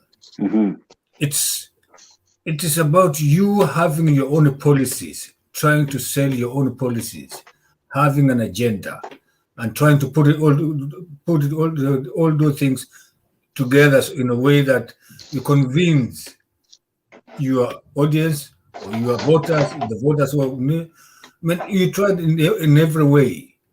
Lakini kusema kuwa endorsed by the elders, that's a waste of time. No. Yeah, true. Yeah, that's a waste of time. So you need only uwe na policies yako. Unaona, okay, if I'm going to convince people according to what I have in my head, or according to what they need, their need is, first you have to identify the needs of those people you want to lead them. You have to identify it. ukisha identify, are you going to do it? Are you going to convince them? Yeah, clearly they have the need. They need some need. They have a problem. So you take that problem. Are you going to have a solution for them, for their needs? You get to identify. Do you have a way of convincing them? Then are you going to implement to a certain standard or to a certain place where you know you can make sure that at least you cannot meet the whole requirement of their needs, but you can meet about 30, 40, 50% as to you see. So you that is a very, it depends to you yourself as a person. Okay. In a tradition culture, that's a long forgotten case. Hiyo ni vitu ambayo ni ya zamani. Kama ni about vitu ya kitamaduni, hiyo itakuwa ni ya kitamaduni sasa ya nyumbani. Lakini si ati kusema kuwa as a politician, forget it. That's a good cause. Okay, wale ambao wanatufuata, I would want to hear from you also. Maybe mnaweza kosa kutujoin live, but tell us via your text and your comments. Do you think the elders, the kingpins and all, do they have a role to play when it comes to someone's political mileage nowadays? Unlike before, we would talk of tribal kingpins and all that. Do you think now they have a place in the current political scene? Benson, unaonaje? This is ushaisikia political hostage. It is when now we talk of kingpins and regional leaders. You know, when you hear a president say Stasha Ikiti Mwizi, it's as if we don't determine who will be the president as when yeah. No, but now before you go there, before you go there, Benson, my question is this: we saw Gideon Moy going to the Talai elders. We saw this other man go to Kikuyu elders. Musalia has been to the Luya elders. One time, Kikuyus endorsed, what do you call him? Uhuru. We have seen Ruto being endorsed. The youth, unaona kama wana relate na hizi story. Ukiona mtu amevaa manywele kwa kichwa makonge, you know. Do you think tuna relate naye? No. You know, these people are hustlers. How was say I can pay them when you manyoya huku kwa kichwa. Because at the end of the day, ili sound uko fair, wacha tusitumie jina hustler, wacha tuwaite kila mtu kwa job. Okay. Mimi to a hustler. Okay. I can pay those leaders just to make me look like I am the leader. But I will be back in a few minutes, sir. Okay, Sam. There is no positivity in those elders. Actually, wakati unajipeleka kwa wazee bila as intangible things, you just want to appear in the TV and you look like you control that legion. Those now politics, they are behind right now as we speak. Sahi utaona I'll quote one of my best MP, Didi Nyoro. This person will attack the government and will make sure what he was elected for amefanya. And right now, for the last 3 years, wameanza kurudi mashinani kufanya hizo vitu. Like what happened with our speaker Mutuli, let me say, he went to in Mount Kenya, he met those elders and he was done what alifanyiwa. Then there is another group from the same Mount Kenya, they came loud and they said, no, we don't even believe those are our elders, walilipwa, you know. And it is a call, you know, before elders will call you and will tell you, come, you be our leaders. Right now, wanasiasa wanapeleka to the elders and tell them, take this amount of money, make me look, I'm a leader. I am just doing a politics. It doesn't add up. By the way, for the current politics, it doesn't add up at all. If you don't have policies, if you have been to government, you don't have tangible things you have done. Don't expect raia watakuvote unless you are happy because some of politicians are like okay. Benson, they have cows. Okay. I told you send huko. Yeah, I understand. Yeah. So now I'm asking you because I want us to have a candid conversation. Yeah. Now we have a way of almost saying fulani akona ndio msemaji wetu, fulani ndio tribal man, ndio coronator, ndio nani. Now, do you think coronation and all, do they appeal to the voter? They don't. They totally don't. Actually, have you noticed in this generation we have younger MPs who even they don't even believe to those coronations, and this was done before primarily to get blessing from your tribe. Now I normally ask, okay, right now last time the president was there, Mutuli was there, and even you ask yourself how many leaders should go there just to get all those blessings. You know, when one tribe sends almost 5 leaders to present the legion, you wonder who got the blessings and who got nothing. Sasa shida yenye iko, but I don't believe they do add up. Yeah. Okay. So let me read some of the comments. Hapa WLT anasema the latest coronations are more of money than blessings. Kwanza ile ya Mangidi ya Muturi, it was a state fake coronation orchestrated by the big house na bado. Then Jane anasema hivi, to me this being a spokesman to a certain tribe is rubbish. Speaking for what? Excuses for ungodly practices and rituals. WLT pia anasema hivi, we are yet to see more comedies to come and those still believe ole wao haitafanya kazi hizo dawa. Brayo, if you can unmute your mic, Brayo. Yes. How are you, sir? I'm fine, sir. Karibu sana. Niko nyumbani. Okay. Sasa we are discussing on this point. We have been seeing coronations. We have been seeing we have been seeing people going to the forest, to elders. We saw others go to Talai elders and the likes. You as a youth, I see you're youthful. Yes. Do such I call them ceremonies, do they appeal to you as a voter? Do they make you say that because this has happened, I'll now vote for this person? Let me first thank you for giving me this chance. The second thing I can say, those coordination ceremonies, those like the one for Justin, the speaker. That one, that is a function that is that was sponsored by the state, because since that coordination was done, you have seen several dramas being everywhere. Here, the governor for Moranga is another one who needs to be the kingpin. Moses Kuria is another one. So, yani, it is something that is dividing Kenyans. Okay. From my end, come to Rift Valley, you can see Gideon Moy was done, Ruto was done. So it has taken deep to divide the rift into two sections.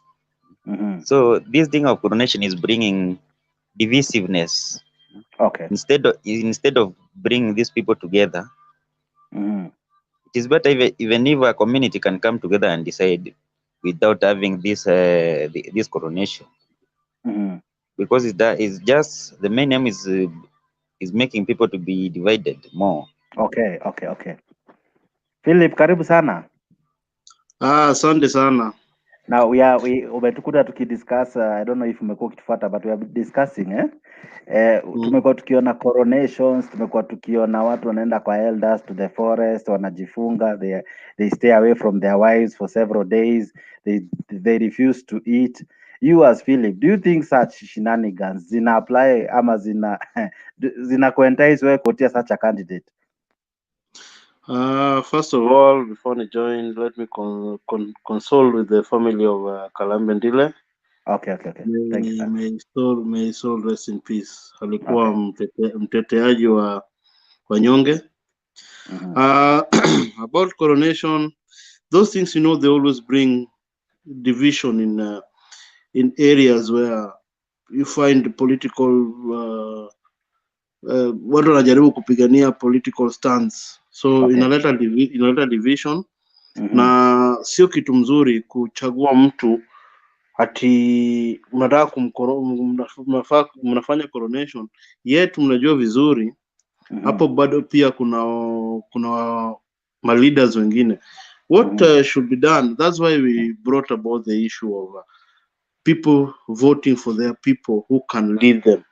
Doing the coronation is as if you want this guy to be the spokesman, yet hata mkiangalia vizuri, hata akichaguliwa kuwa speaker bado kulikuwa na watu wanafanya nini? Kuna watu walikuwa wanamkataa. So unajua mnafanya ni watu wengine ni kama mnawasukuma, mnajaribu kwa force na mtu atundi akwe spokesman wenu. That thing always happen. You find that for example in Nyanza you find people are still pushing for the issue of Raila. In Kalenjin people are still pushing for somebody like Ruto. Yet uko ndani hizo ma communities ndani hizo ma communities kuna ile division inakuanga ndani na we are 42 tribes. When we are 42 tribes come together, sit down, choose the person you think can be the spokesman. But if you leave somebody to say, like now unaona vile ma leaders wa Gema, they didn't consult the other side of Embo and Kinamwangi area. You see how they talk. This is basically Philip, maybe nikukate tu lakini utaendelea. Do you think it is a way of a politician kujifanya awe like a shortcut ili maybe awe people's favorite, ili maybe mtu mwenye hakuwa anajulikana atumie such methods ili aingie into political realm? Ni kama tu for example carrying out a fake poster ama pollster that is useme Ipsos inasema fulani ndio ako kipao mbele. Do you think such hizo ni theatrics tu, ni sarakasi wanafanya ili appeal kwako wewe kama raia, ili uweze kusema fulani kama amechaguliwa na wazee, wewe lazima ndio nitachagua? What do you think? Of course. Yeah, unaona sasa, unaona wanasema hivyo. Hiyo ndio sasa tunasema inaenda division. Hiyo division watu wanaweza sema mtu kama nani huyo speaker alitumia pesa kufanya hiyo coronation ifanyike. Unaona? Okay. Which means mimi with my opinion is not a good thing. It's not a good thing at all. Let the people decide who they want to be their spokesperson. Because tribes are there, and you see even in Luo we have our own tribes now. Now people are fighting. Me, I'm from Nyanza, but you see people are fighting the southern part, like in Obado and the rest. They always feel they feel left out. You see, when people in when western side, they were choosing Raila, but you see now Raila, with all the developments that is bringing, ameenda ka concentrate at one particular point. That's why you see the people of South Nyanza think that they are left out because of this issue of this is our spokesperson. That's why if we implement some policies and a good constitution that can at least leaders that your story this is our spokesperson, itakuwa nafanya ni kama development fulani azieni mahali, because like now the government is the one deciding that we will do what we will develop this particular place because you are our favorite and your guy anatoka from this region and is a spokesperson. We are going to develop only that place, and other people will be left. We will just feel like they have been left behind, which is not a good thing. Like now, if you say, let's say for example, kitu kama Central, unajua hao watu kama wa Embu, Ameru, they always feel like wamewachwaga nyuma because unaona ni kama hiyo coronation imefanywa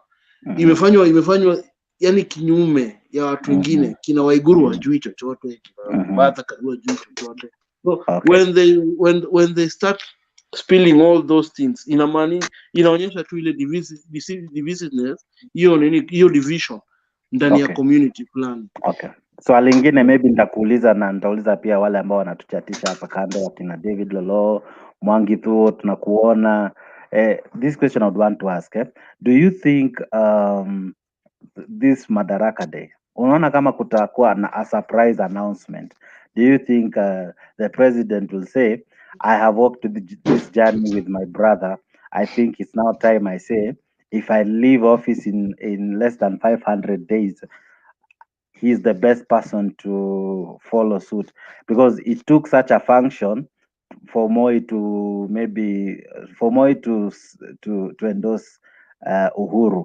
Do you think him going to Kisumu, him being in the stadium this coming Tuesday, do you think there'll be a surprise announcement? Yes. Let me have Philip kwanza, then I'll come to you. Okay, Philip.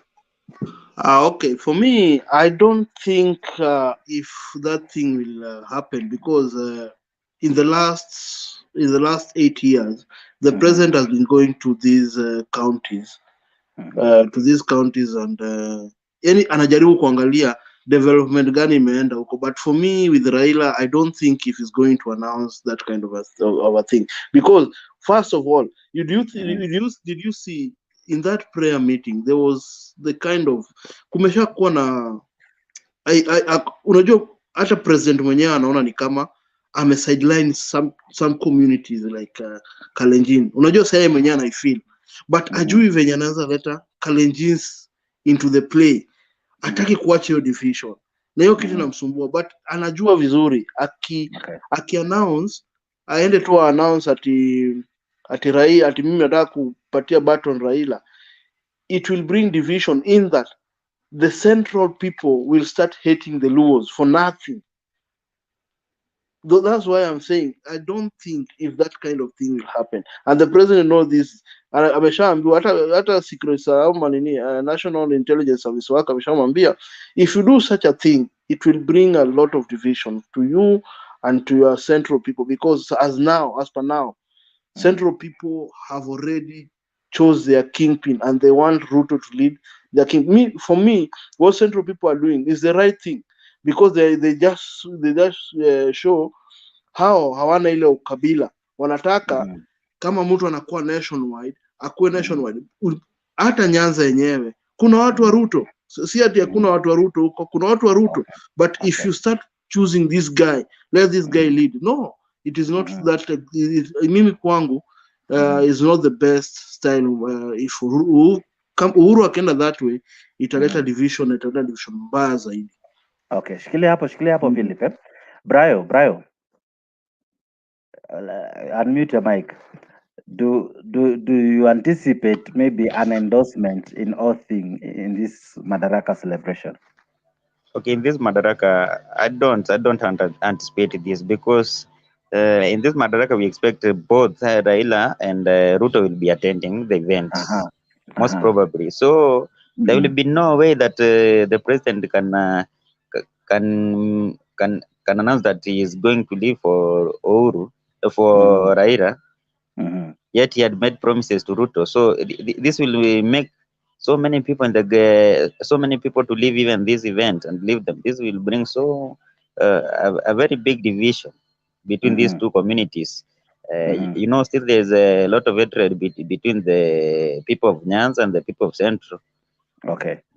So but don't you think that a celebration will be the best place to culminate and be the crowning of handshake, and maybe say, because we are at home and we can we have our people here, this is what we would want to finally say after a handshake. The best person to carry the dream, the vision forward would be, let's say, Baba, for example. Do you think that would be the best place to do so?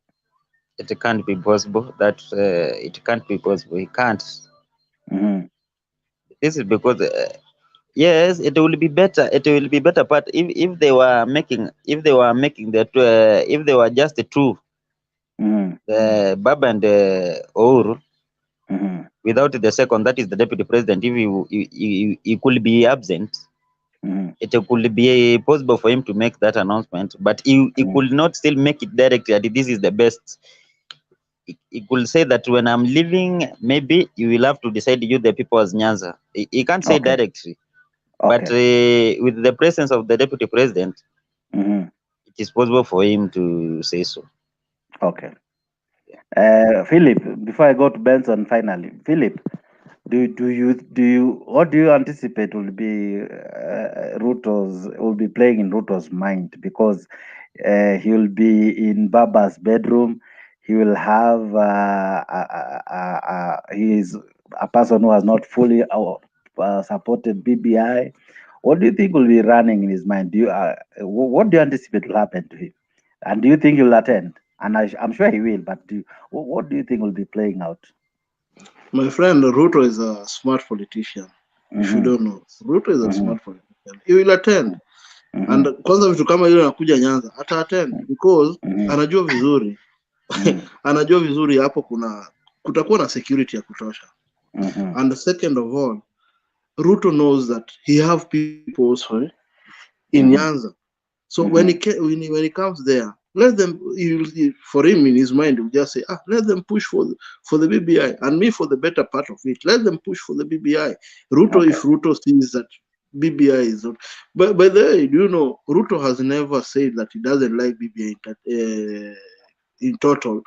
Kuna vipengee anaona ni mbaya, ndio maana unaona anataka isimamishe kwanza ndio waongee. Na mimi naona kama for me naona wapatiane hiyo chance.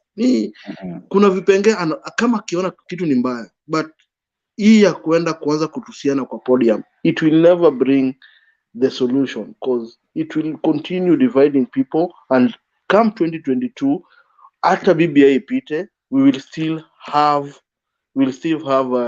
hizo clashes. They will be there because as we know, Kenyans are divided into boundaries. Now with these boundaries unapata Wajaluo wamepakana na Wakalenjin, na Wakalenjin wengine bado wamepakana na Wakikuyu huko South Rift Valley, so it will bring a lot of division. So for me, if they want to push the issue of BBI, let them push the issue of BBI, because a number of people even in Central, it is a half. In Rift Valley, there are those who are pushing for the BBI in all places. So if they are playing their politics, what they should do, they should just concentrate on the BBI issue. If Ruto wants to say, okay, for me, BBI, I'm not supporting it totally, but there are some things, if we sit down and we can discuss, we can support it as a whole, as a country. For me, that's my thought. That's my thinking for now.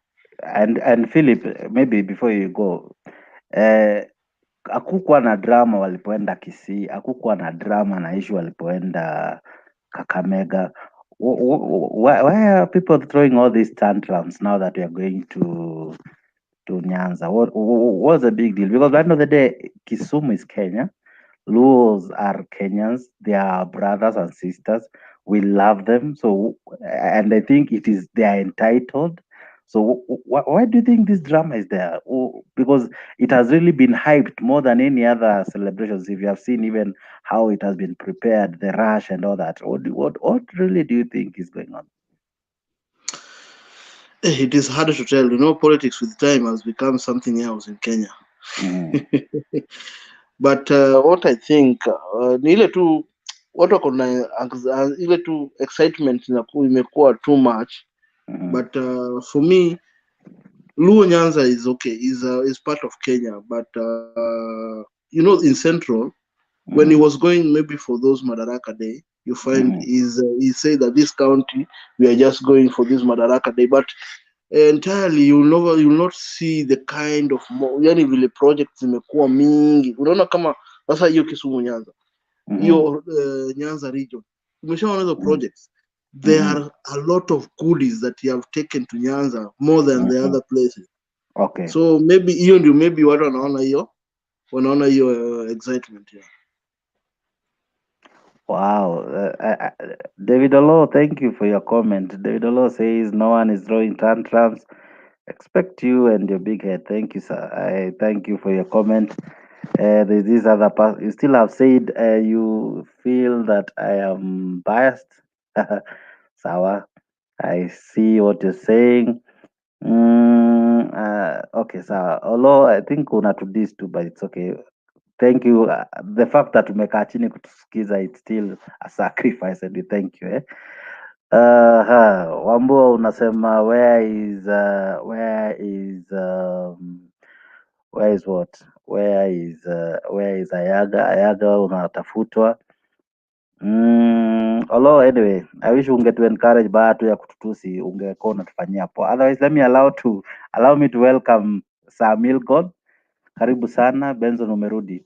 Benson, same question. Okay, sorry, my mic was mute. I would like to say I am expecting a lot in this Madaraka. You know, it is his last Madaraka. One, there will be a play zone. He will try to tell Kenyans, you know, my government is doing this and this, my government is doing this and this. There will be that last play zone. Secondly, there will be endorsement of BBM plus fear installation to the court. You know, since the High Court has nullified this BBI, he will try now to install a kind of fear, Okay. Without BBI, there will be chaos, or without BBI, you know, BBI, we formed BBI so that we can have a peaceful election 2022. That he won't dare, because I am 100% sure that Uhuru, or the president, is kind of selfish. He doesn't want to support Raila, and he doesn't want to support Ruto. If he would be asked, he would like to play them, because the only person he is sure of who can secure him is only Gideon Moi. So what he will try to do, he won't directly support Raila, or indirectly denounce Ruto, because that's a political suicide. The only thing he will try to do, and that is a slightly, if there will be an absence of deputy president, he will say, or he will use the usual name, wengine hawakukuja, you know. So he would try to say, my brother, I'm working with him so that we can make or leave this country in a stable heart. And he will try now to show Kenyans that DP is not good. But if there will be a presence of DP, the man will be cornered. He will be just neutral, you know, because it's handshake. Because you cannot build one bridge and then you are destroying the other one, you know. So this one, and he can totally, you know, he's going. He can totally kill the lad with everything. He can say, no, I am going this journey with the Baba. And this is what I am playing. By the way, if I am waiting a moment, he will tell Kenyans, I'm supporting Baba. And the light time is on Tuesday. I'm waiting on that time. Maybe he would talk indirectly. You know, they take Kenyans as so foolish. He can say, no, I'm trying to train Baba so that he can form the next government. So tunamwangalia sana, because we are waiting him to support Baba, so that now we can know, you know, the former prime minister, he's so silent on 2022 presidential election because hajatuambia kama ataenda, but his people behind wanasema he'll be there. Hatujui haswa, maybe they want to pull a surprise, watulete Matiangi. Okay. Or they pull a surprise. Just a minute before you go there. Let me invite Sir Million. Million, are you there? Hello. I'm here. Can everyone hear me? We can hear you. Karibu sana. Can we be able to see you? Is it possible? Yeah, sure. Okay. Go ahead, sir. First of all, thank you for this opportunity. I'm really much humbled. It's been some time since I came on the show. I'm humbled for this opportunity. So first, allow me to comment about Raila Uhuru tour in Nyanza. I'll very briefly say that karibu mgeni mwenyeji apone, because we have seen the much needed uplift for the Nyanza region that historically has been neglected due to some continuous opposition as per the leaders. So at least this time around, Nyanza people stand to benefit more from the government due to this handshake and the push for Madaraka to happen in Kisumu. So it's a good thing. It's a good thing. At least now, when we focus outside Nairobi, then in some way or to some extent, some other places stand to gain. Also, I'm not sure about the Atwoli drama, but kingpins and elders, do they really matter? Well, we Africans, we cannot dispute about elders. Kingpins is subject to followers, influence, and resources. So, having that one in mind, I think I'd go to elders. Elders, we have seen over time that elders are backbone of our society and decision making.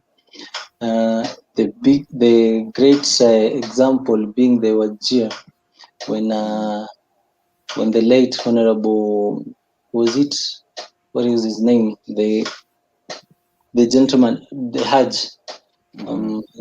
When Hajj, yes, when Yusuf Hajj died, you saw the power of elders that they appointed his son, who automatically went to the Senate. So they play a very vital role because they're the people who are really on the ground. But that's not to say that democracy is in any way jeopardized or shaken, because however much that the elders may appoint anyone, every single voter has their say on the ballot. And that I would also comment on elders in regards to the Mount Kenya region. There's somebody somewhere who mentioned that now Raila is suffering his own dosage, such that he really, I do not know if it's true, but I think to some extent it might be, because somebody said that Raila used divide and conquer rule on the Mount Kenya region. That's that in Meru he appointed some Jorincheke. He pushed for these different elders cocoons for different ethnics, and now it's bringing problems to his side, because when somebody like Muturi gets appointed, if he is affirmed, then most definitely he knows that he stands a chance of convincing Muturi to be on his side and maybe get the super minister if BBI passes position, or the majority leader, or any other major seat, maybe even the deputy president. So really, Raila is suffering that, because now, however, whichever way Uhuru goes in terms of supporting a presidential candidate for 2022, I do not think that it will really make that big of an impact, because we can see clearly that the elders from Mount Kenya region, they all have different opinions depending from where they're coming from and what their traditions and cultures stipulates. Because it was the other day that somebody said whatever Justice Muturi did entering to the shrine, it was highly unacceptable, and they need to cleanse. Meaning, when you've done something that is an abomination, Okay. when you do something that is an abomination to, so you even lose the right to speak before elders. So I'm only waiting to see what will transpire afterwards, because I think the next thing is that he's going to be disowned as the speaker by different groups of elders. The other thing is about BBI. I think it was today or yesterday that Uhuru said something very small, but it's something of a very heavy magnitude. That he said, tunajua hii maneno tutamalizana nayo na tunaomba Wakenya tukifika BBI ikifika huko chini muisupport. Is like he's saying something that is not saying kwamba it either way he will make sure that BBI goes to the ground. So now my worry is in which way, and is it really? Maybe to ask you a question as you continue. Do you think the executive will have a way with the courts so as to maybe interfere with the process? Well, as you can see the situation right now, I think we'll wait for the Court of Appeal, but I don't really think that is the way that the president is looking at it, because we have had that the motions already being introduced in Parliament for constitutional changes. Despite that, I think he's going to press judiciary in a way, most definitely, because that has been his tactics, that has been his way, and he can also disregard the court ruling, the High Court ruling. Sorry.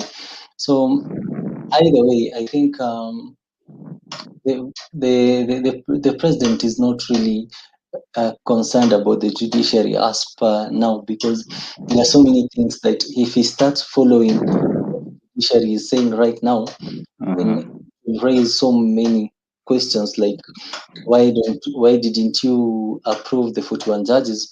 Why didn't you dissolve the parliament when you were told to? So why are you choosing to follow this and not the other one? So I think he'd rather go for the easiest way, and the easiest way is assuming that and ignoring total ignorance to the High Court ruling. The last thing is that I'm expecting some blowing decisions, our statement from His Excellency the President tomorrow, the day after tomorrow in Madaraka Day, simply because the trend of his speaking since yesterday.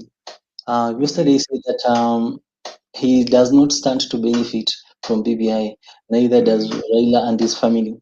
So there is something there cooking, and I'm just waiting to get to that day and hear what the president is saying.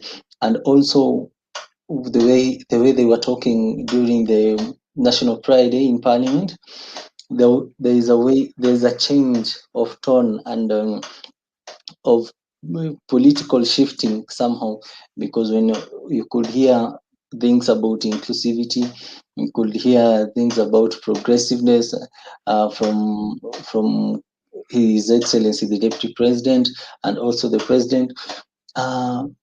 Plus also there is that one thing that I did not like about the prayer day is the hypocrisy that we are good, but you go and do something that amounts to backbiting outside there, instead of them hashing out whatever that is there, because he's the president, he is the boss to Deputy President. He would have at least shared some light on like wewe wacha kusumbuana or something, because it's something that has been there. There was a time he confronted Matiang'i, he confronted Kinoti, the DCI directly. He also he has confronted people on several times in public. So I actually expected that now that they've met after a very long time, they would have at least His Excellency would have at least shed some light on exactly what he's saying, instead ya kusema hawa watu wengine all the time at the back of the Deputy President. Yeah, Okay. thank you. Mtembe, thank you for joining us. I was almost winding, yeah?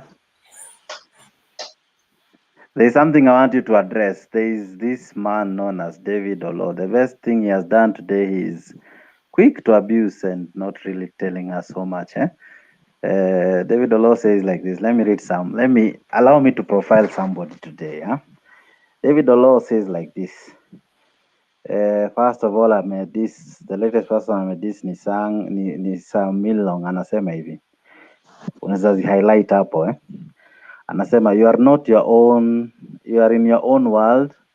You have no skill to analyze politics except bundles. Tunarudi hapo juu kidogo, anasema why do people with empty brains have big names like Mr. President, sijui saa. Hapo next anasema Samilong it is Raila dividing Central again. How now? Can a Kikuyu even listen to Raila? I wonder how desperation has brought me here to listen to you. Hapo juu tusonge tu juu na wewe Mtembei. Hapo juu anasema Nyanza has suffered for 50 years. Now just with this little engagement with the government, you have started shaking. Kwani don't we pay taxes? I want us to pick his mind. And then Luka juu mpaka mali anasema kidogo tu Philip na kuingisha. Kuna mali anasema Jakes, umefika hapo Mtembei? Anasema Jakes, no one is throwing tantrums except you and your big head. And then alafu anasema hapo juu bado tu anasema huyu mdomo kubwa Philip can say anything apart from Luos and Raila.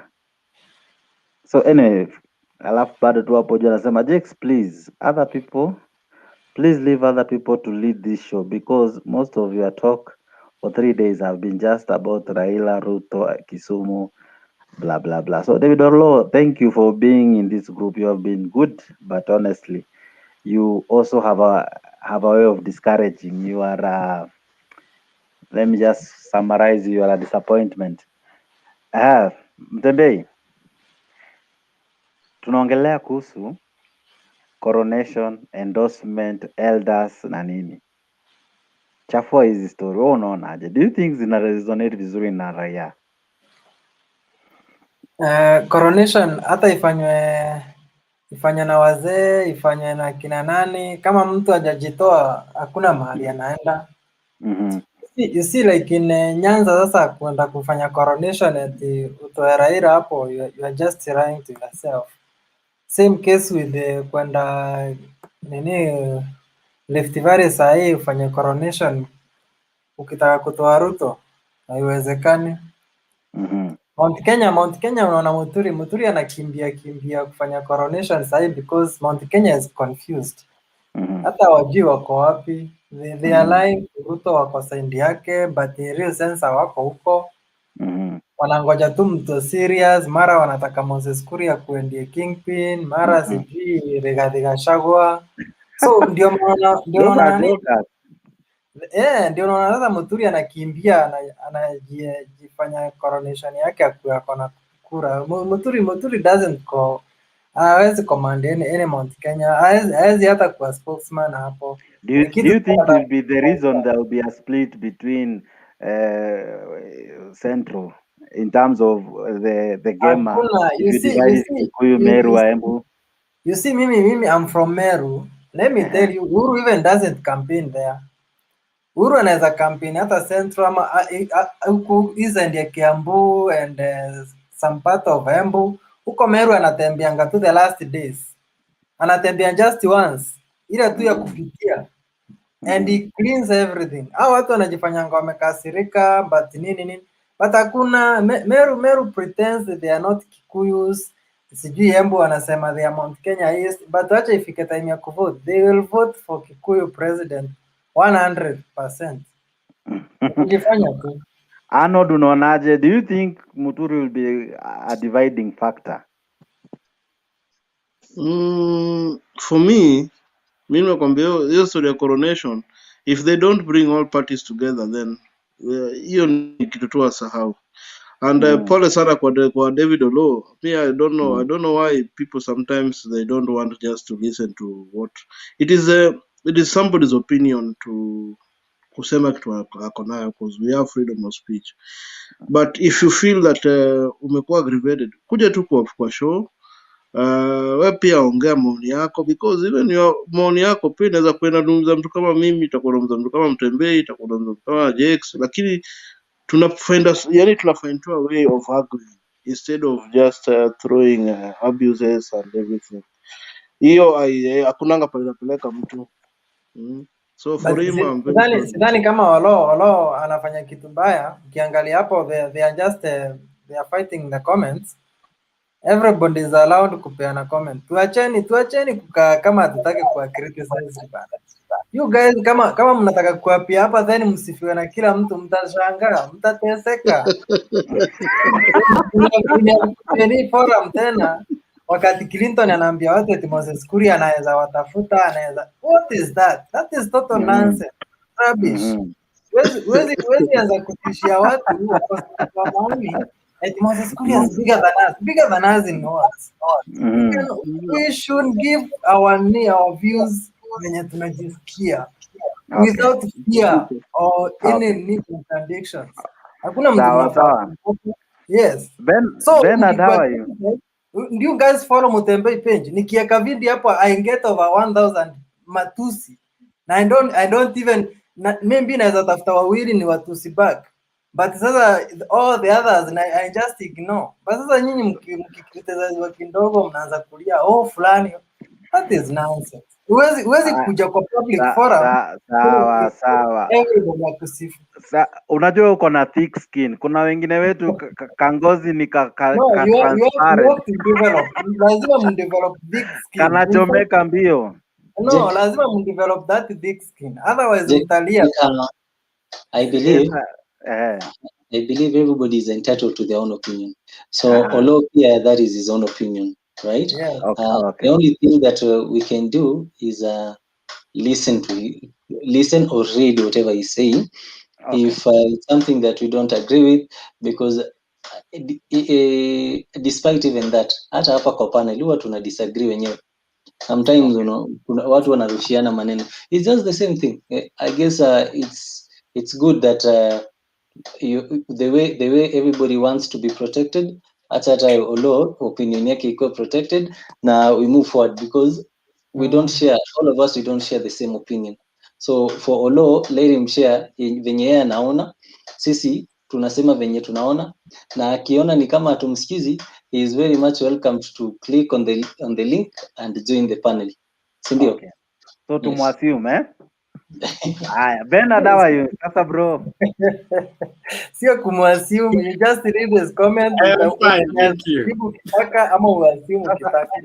Shida ya Mutembei pia you are welcome, link iko hapo, unaweza ingia ukuje kusi watu hapa live. Shida yako Mtembei, najua tu hizo ndio vitu tu utakuwa unatuwekea hapa kwa screen. Na ngoja utaona. Hizo vitu utachukua. Wewe lazima urushe mawe. I like when tuko na mtu wako opposite the other guys. You know nyinyi mnataka kuja hapo mkiwa side moja. I hate that because it's boring. Nobody will be watching. People will get tired watoke wote. But when you have someone mwenye anawaambia contrary opinion, people want to listen to that. Because hapo ndio utapata.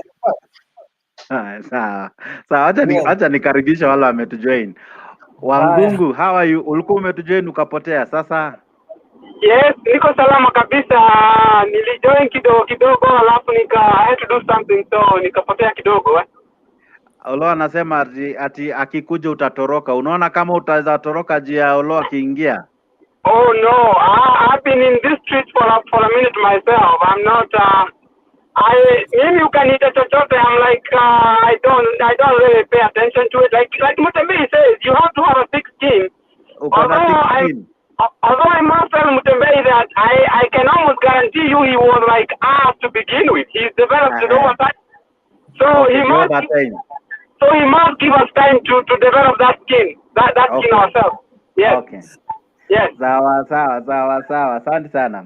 Maoni yako ni yapi on the topic we are discussing? Do you think coronation, endorsement, our elders, do they persuade voters? I don't think so. I think, you know, a good example here, ya Muturi. Mimi, I think by 2022, nobody is going to be talking about Justin Muturi, which is unfortunate because I really now do see that you know, I'm from Central Kenya, and I do really think that hii uchaguzi ni ya ukweli, tutakuwa on the opposite.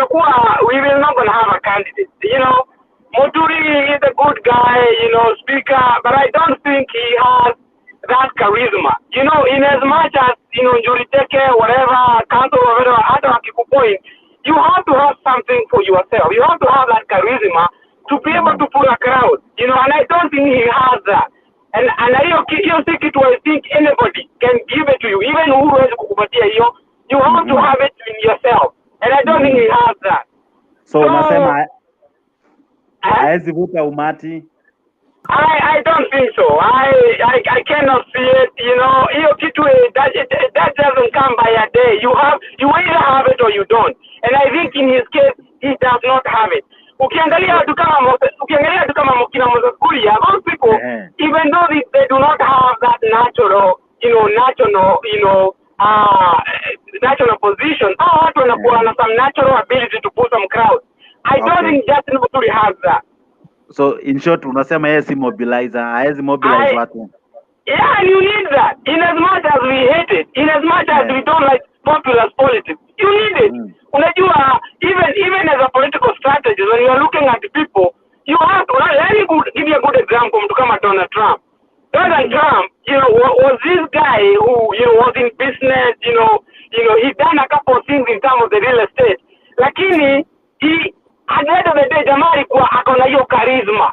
You know, he can take a message and he can turn it around and he can attract people. So you have to have that to be a national leader. And even, like I keep saying, I do not think Justin Muturi has that. But do you think hizi vitu kuna venye zitarudi zipersuade watu eventually? Kwa sababu you find someone went to Kalai elders, you will find them going to cultural festivals, they will wear those maskins za wanyama. Do you think such will appeal to a young person? It will not. You know, again, like you say, you're talking about a young person. This doesn't mtu kama Bernard. Do you think mtu kama Bernard is appeased by mtu ameenda amevalishwa hiyo ujinga? You know, for us young people, we are looking at other things. Hatuna time ya kuangalia mtu aliyekwenda akawekelewa takataka alafu anasema that's our leader now. These young people, they are looking at other things. They are looking at how can you deliver when it comes to the economy? How can you deliver when it comes to culture? How can you deliver when it comes to sport? I think there are other things that we are looking like let me tell you, the last thing, I don't listen. Even my own dad ni mzee. Lakini mimi, I give direction to the family. Because they have a bit on our country. He sits down and listens to me. Okay. Yes.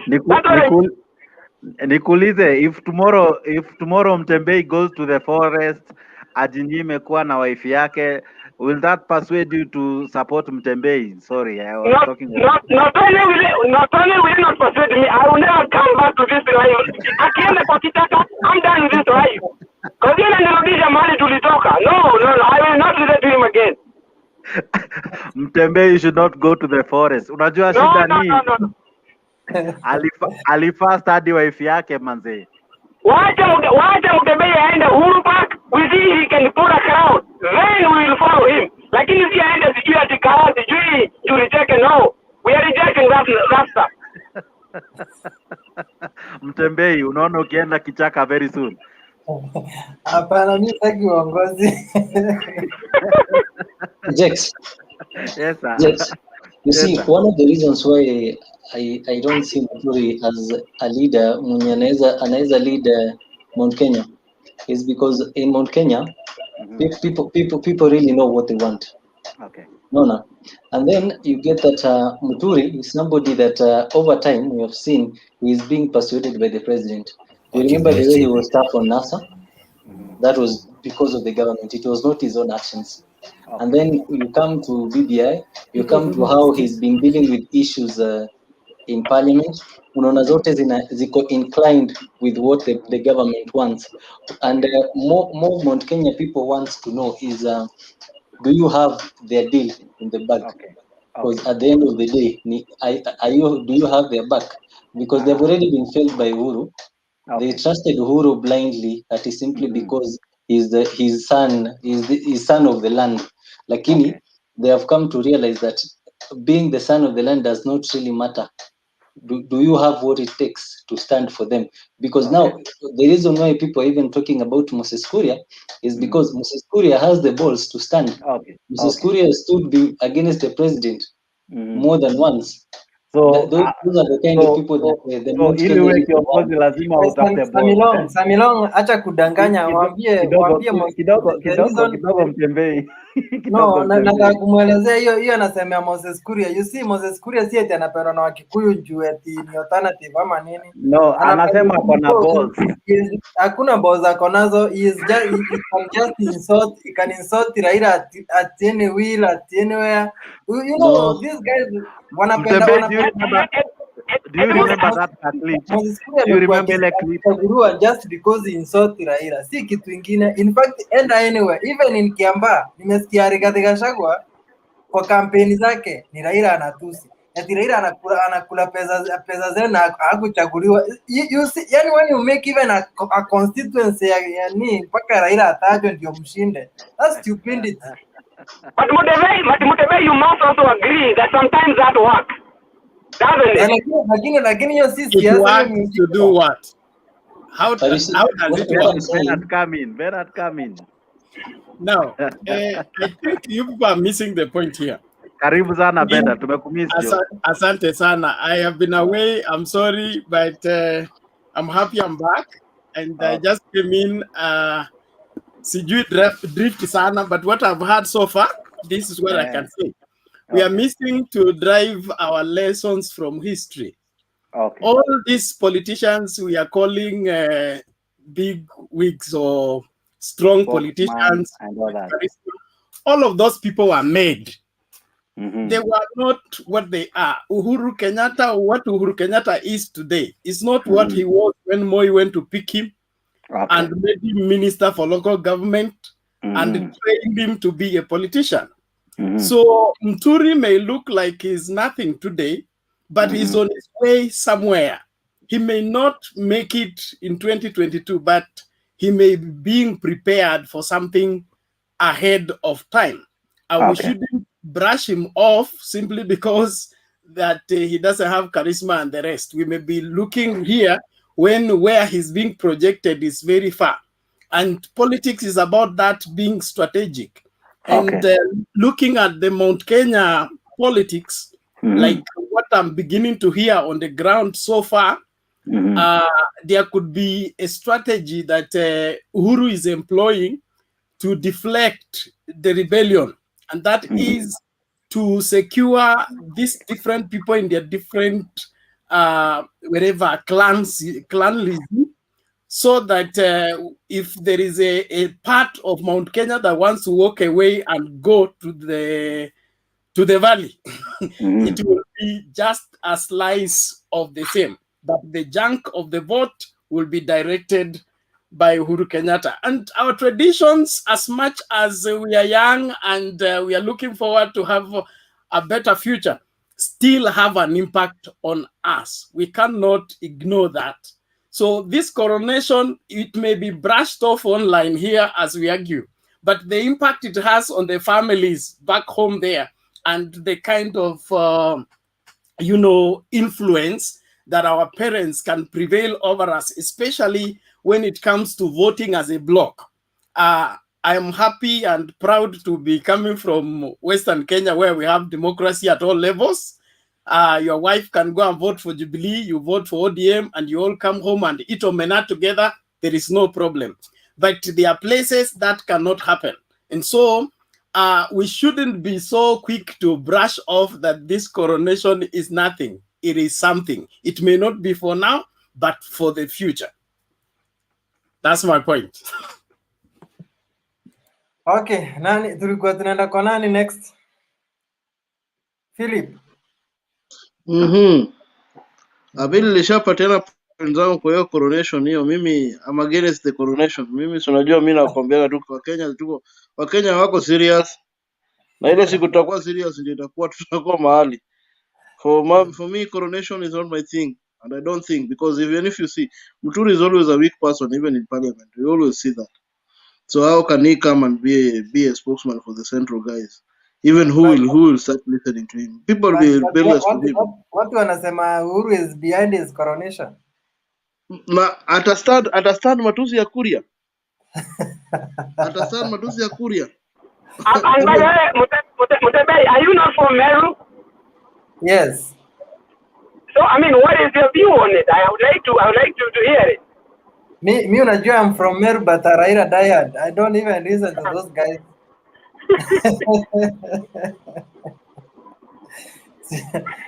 I've always voted against them. I've never voted for anyone I can win, by the way, in my life, unless kwa referendum zote ndio nimewin. Mutembe burudi, you have never? I've never voted for anyone I can win. Akachaguliwa as in because Raila amekuwa kibiwa anyway. And I wonder why you're still doing these things instead of joining. I do it because of the ideologies. Mutembe, you're my immediate neighbor. Na wewe unajifanya tu kichwa ngumu hapa. You're not listening to me. You pigia watu wa ODM peke yake. I hate these lies. But kuna kitu Philip ameuliza hapa. Would Muturi stand matusi ya Kinakuria? Muturi kwani uoni hata parliament is very neat, by the way, anavumilianga sana. No. Huwa anachemka damu mbaya sana. Anachemkanga wakati amepewa assignment na Uhuru akaambiwa hii motion mpaka ipite. Hapo atachemka vizuri. Sasa wewe Mutembe unatuambia jamaa anapewanga kazi na Uhuru ati motion. Alafu now that is the guy you guys are trying to tell is our leader. Gadhuma kwani umesahau vile mlipitisha election laws after Uhuru ameonda zipite? See, you guys were celebrating.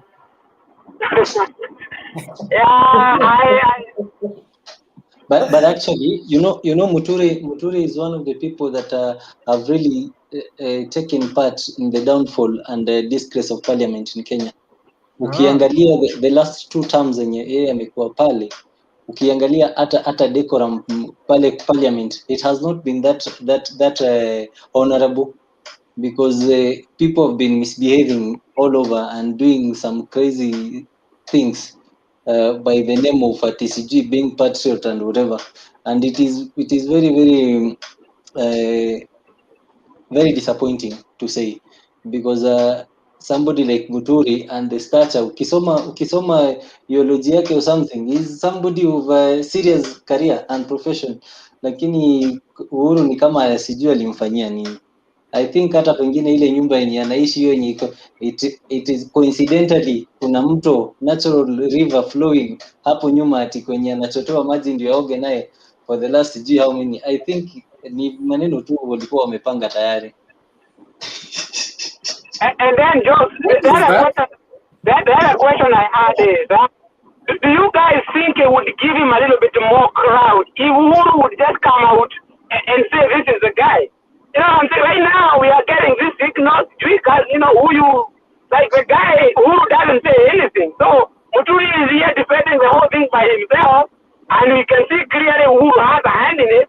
Why not just come out and endorse the guy? If that's the guy that North Kenya wants to go with.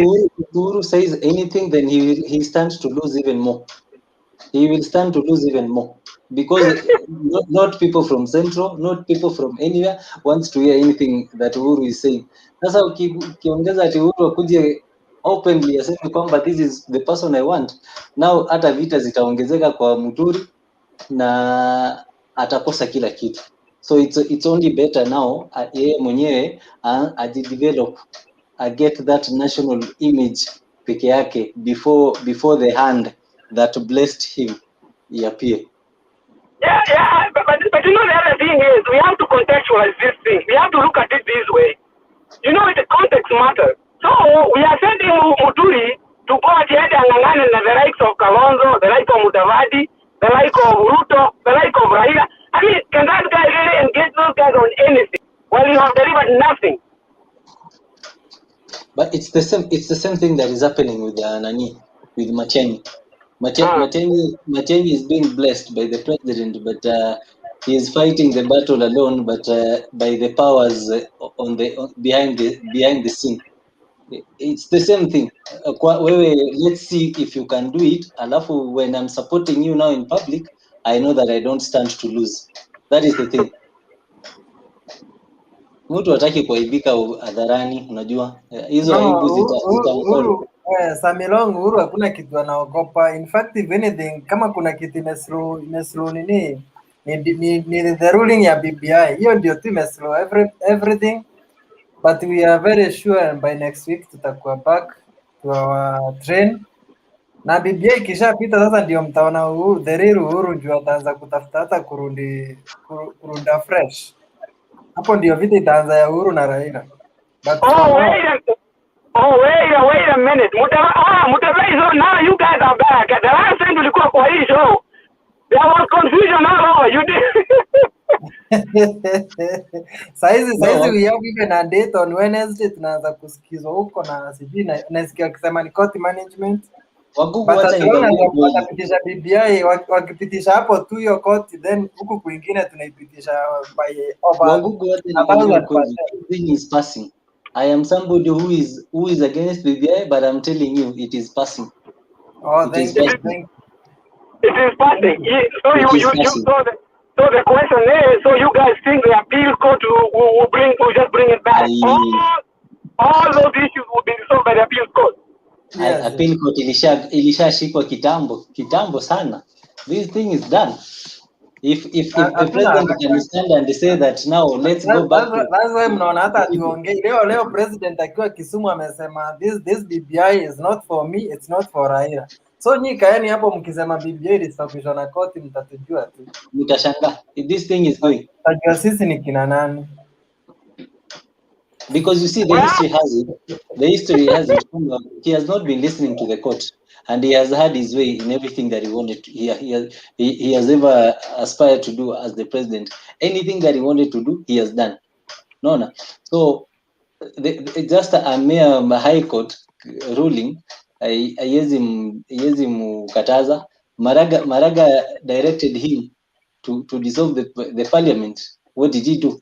He's co-president of an entire arm of government. He did not listen to that. Sasa hawa watu wenye yeye ndio anatumia tu polisi hapa, AP wawili wanamchunga na driver mmoja wa polisi ndio wanaweza msumbua. This one cannot. So I know this guy. And then they gave a ruling full of vendetta, anger, Mr. Uhuru, that was total nonsense. Lakini ngoja tuende kotini, hii kitu tunaipitisha haraka sana. We must have new laws. I think we will be back right here. Free advice for anybody who wants to stop the BBI. They should stop going to the court and prepare their troops on the ground. Let's meet at the ballot. It's exactly what is going to happen. Pass at the ballot, just prepare yourself to live under the regime called BBI. Full stop. But we are a nation dictatorship. Bernard, call a spade a spade. It is dictatorship.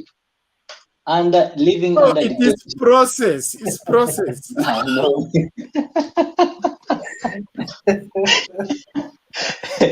Let's call it what it is. It is inaitwa neo whatever ni dictatorship. Ni dictatorship yenye imeenda shule.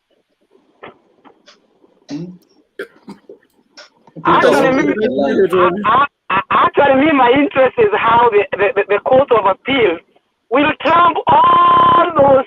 I think that with the money from how many was it like almost 10 of them? How are they going to rule in favor of all those what do you call those rulings? It's like 13 of them.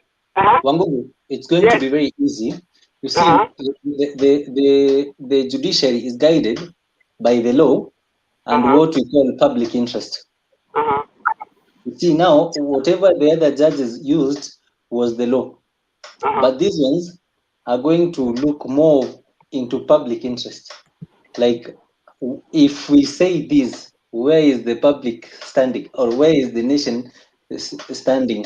Kwa sababu, once we say that the IEBC is unconstitutionally constituted, or let's say it is below the quorum, they lack the majority to do anything, right? But now, what is the public interest? How many by-elections have they done? No. So do we disqualify all these? If we disqualify all these, Samilong, hata usiende mbali, unaona Court of Appeal and elections last week. IBC ndiyo ilisimamia. So I wonder mnakuja mnasema hii IBC ifai kufanya anything na inakuja na wasimamia elections. Lazima mkuwe na wazimu kwa vichwa.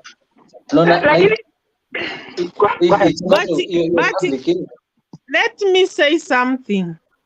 Nimebambika nayo story ya Muturi. Yes, you know, when you perform something out of your mind is better than being driven by somebody. When you are being driven to do something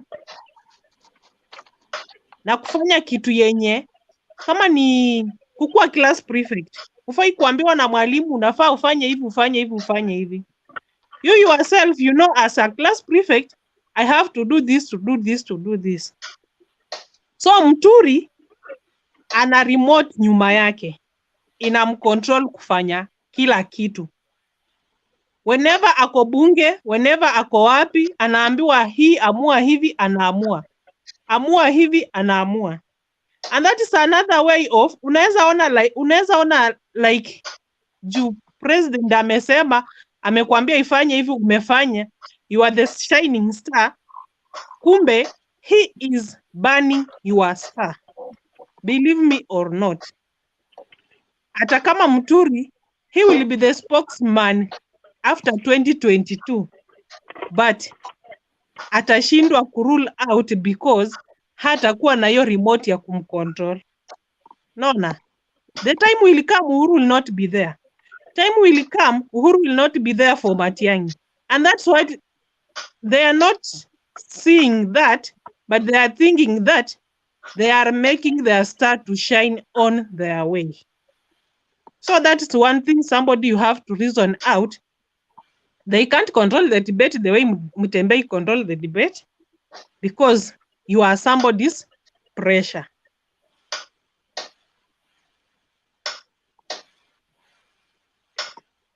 Very good observations, Angela. Twende kwa nani next? Nani hajaongea hapa tuko? Philip amesema hataki kuongea story. Na ya Atwoli unataka kuongea na billboard yake?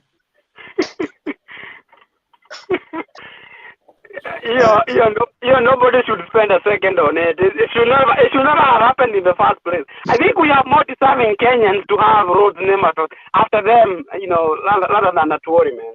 Kwani Wangugu unajua Atwoli the titles he holds. Ama unasema tu? No, it doesn't matter. I think for the years he has served this country, he should be no. Mutembei, tuseme ukweli, let's say the truth. The best thing that Atwoli ever did or produced was Sakaja. That's it. Kindly do not mistake that, please. And also don't forget about BBI. He predicted it before. Thank you very much. The best thing the Honorable he has served this country in one way or another. Served the country. To be secretary all these years. He has served the country. We are the one to recognize him, but no, not him himself to recognize himself that he has served the country. We are the people. We have to say, Atwoli, you have served the country for a long time. You are supposed to be like this, and we could have done Atwoli's road after he has retired, so that we can remember Atwoli for the good things he had done. Not just he's still there confusing confusing Kenya, leading Kenya into a hole, and then you are saying that Atwoli is whatever. And if I may ask a question, if we can have any other trade union leader coming after Atwoli, then he does better than Atwoli. We shall still having same roads to be named, or what else shall we be doing in this case? We are still building new roads. I'm very sure. Please, building over 7,000 kilometers per year. So we can always create a new road for a new Secretary General. But Bernard, we are not saying that Atwoli should not be named on it. We are just saying, you don't go into the Hall of Fame when you're still alive. He's gonna come down the line. And in any case, maybe I think with all the goodness that Atwoli has done, by getting into politics, into the muddy water of politics, maybe I think he has mixed up his delivery to the country. That we're not going to recognize Atwoli. By the end of this BBI, I think once it falls and we forget it, Atwoli is going to be part of that mess. But the unfortunate thing also, it is my first time seeing somebody being named after the road and is there also to witness. Nikama groundbreaking. Yes, exactly. I've never seen it. Could be happening named You people, what did you expect? You wanted Atwoli to die or what? No, in Tharaka-Nithi, we end Kithure Kindiki, Muthomi Njoki Rose, and what have you, and residents waliandamana wakazitoa. So it's not a new thing. Unaona, there you go. Atwoli yake huko Kitengela ama kwao. Wangogo, mbona unataka Atwoli kuwa celebrated wakati amekufa? I'm just saying that, there are too many people ahead of him. That's basically what I'm trying to say. Kuna watu wengine sasa na more hata afadhali Kipchoge Keino mwenye alafu jamaa is into this road. When hiyo kitu ikitolewa, he's the first person to comment on it. Ni kama yeye anaigad. He's the first person. Like you Kenyans are reading too much. No, if they are naming a road after me and they have called me to be the guest of honor, what is wrong with that? Let me tell you, by the Atwoli is just that you guys are mwelewi Atwoli ni nani. Atwoli is a very big respected individual. Unajua hata kwa International Labour Organization he has a seat there.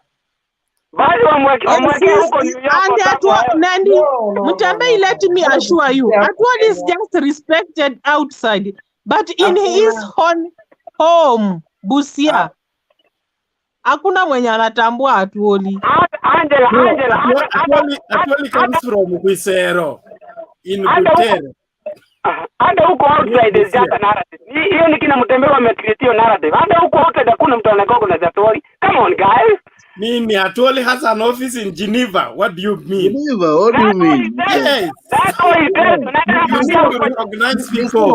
Wangogo wakati unaleta tanga politics ndio manowezi ya Atwoli. So no. Kile venye Bernard amesema ati Atwoli ako na ofisi Geneva. Are you sure of that? Yes. Yes, ako na ofisi Geneva. Hatukatai.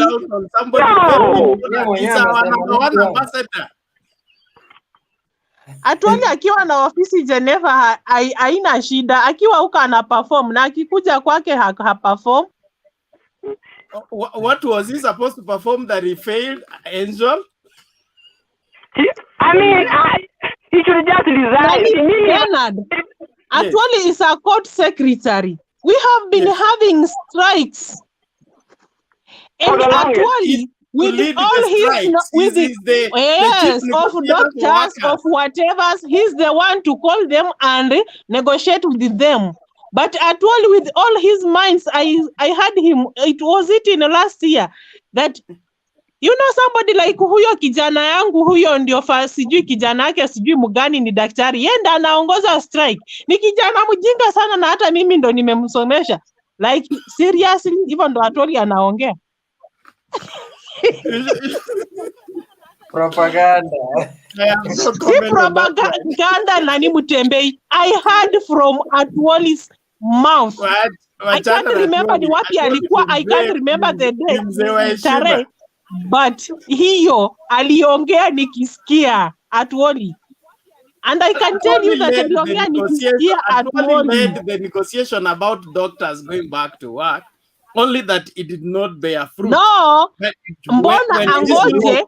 mbona angoje iende mpaka 3 months 4 months watu waanze kukufa, watu wazalie kwa mageti za manini, hakuna madaktari, ndo sasa aingie katikati. Why could he just aingie in?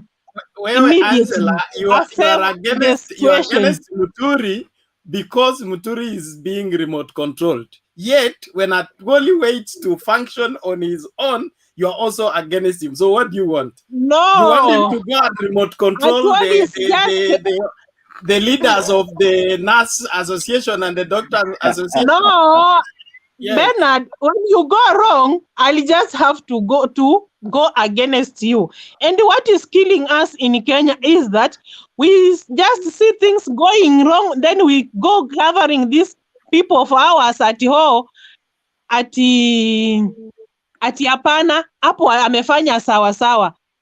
That's why we are failing in Kenya. That's why we are ending up in poor leadership.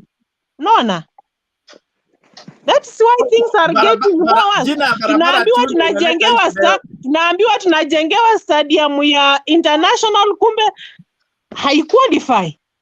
Ai, surely. Let's not funika things. Mimi hata guys, I have one problem na Atwoli. You see, Atwoli has been there. Mimi actually kutoka nizaliwe mimi sijui kama kuna any other secretary general with this age of yenye niko nayo over 2 decades. I'm only known Atwoli to be the secretary general for Kotu. So any other performance, yes, secretary general, I cannot compare with any other because sina any other referral. So for me, Kenya Atwoli angefanya pengine nione ni kitu ya maana amefanya, ni kitu ya kwanza. Unaona hii maneno ya bargaining agreement ya teachers tungekuwa tulishamaliza, because he stand a better position ya influence the government to settle this thing.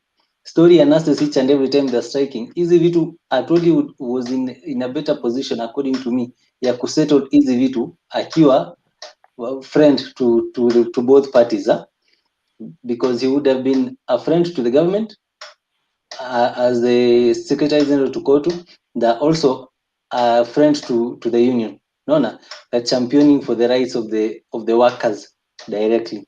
So for me, if Atwoli would have done that, alafu resign, trust me, hata mimi ningeimba na jina yake, hata kwangu, hata pengine bedroom yangu ningeandika jina yake. But whatever you are saying, ndivyo Atwoli wanafanya. But why? No, he has not been doing any that substantively. Hata kwa daktari ni negotiations sana. You know, it's a process refu. Mpaka wakuja kwenda kwa the strike itself. They have involved all the stakeholders, kina Atwoli wameitwa, wameelezewa, that's when they give a go ahead. But Mutumbi, nikuulize, do you really think, honestly speaking, kwamba he has done the best of what he can do to settle this dispute? Uliona alichaguliwa last month for another 6 years, which means he is the best. He's not the best. He just knows how to beat the system. But he was elected and opposed. He knows how to beat the system. That guy earns over 100 million a month. You cannot compete with him, bana. You cannot. You will suffer. Mutembei, wacha kusema eti sijui Atwoli sijui ni nani. Unajua what is happening in Kenya? The likes of Atwoli anaweza kusikizwa na President Uhuru Muigai Kenyatta. You know, if Atwoli is the advisor of the president in Kenya, it means we have sunk as low as it can get. What is Atwoli advising? What is Atwoli advising? What is he saying to who? No, Malcolm. Tanga mkona chuki na Atwoli. Malcolm, Atwoli is not advising anyone. Everybody listens to Atwoli because of the package that he brings on the table. Atwoli is one person. Atwoli is one person you cannot dismiss in the political arena in this country. Kwa sababu Atwoli is not just talking. He's entitled to whatever he's saying because at the back of everybody's pockets, he's the one feeling them. So unajua you cannot bite the hand that is feeding you. Can you substantiate that?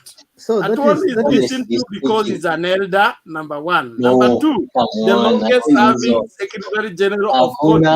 His experience in dealing with workers. Even the government relies on him to settle some matters. So, Bernard, I'm from Tangatanga.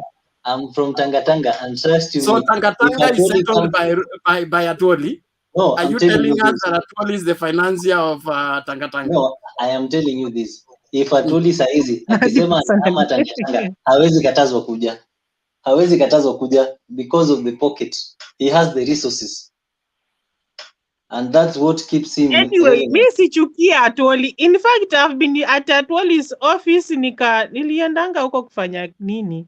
Nikiwa Kikomba tu pale hii ya Kikomba pale. Nikakunywa huko maji. By the way, he's a good guy. Ameweka pale maji watu wanakunywa, lakini vitu zenye anasema. Thank you very much, Nancy. Angel, asante sana. Kunywa kwake maji. By the way, huwezi ingia kwa Atwoli ukatoka bila kunywa kitu. Lakini ni mzee mzuri tu, ni vile nyinyi hamtaki kuafikia. Ni mzee mzuri tu. Lakini huwa akiona pesa anachanganyikiwa na akili, anakuwa confused sababu ya pesa. Sasa huku sisi wa kuingia kwake na kuomba maji huku chini anatufunika na maji. Lakini kusema kweli hakuna mtu anakataa. Atwoli is a good guy. Ukienda kwake kama ukimpata, I've heard stories. Ukimpata yeye personally, he will sort you, atakushughulikia issues za workers. Ati mtu amefinyiliwa nini, I've heard many people. Atwoli mwenyewe ana direct secretary wake aandike barua kwa employee, na hiyo ana sign kama ni yeye mwenyewe ana raise hiyo complaint kama secretary general wa court. Naona he's a good person when it comes to that. Lakini ikifika kwa siasa kila mtu anakubali mambo ya Atwoli kwa sababu ya pesa. In fact, wacha nikwambie, there was a time I was at Kikomba when corona started. Nikaona kwa Atwoli kuna peana unga, watu wame queue line. Wanapewa unga, sukari na mchele. By the way, he's so generous. Kikomba wakati Kikomba kulichomeka nikaona watu wanajenga Kikomba, alikuwa na zile posts pale. He provided them with those posts. Nana. But akiingia kwa siasa anapotelea huko, anasahau mwelekeo yenye anafaa kufanya. So anakuanga amechanganywa tu hivi. Let me say something. If Atwoli would use money to get politics, let him lose the Fisero seat. He vied once for Fisero and lost.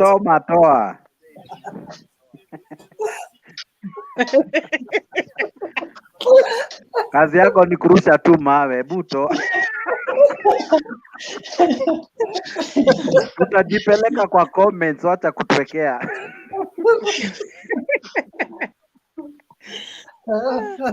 No, you know what? Unaacha nikwambie Jex. Unajua government ya Jubilee itaki ukweli. Ukisema uongo wanakupenda. Ukisema uongo wanakupenda. Ukisema ukweli hawakupendi. Ukisema uongo wanakupenda.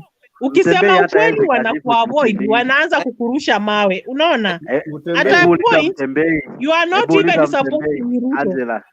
Angela, hebu uliza Mtembei kosa moja ya Jubilee, utaona tu yeye anajua kusifu tu na kuabudu na hajui lakini baba tu akisema kesho hakuna story za handshake, utaona wenye Mtembei ataanza kusema Jubilee hawajafanya, hawajajenga. Jex unaongea ukweli because makosa ya Jubilee yenye inawafanya sahii mnachukia Uhuru ni kuwa a support Ruto. No, by the way hata watu support Ruto, unajua hivyo. No, wacha nikwambie Mtembei. Like now amefanya Kisumu, amejenga barabara Kisumu because it is hosting a Madaraka Day. Why could he just do all those things in other counties? Hivyo tu randomly asema ameanzia Kisumu, wacha aende kaunti nyingine pia ajenge huko hata kashedi kale ka stadium, aende mahali fulani kwingine pia afanye hivyo. Kwani Madaraka Day imeenda Kisumu peke yake, si ilikuwa Machakos? Ndio hiyo sasa. Sasa nikuulize Bernard, Turukana haitawahi host, hawataijenga huko Turukana ionekane president anaenda kulaunch any project in Turukana. Turukana yes host. Angel uliona the first project Uhuru alilaunch leo ilikuwa Siaya. Siaya inahost nini Madaraka Day? Sini hiyo Nyanza ni Nyanza ni pro. No, anawafunika. Unajua anawafunika wa support BBI. We know that. Angel. Kwani Turkana ni Kenya? Ebuleta order. Turkana is not part of Kenya, is a county in Kenya. Wewe. Sasa mtu ameamka, mkaribisheni. Sasa unajaribu kusema sisi si wa Kenya ama nini? In fact unaona in this Madaraka Day ya nini ya kesho kutwa Uhuru will announce which other county will be hosting him next. So it's a cycle and I know the counties. Si hakuna county itamhost. Sijui mbona mnakasirikia hii ya Uhuru ya kwenda Kisumu. Hapana. Unajua Mtembei, wewe unataka kufunika. Sisi tunataka tu Uhuru atuambie kesho hii ako Marsabit kuna kitu fulani anafanya. Tunafurahi. Ako mahali fulani kuna kitu fulani anafanya. Tunafurahi. Hatutaki angojange Madaraka Day. Ni barabara gani inajengwa within 3 months, sijui 4 months. Hata mwaka ijaisha. Unasikia barabara imejengwa. Nancy Uhuru ametoka Mombasa last week kufungua the Lamu whatever. Was it hosting Madaraka Day? Akiacheni kuekelea. No, but that's why I'm telling you that we are expecting more than that. So it is your expectation. The president functions on a schedule. And for that schedule to fit in the plan, it has to take time. So you cannot say that you want to see him in Marsabit tomorrow and he is on the flight to Marsabit. It has to be planned ahead of time. Yes, and it should he had time. 10 years. 10 years he had time to plan all those things. Imagine afadhali Uhuru anafanya something in 10 years, all the successive government over 50 something years, they have never done anything in Kisumu. Mtembei Moses anataka kuongea, wacha tumsikize. Ako wapi Moses? Hapa chini. Niko hapa, si mkae na ukitoa hizi SMS zako utamuona. Kuna SMS niwape hapo nataka msome then nitoe. Ukitoa hiki SMS utaona Moses. Mtembei ya biased with these comments wenye unaweka hapa kwa screen. You're biased na hizi comments. Mbona tu zote ni kama ni mimi tu unanigonga?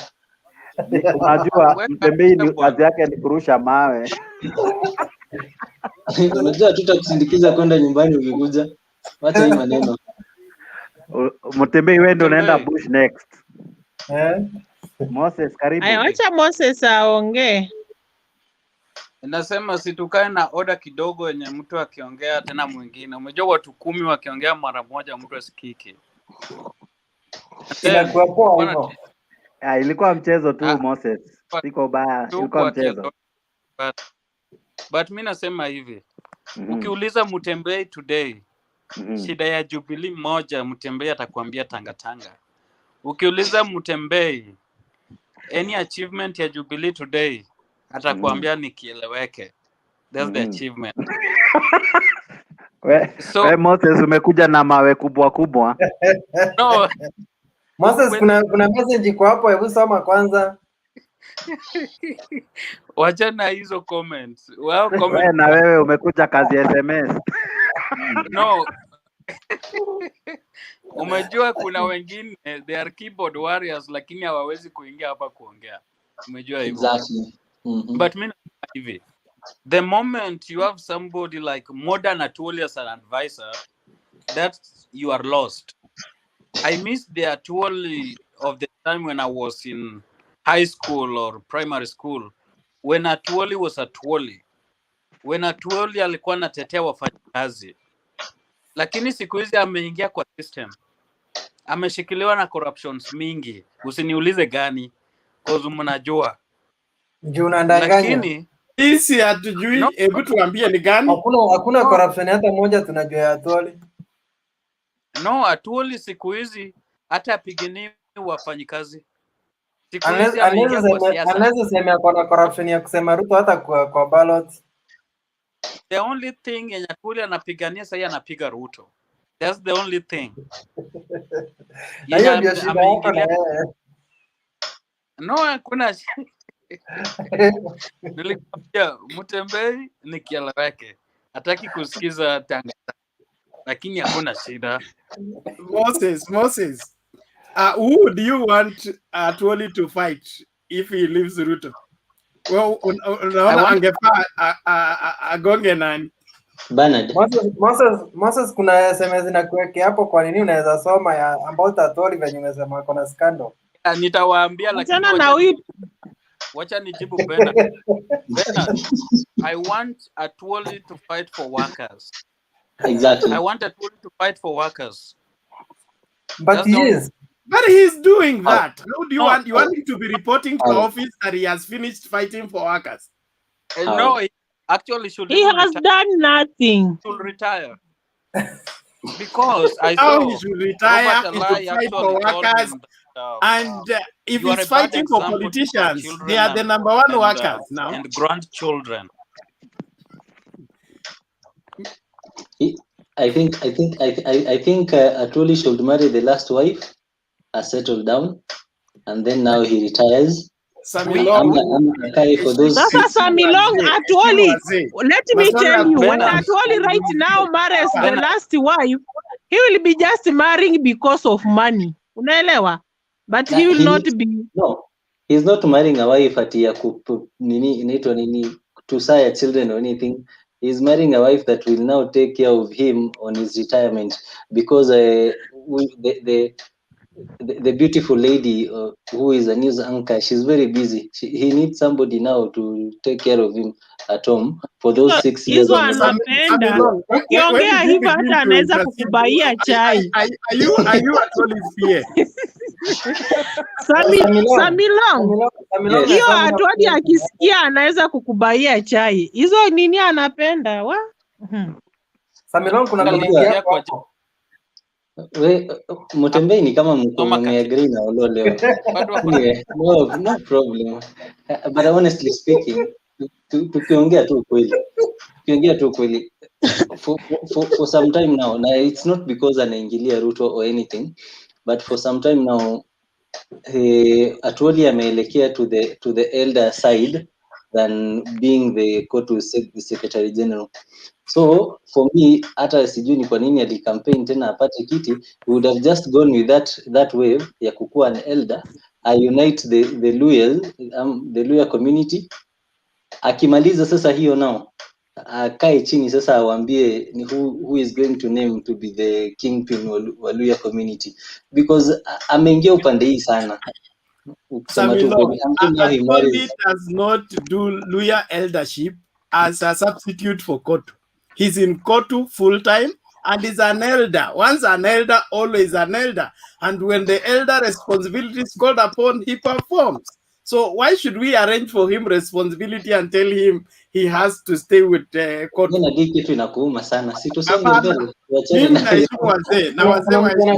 Samilong, kuna mtu anakuchekelea hapo kwa comments. Anasema vaa suti usiku. Man, sisi tuko kazi. Tuko kazi na kwenye tuko si ati kwamba ni usiku. Ndio hiyo Moses amepatikana. Moses, kuna mtu anakusupport hapa, acha nikuweke comment yake at least ufurahie. Thank you. Mtembei. Ngojeni. Moses ngoja.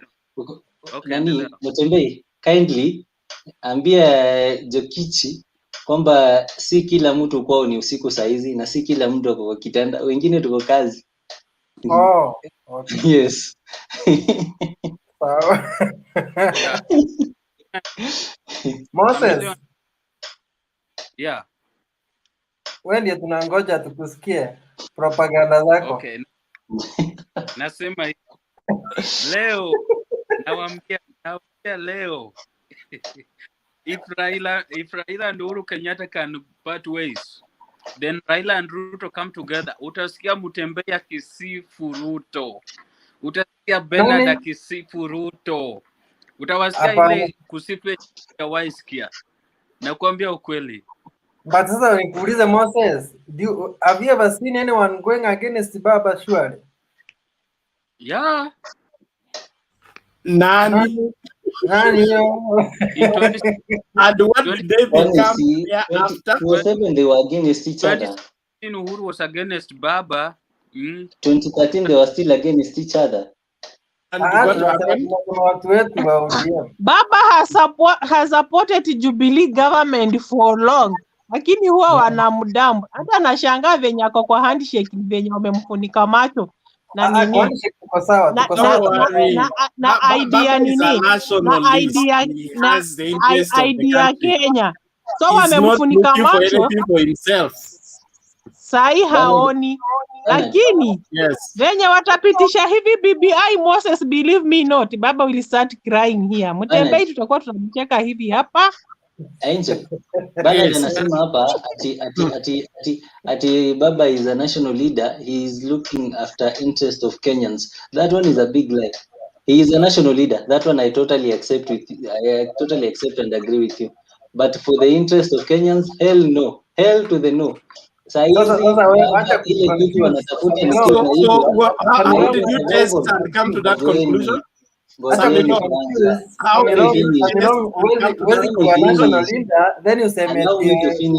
allow me to finish my statement first. No, but then huwezi kuwa national leader kama una national interest za watu. Mbona unadanganya wewe? Unajichanganya. No. For you to be a national leader, you must be having interest of all the Kenyans. Motembei, allow me to defend what I'm saying. Okay, Jokicho anakuomba kazi, amesema wewe uko kazi usiku, anataka yeye umsaidie na kazi. Tutaonana baadaye. Yeah. Okay. Let us agree on this kindly. On BBI, Baba is looking for that survival tree after they start being slippery 2022. On BBI, that is what he's focusing on, and it is his own benefit.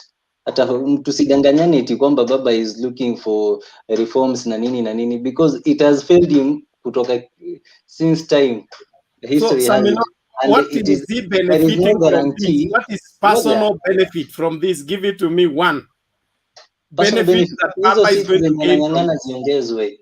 Hizo viti anataka ziongezwe. Ndio hiyo kitu naita slippery. When the branches become slippery, at least you will get one. That is what he's fighting for. No, you Sambilong, you need to judge a person according to their history. History does not lie. Their track record speaks for them. How many of our current politicians can go to, can fight for a value that they believe in, okay, to an extent of being detained without trial and refuse to compromise? You're diverging. I'm not diverging. You are judging the person because of what you are speculating, and that is wrong. For us to have a firm foundation, we must look at the history, look at the present, then we can predict the future. But if you want to look at here and you want to rule from here, there is a narrative you are pushing that you don't want to look at the history.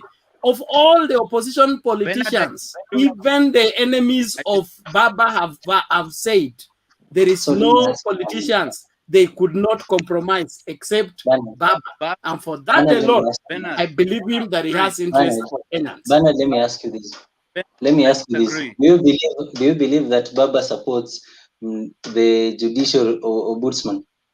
Do you believe really the character of Baba being with the history yenye amekuwa nayo? Do you believe that Baba is supporting kwamba all the powers irudi kwa IG? Do you really believe that Baba is saizi ana believe kwamba judiciary all the powers itolewe kwa the commission irudi kwa Chief Justice? Hizi ni vitu zenye mimi I know. Hizo zote umesema hapo ni propaganda. Sema kitu kingine really. Baba has been a unajua Samilong, wacha nikwambie. Unajua shida ni hii BBI iko na documents karibu 20. Ukisoma hii inasema hii, ukisoma hii inasema hii. Just that he knows he stands to gain however way. I know there are things that history and the character that Baba has built over time, there are things he cannot allow, but simply because he knows that on BBI he stands to benefit on things, that is why he's supporting it. Kuna vitu zenye Baba hawezi kufanya. He cannot be fighting for reason. You are really misguided in terms of your disposition on matters BBI. As much as Baba played a very major role on the BBI, his personal interest cannot be ruled out, but it is not solely for his personal gain. It is because he loves this country and he believes he wants this country to be left in a better position to deal with the future than where it is. I agree with you. Let me correct you. That I believe completely. If he's securing his businesses and his investment, that is normal. Every human being will do that. But that he's struggling to get a seat or want to be prime minister, what has he not become? He has run this country without being president. Even now, he's still calling shots. You're complaining about it. Samilong, unaweza kuna soma comment hapo, watu wanakufunza sana. Let me help my brother Samilong. Let me help my brother. Unaona today Mutembei, if we go to in Kisumu and ask people there why they're supporting BBI, they will tell you they support BBI because they believe after Uhuru, Raila is going to be the president. That's the main reason. And then another thing, Bernard amesema hapa ati Baba loves the country and he fought for this to be so that peace can be there and oneness. But you know, if there is one person who was to benefit from BBI, was none other than Miguna. Ingekuwa wameleta Miguna Kenya today, that could have convinced me that this handshake and BBI was meant to unify the country. If you see the way the guy is ranting in Twitter or in Facebook about Uhuru and Raila, you can feel that he's full of anger, you know, because he was shortchanged. He's the one who stood with Raila when the other president. He was shortchanged by who? He refused to comply with the method of coming back to Kenya. We cannot carry him back. No, Bernard, that's the fact we say. When the other principal, the most mature lawyer who was on his line, okay, gave him his advice. Let us get you in the country. Then when you get in the country, let's fight the other things. He refused. He wants to come back. Ministry of Interior ilikatana passport zake. Surely, Bernard. Canada is not Tanzania. Na alikatazwa passport zake. Surely, Bernard. Alikatazwa na nini? If you travel out of the country and you lose your passport, you go to the next embassy, get a paper that will help you travel back home. Then you can process your immigration papers. That is the norm with the migration law. It is everybody subject to it. So if you say that because there is a court order, you need to violate all the rules for immigration, now that one you want to be served specially. We don't have that place here. You are misleading. Bernard, you are misleading. I don't know. Bernard, did you watch when Miguna was being taken away from the airport? Did you watch? Baba was there, Orengo was there, and it was the time, I think it was 3 weeks after Baba had a handshake with Uhuru. So Baba could have just called Uhuru like, hey, muniwachilia Miguna. But walienda wakamshika juju, wakampeleka kwa ndege. That's where the I am not boarding came from, you know. So you saw it on television, okay? If there was the Baba was at the airport to rescue Miguna. Yes, they told him, let him comply so that he can be what? Comply helped. for He what? refused. He wants to be helped the way he should be helped, not the way it is provided for. Baba stayed almost 2 hours begging him at the airport. So what else did you want him to do? Bernard, Moses, comply. Let me ask Bernard this. Comply with what? Bernard, Moses, let me ask this. Do you know the difference between confiscation and losing? Because Miguna's passports were never lost. They were confiscated by the Ministry of Interior. So when you're telling me the court directed the ministry to return the documents to his lawyers, and then they started all these shenanigans, Yasiji, foreign affairs and everything. It is not that Miguna did not want to follow the procedure. He actually followed the procedure. And then when you're talking like this, Bernard, you're one of the people that I really respect. But when you start talking like this, unajua hata nashindwa hata kudebate. Sir, look here. If Bernard amefanya nikae kusubaa, nijiulize wa? Documents were destroyed or got lost. Or they were, just a moment, there is no way you can process your passport without you. Bernard, just a moment. You need to come, we take your fingerprint, take your photograph, make for you a passport. But you don't want to come Bernard, the way the government said come. You want Bernard, to fight the government. Who is going to invite somebody to come and fight them? No. Let me come in, Bernard. You're misleading the people.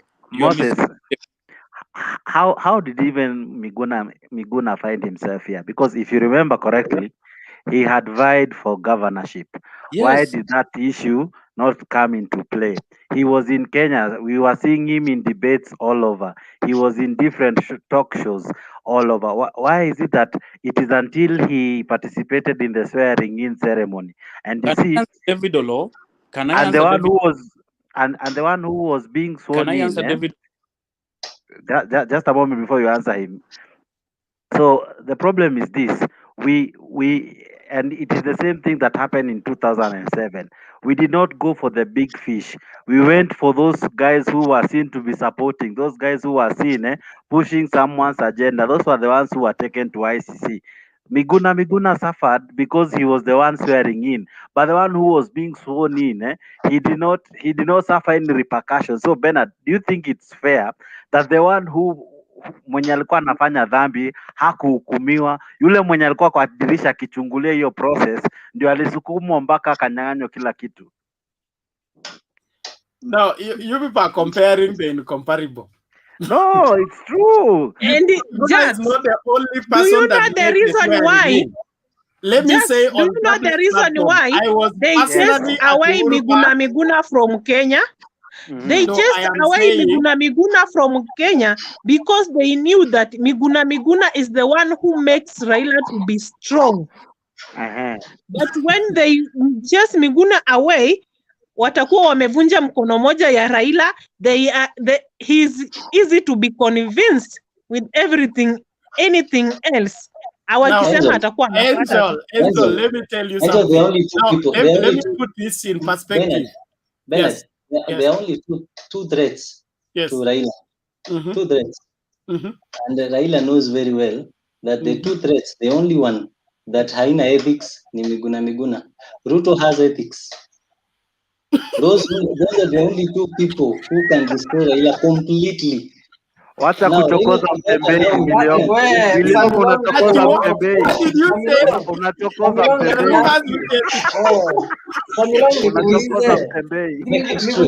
Miguna ameandika mpaka vitabu mingi sana akijaribu kuharibia Raila. Ameharibu nini? In fact, even 2017 Raila akiwin, I didn't even have Miguna on sign. Miguna is on record kusema yeye mwenyewe alipigia Uhuru Kenyatta. How is In he strong with in Miguna? fact, He is even the stronger reason without Miguna. Acheni Miguna bwana. was an alipoandika opportunist. peeling off the Okay? mask. An opportunist that when things had gone bad, he jumped ship and began to support a person he has written off. He was on television saying there is no way Raila can win an election. There is no way Raila can be what? President. But when things went the way they went, he jumped ship, now went closer, declared himself general.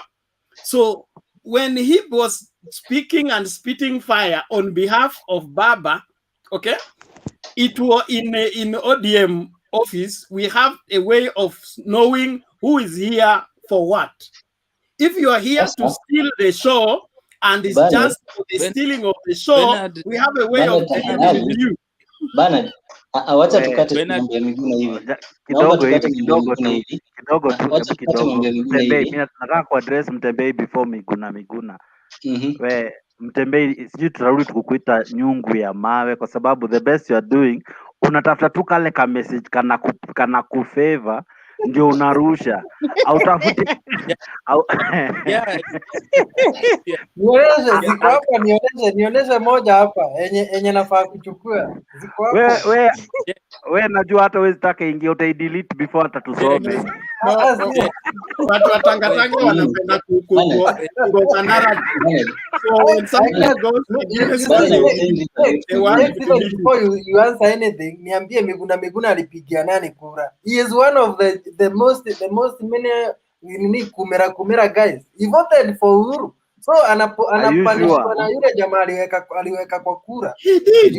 Kwa TV mwenyewe alisema akasema I voted for Uhuru. So sasa nani ndiye anafaa kumtetea? Si Uhuru ndiye anafaa kumtetea, si Raila? Tuambie what you want sasa. Wacha Miguna akuje. Acha Miguna afike Kenya. Akishafika Kenya tuone who is going to start taking action against Miguna. Kwa sababu mtu ya kwanza ni Baba. Baba atasukuma nani Uhuru. Huyu mjamaa hatakuwa anatoa sauti. Hatakuwa anatoka hata kwa nyumba. Ngoja mtaona. I know this. Hii itafanyika. But yeah, let me tell you the truth about Sorry? Let me say this. Miguna, he risked his life to go to Uhuru Park because he knew Baba won the elections, right? He risked his life, while other principals, the likes of Wetangula, Mudavadi, Kalonzo, walienda wakajificha, and they could not go to attend Baba's inauguration as the people's president. But Miguna mwenyewe alienda. And then another thing, Bernard, on the day Miguna was being whisked away at JKIA, Baba was present and Orengo was there too. And it was 3 weeks after the handshake that wanasema he was meant to unify the country.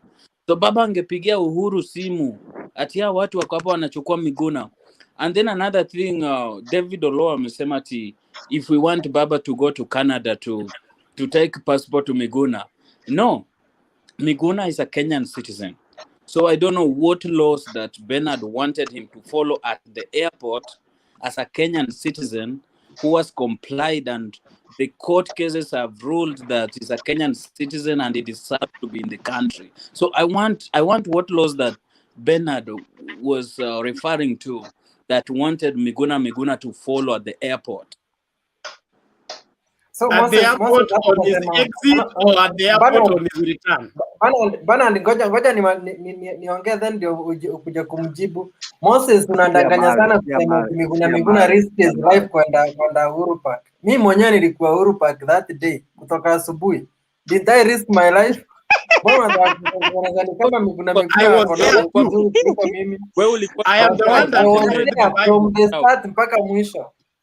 Wewe kushikwa, ulikuwa kwa crowd. Nilishikwa na nani wakati tuliingia hapo, kulikuwa na police within very few minutes, wote wakatoka, tukabaki peke yetu tukijitawala. No, but alienda huko juu. Hakuna kitu cha juu hapo. No. Hapo nilikuwa hapo. I was there nikichukua picha hivi. Let me ask you, Mutembei. Let me ask you like this. So somebody is good whenever they are fighting for Baba. They are really good. How Mtembei, can I can you close fight? the show? No, Moses, how can you Mtembei, fight? How can you claim you are Mtembei, fighting for Baba yet you didn't Mtembei, vote calm for down. him? Mtembei, No, calm down. you see, mnataka kuforce mwingine alipigia Raila kura. Mlikuwa never voted for Baba. So he was even an outsider. Tulia, He wanted to come tulia. and take over NRM ilikuwa yetu timu yake sijui Now, nini. This guy never voted for Baba. Alikuwa anaandika kazi yake ilikuwa kwa kurelease kitabu after kitabu akitell off Baba. But hata with all the books Baba still won. Then anaanza kujistikia hapo. But Okay, okay. Moses, Mtembei, hebu kidogo. Let's now have a topical debate. Ndio. Ashley. Tumetulia sasa. Yes, I'm Ashley. here. Sasa endelea, moto imetulia. Nimekuja kuongea na Bernard. Okay. Okay, so one, I don't see what the crime that you're talking about was, because there is no people's president position in Kenya. So hiyo ilikuwa kama chama ma. So I don't see if you took him to court what crime he committed. Uhuru is the president of Kenya. There is no people's president position. Na huyu mtu anakujanga hapa anajiita Mr. President hajashikwa. Unless the name president is not, he called himself people's president. He's not the same as the president of Kenya. Okay. So that's one. Number two, when they went to court and the court declared Miguna as a citizen and asked Matiang'i to bring back his passport, to give him back his passport. He gave him back the mutilated passport.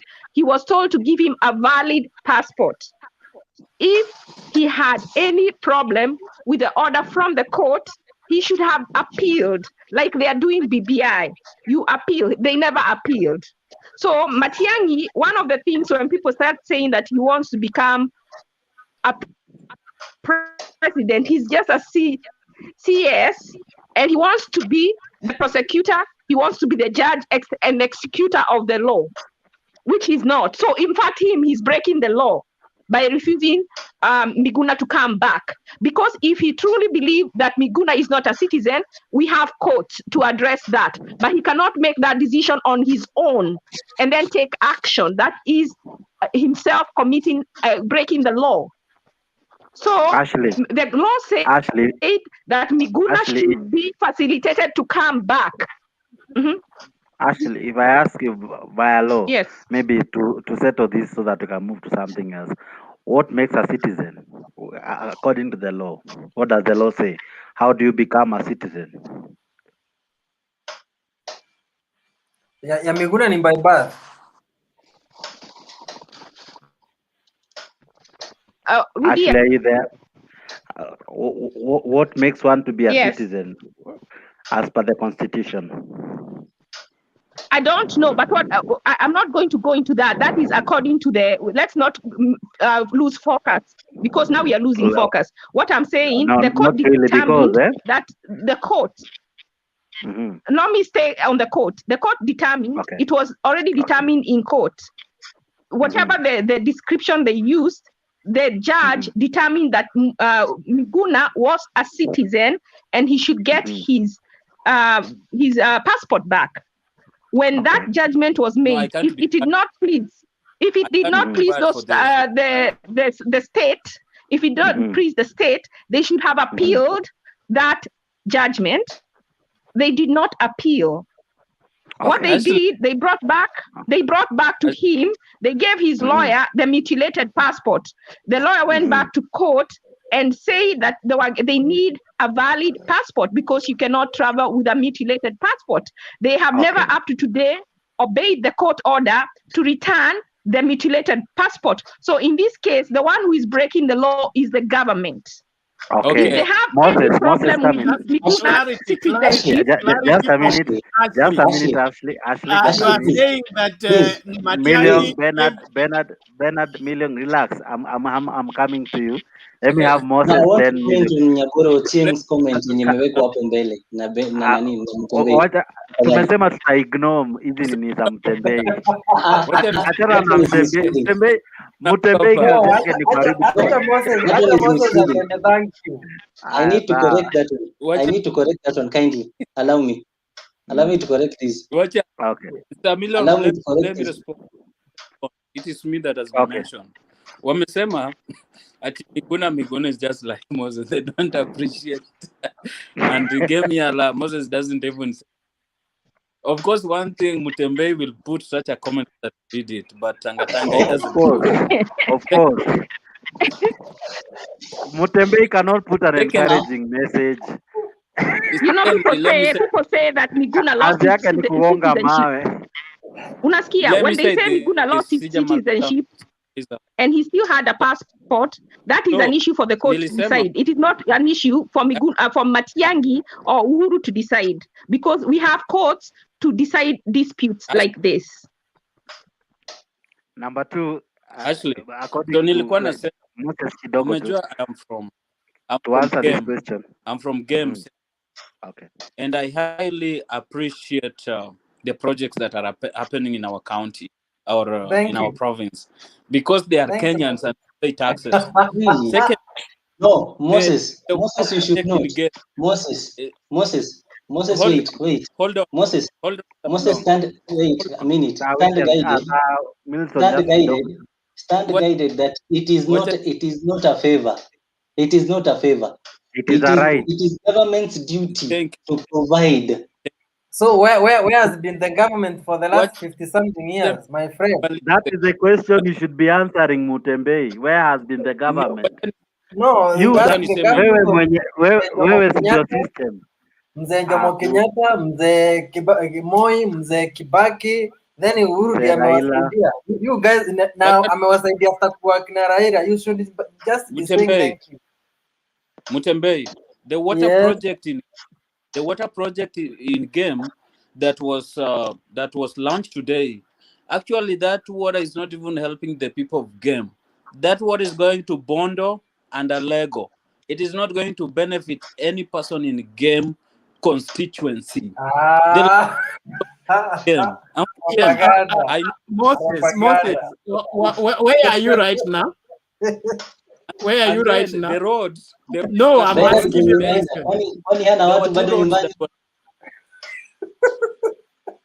No, there were roads that were not today in Game. Watch mchezo. How can water be coming from Game and the people of Game cannot benefit from it? Even they will get at least a job in the place and they will benefit from the project. And then you cannot rule things like that. Another thing, Bernard, be civilized. Another thing, there are 2 road projects that were launched today. They are not of quality. Wamemwaga tu zile kokoto. There is one from Kudiaga to Wagai. From where you are, you not any quality. Kama zile zenye Uhuru anafanya Central Kenya. They are not of that right. You people don't have Go and visit those roads today. Kuna comment hapa Moses. We. Yani serious. Hata mimi nitaanza kuweka comments na niko sure hautaweka. Unadhani hatuwezi type hata sisi comments? It is true.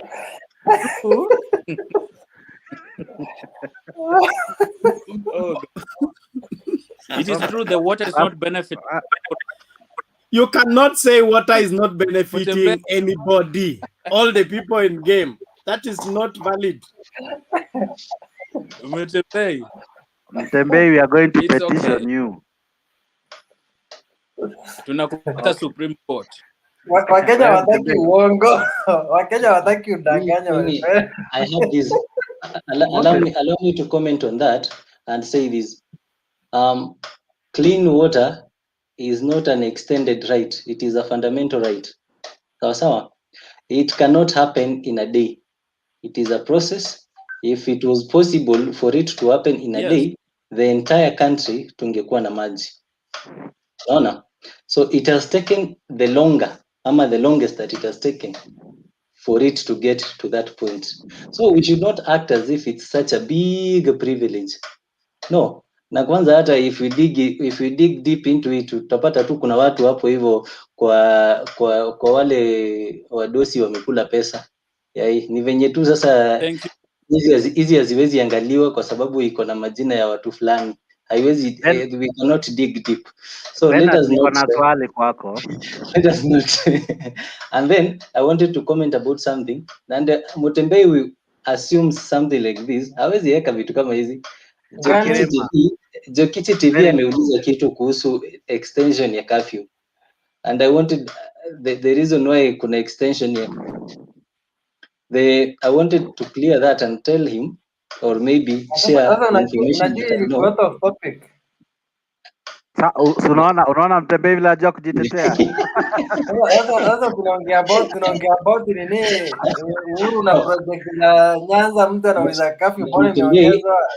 Mtembei, if somebody seeks guidance ama information, we should at least be at liberty to share. But COVID ijafika 5%. They said when it's below 5% ndio wanaweza review. But still tunachezea 7 points, 10 points, 11 points. On 25th ilifika 10.2%. Yeah, the total nini tested. The issue walisema ni if ikifika 5% and below consecutively wanaweza loosen. Unaona? For some weeks. Yeah, then there is this issue ya the second mutilation yenye originate India. It's really catching up to Nyanza province. Huko ndio baba yuko. Baba is strong. It's really catching up.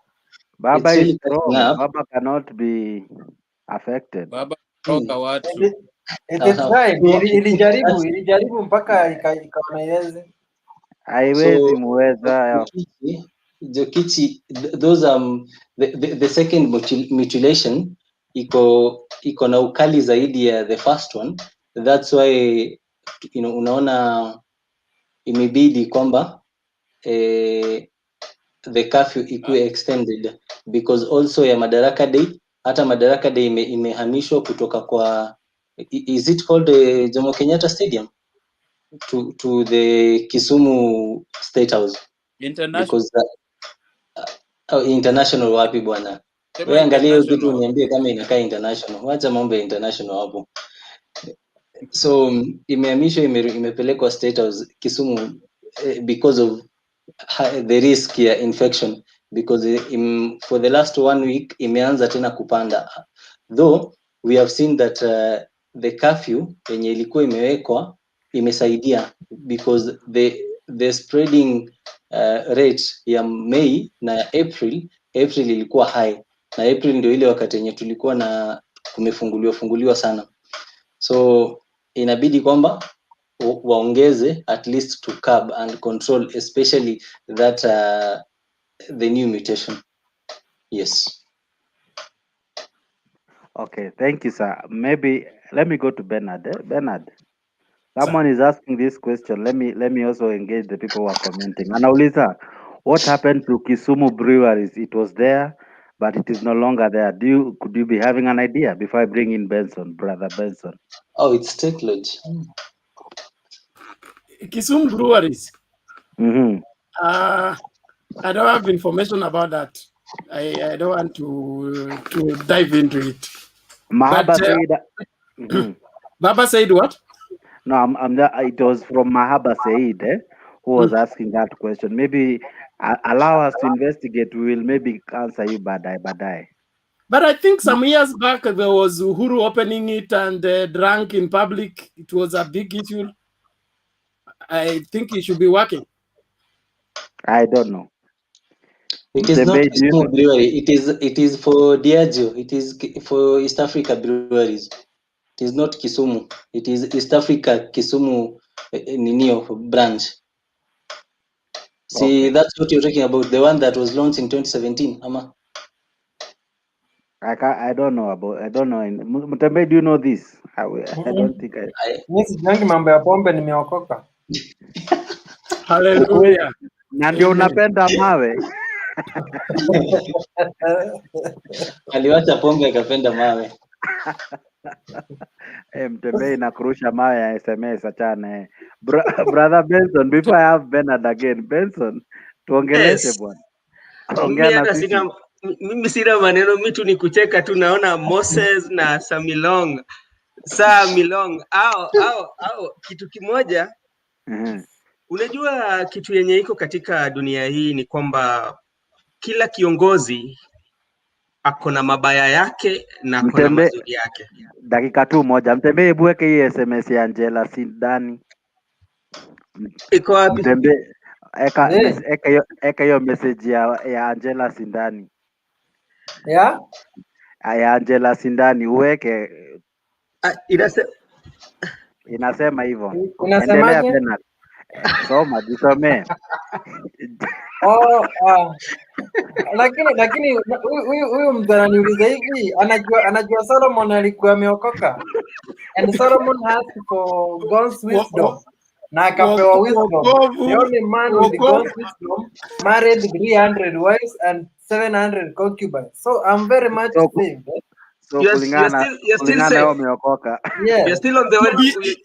Having several wives doesn't stop salvation. Salvation reaches to everybody. It's for Tembe is confusing between saved and safe. Are you safe or saved? Saved. You are safe. Not, yes. You are not safe. You are saved. Me, I think you are saved. Brother Benson, continue. Okay, asante. Moses na ndugu yangu Samilong, unajua kitu yenye iko ni kuwa every leader, even like every leader has their good and their worst part, unaona. And like as a person that has influence in the society, or at some point you will be a leader somewhere, that are some of the things that you will be meeting. And like you have to learn to appreciate the good thing that somebody has done and the bad. And like when you talk of game, you are talking of a Maram Road. Actually, like even if it is that Maram Road, some of us, actually, we are hitting our 40 years or 30 years, we are still walking on the path. And when that road is there, we kind of feel like this is achievement on our area, however bad it may be. Sometimes we might be criticizing it based on like where you are and you've seen the improvement, the standard of how they make those roads, and you compare them to the ones you see in game right now. There's a big difference, you know. So like at least let the people who have been there for 75 or like 60 years without seeing a road like that, let them appreciate. Yeah, I think that will be good. Yeah, you know, Moses. You know, kama kuna mahali mtu amefanya vibaya, let's say huku ni mbaya, lakini kama kuna pali kizuri iko, tusifu. And like the good thing is, yeah. Can I answer? Yeah. Yeah, answer me. Moses, go ahead. Go ahead. Go ahead, Moses. Who was asking question? Moses was supposed to ask me question. Wacha mimi niulize kwa sababu hata mimi umenitaja. Yeah, bro Benson. Wewe sijaingia kwa yako. Bado. I didn't compare it with the one. Unanipata? I didn't compare it with the one this side. Yeah. The budget, the amount of money that costed. I know where the road is located. Yeah. The amount of money, if you see the quality and the money they say costed, that add up. You saw even like there's one road like they have a bridge, right? The bridge is only one lane, like one car. They can't like there can't be an opposite car coming to pass each other. It's only like one. Oncoming, they can't. I'm not trying to compare. I'm just saying the quality and the but budget. I agree. Unajua, let me tell you something. Unajua kwa Kiswahili tunaita ile masemo ya kikejeli. Unaona? Ukisema kwamba ni ile Maram Road, unajua hiyo ni kejeli, lakini kama ungekuwa nasema ukiongea kwa hiyo budget, kama ungeiweka in a way yenye mtu anaweza elewa, anasema kuwa pesa yenye ilikuwa imetolewa haijatumika vizuri, lakini the way yenye ulikuwa umeiweka Unaona, mtu anaona ni kama uko na kejeli fulani.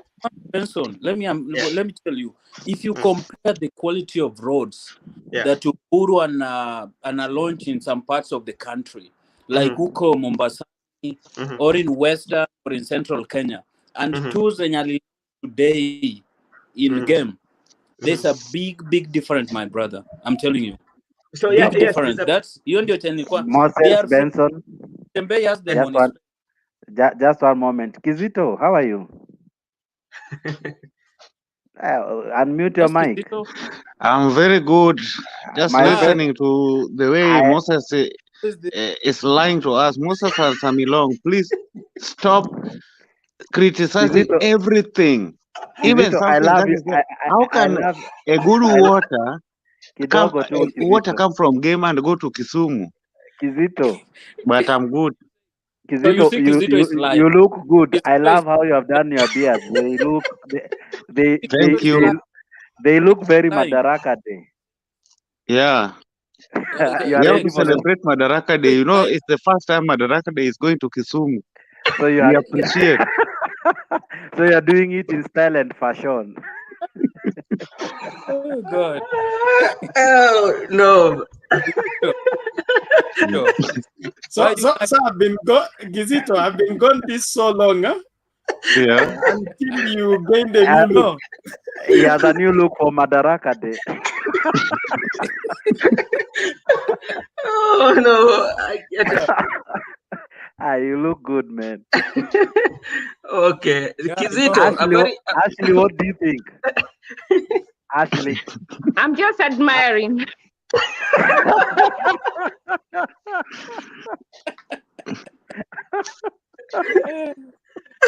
Hey, Kizito. Yeah. Unalala na kofia, bro. You are lying. How can I sleep? Don't I have a bed? I have my bed. I'm just sleeping in my couch, listening to you people. Sawa sawa, karibu sana bro. Yeah. Benson endelea. Benson endelea. Mi hata sasa Kizito ameniconfuse, hata sina vitu zote zimekimbia. Sasa Moses. Yes. Kitu pia lazima tena ujue the kind of like the leadership that we are dealing with. That is something that you have to appreciate in Kenya, you know. And there's a way like unaweza isema, na kitu moja pia nimegundua ni kwamba Raila is coming from your home area. You share with him the same county and everything. But like, even if you disagree with somebody in the ideologies, does not mean that you speak of him very badly. Yeah, I can assure you, Samilong, I'm not like a supporter of deputy president, but like there are things that deputy president has done, like, and I like him, but like I'm not his supporter, you know. But that one does not mean that like I would talk something bad about the deputy president, you know. The things that deputy president has done that like they are meaningful and they've changed life of the people, you know. So if we want to be good citizen of the country Kenya, like let's just like tukosoe vizuri, tusikosoe na chuki ndani yetu. Unaona? Tukosoe tu vizuri, tuseme hapa naye kufanya vizuri. Venye unaongea juu ya BBI unasema baba ametuangusha, lakini useme kwa njia ambayo inaifaa. And mute your mic. I don't know who. Whoever is joining in, you have to mute your mic.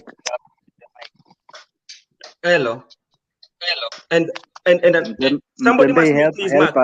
Mtembe, help us to mute that mic. All right. Is muted? It is for Eric. Okay. And another thing I would like to say about the things that are happening in Kisumu. You see, like, even those big projects that we are seeing are happening in Kisumu. We've not seen them for the longest time in our lives. Okay. Yeah, we've not seen them, and like even though we might say they are tied to political kind of thing, but like as the residents of Kisumu, we feel good, you know. Okay. we feel good with that. Like if I want to give you the history of Kisumu since Jaramogi Oginga Odinga, like there's no big project that has come to Kisumu like the ones now we are seeing now. There's no big project, you know, and like we are very happy with what is happening. So hata kama wenye watabelieve ni siasa sawa, sisi wenye tunaamini kuwa hizo zitakuja kutusaidia na mafamilia zetu ambao sisi tuko huko, sisi tuko sawa. Hey, Bro Benson. Yes. Let me Just a minute, Moses, kidogo tu. Eric, how are you? Kidogo tu. Eric, how are you? Eric, how are you? Eric, are you there? Eric Omolo. Eric is Can you? Okay, sawa. Moses, and then maybe I'll have some long, but Moses. Go very quick. First of all, let me answer Kizito too. Kizito came here with lies. First, I did not say the water goes to Kisumu. I said it goes to Bondo and Siaya. So that was from Kizito. And on my first talk, I said I appreciate everything that is coming to Nyanza. We've never. Eric, mute kidogo, mute. Continue. That's something that is good for our region. But we don't need BBI. We don't need handshakes for us to always have projects like that. The people of Kisumu pay taxes. The people of Siaya pay taxes, just like the people from any other part of the country. So whenever they get that, that's their fair share. You know, we don't have to thank their democratic right. Democratic right, because and their the constitutional right to be the president of all Kenyans. So when he comes to Siaya, he's in Kenya. When he goes to Migori, he's in Kenya. So, you know, we can't say that, oh, this is in Matunda handshake, BBI. We don't need BBI for that. We don't need BBI taxes. We pay taxes every day. That's what I want to say. Okay, Moses, I agree with you 100%. But like I say, I agree with you. There's also one thing that I want to tell you. Just a moment, just 2 minutes tu kidogo. Okay. Alafu na nini? Kitu ambacho nataka kukuambia, I think we all know very well like how the Kenyan system used to work. If you are in opposition, it was not very easy for development to come to your area. Especially like the Nyanza part of Kenya has been in the position for the longest time in history. We know that, and there was no development. And when Raila came, like they shook that hand. When they shook that hand, we saw like the development that came to Kisumu. You know, I think what you said that the handshake should not be the reason why development should come to Kisumu. But again, that was the only way that we feel that maybe the development came to Kisumu. If the handshake was not there, I don't think all these projects in Kisumu could have been happening, because like they could have been running parallel lines. You know that. Okay. So you know what? I want to ask, what can we do to other areas that have the same problem? What do our leaders need to be doing to demand the government serve everybody? Because we are all paying taxes. So this, if this is really a problem, so there are other areas that have the same problem. What is the way forward to make sure this stops? The way forward. Can you answer? I can answer that. The way forward. The way forward is Kenyan citizens to elect leaders who have the vision for the whole country, not for the regions. Okay. Samilong, go ahead. Let me say something on the same. Let me say something on the same. I think. Kidogo to Bernard. You'll be next.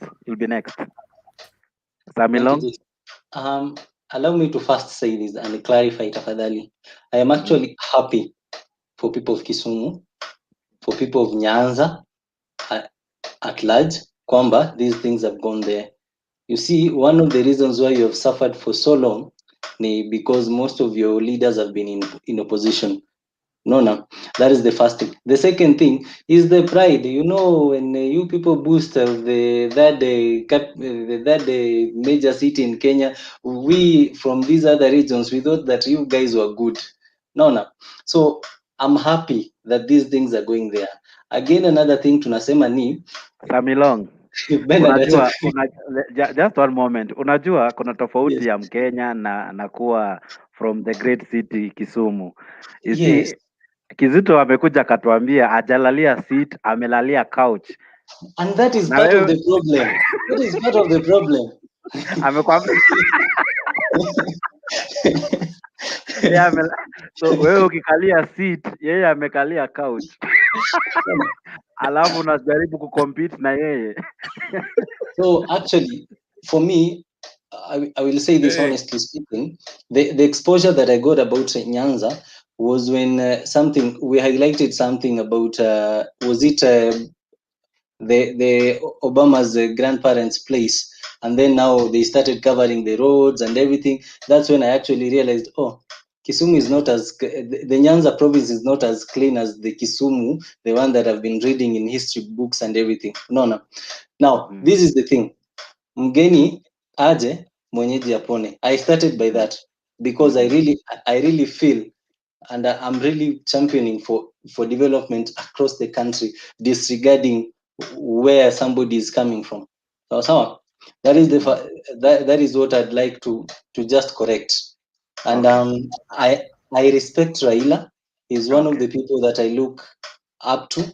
He's one of the people that I actually know as one of the best political. They have political strategies when you wako fiti kabisa. Because it's Ruto and then Baba. Hao wengine hakuna kitu. Don't compare the comparables. No, wait, please. Let me just finish what I'm saying. Kindly allow me to finish. Ashley asked a very good question. What can we do to remedy this kind of marginalization? Okay.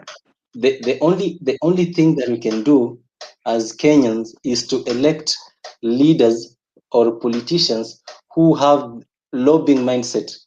Kwamba unaona mtembei namuona tu. Okay. I would like us to have leaders from the governor, from the MP and the MCS, and it's something that I've said more than once. People that have lobbying mindset and lobbying politics. Kwamba I might be disagreeing with you, but I will swallow my pride, go face the president and request. Wakati umesema unataka kutengeneza 170 kilometers in Kenya. Kindly, as an MP from this place, I need at least 5 kilometers kwa sababu kwangu kutoka kwa shamba kwenda town na my people are majorly farmers. This place needs at least 5 kilometers. You know, that lobbying and that mindset of lobbying and putting politics aside and focus on development is the only thing that can make this country great and can make the development not marginalized. I beg to differ. Okay. The reason why we are advocating for BBI is so that development will no longer be a favor by the government. It will no longer be subject to lobbying. It will be constitutional. And money will be developed, will be devolved to each and every county and each and every ward, so that the country can develop without depending on the goodwill of the president. The reason why marginalization has taken root in the country. Bernard and Ashley. Ashley is asking you, Bernard. Yes. Which clause? Sorry? Which clause of the BBI? I am saying when we get the 35% going to the county and then we have that ward development fund to the ward, constitutional, in the constitution, then it will no longer be the president going in a place so that development takes place. The money will be going Bernard, what you don't know, even now with the 15%, even now with the 15%, national government is still not releasing the money to the counties. That 15%, like now they are 4 months behind.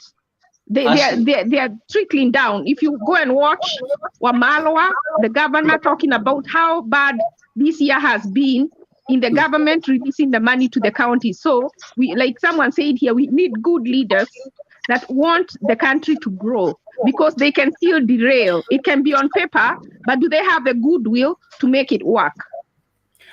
The reason why 50 years... Samilong, just wait. What is this, Samilong? Wait kidogo, Before you Samilong. answer, Bernard, stand guided kwamba kuna project zina differ. There is a national government project, there is a county government project, there is a constituency fund project, na saizi mkipitisha BBI venye mnataka, there will be that, I don't know, 5% yenye itakuwa inatoka kwa county ikienda kwa MCAs. But there is this thing called lobbying for that national cake. None ya national cake is what I'm talking about. National cake ndio iko na capacity ya kukuja na big projects kama hiyo port ya Kisumu.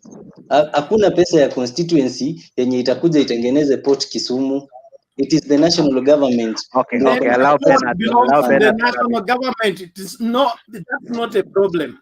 What I am saying is simply, when we leave the development of the country at the will and the favor of the president or one person, what happens is that the marginalization that has taken place for 50 years will continue. Siasa mbaya, maisha mbaya. And that is what has prevailed all along. Those of you are saying that the 15% is a problem. If you have been in this country, you will tell me that there is a major difference in the development of this country after devolution than any other time in history. The Kenya we used to have before devolution and the one we have after devolution, they are two different Kenyas. There are places where the roads were impassable. There were places nothing was taking place. Even education was an issue. But now at least there is some light, at least there is some road, at least there is some moving forward.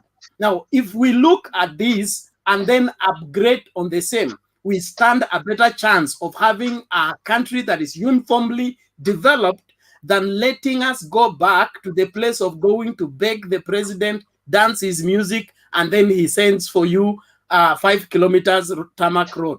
We need to move away from there so that the system of the government ensures that the country develops not as a favor, but as a reality. If we don't digitize, if we don't move to the next level as a people, where are we going to be left as a world? Bernard, you know, the only bad thing about BBI, it needs to reduce the powers of the president, because I feel like everything we talk about, it's rounding off with too much power on the president.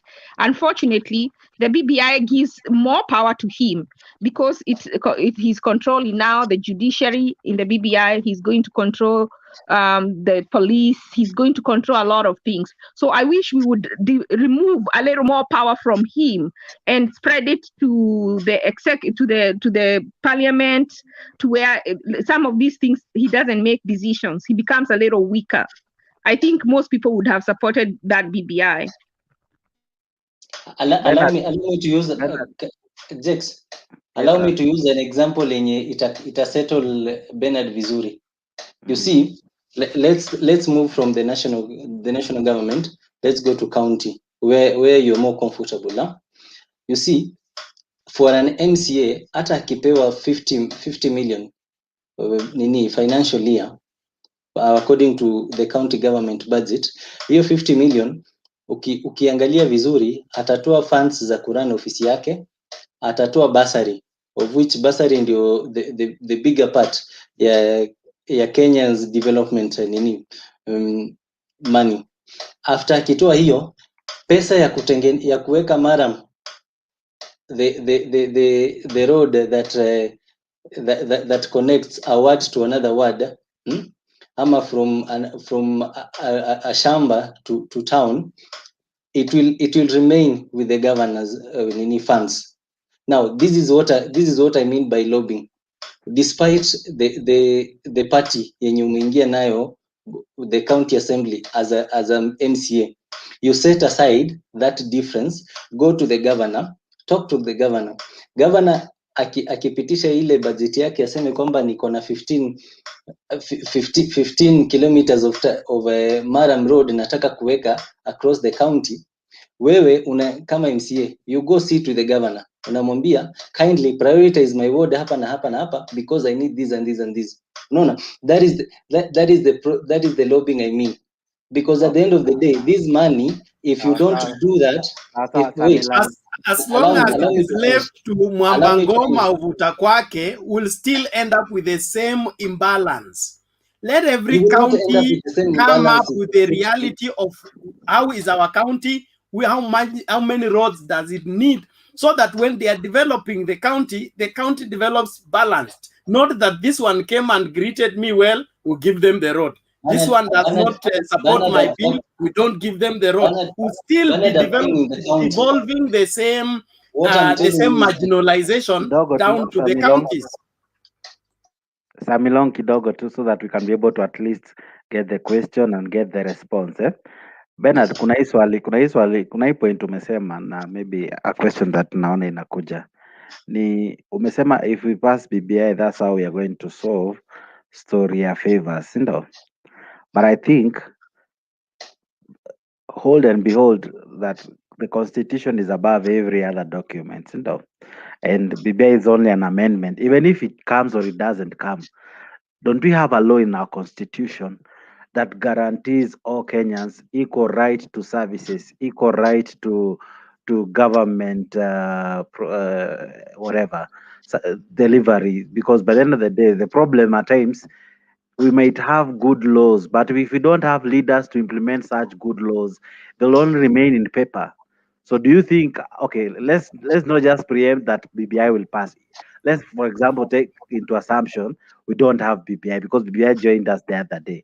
Do we have laws governing our nation that helps us to say, I will not favor one region because I'm elected in that region? If I'm the president, I will be a symbol of national unity, bringing favors to everybody or every region, because that is what the constitution mandates me to do. Bernard.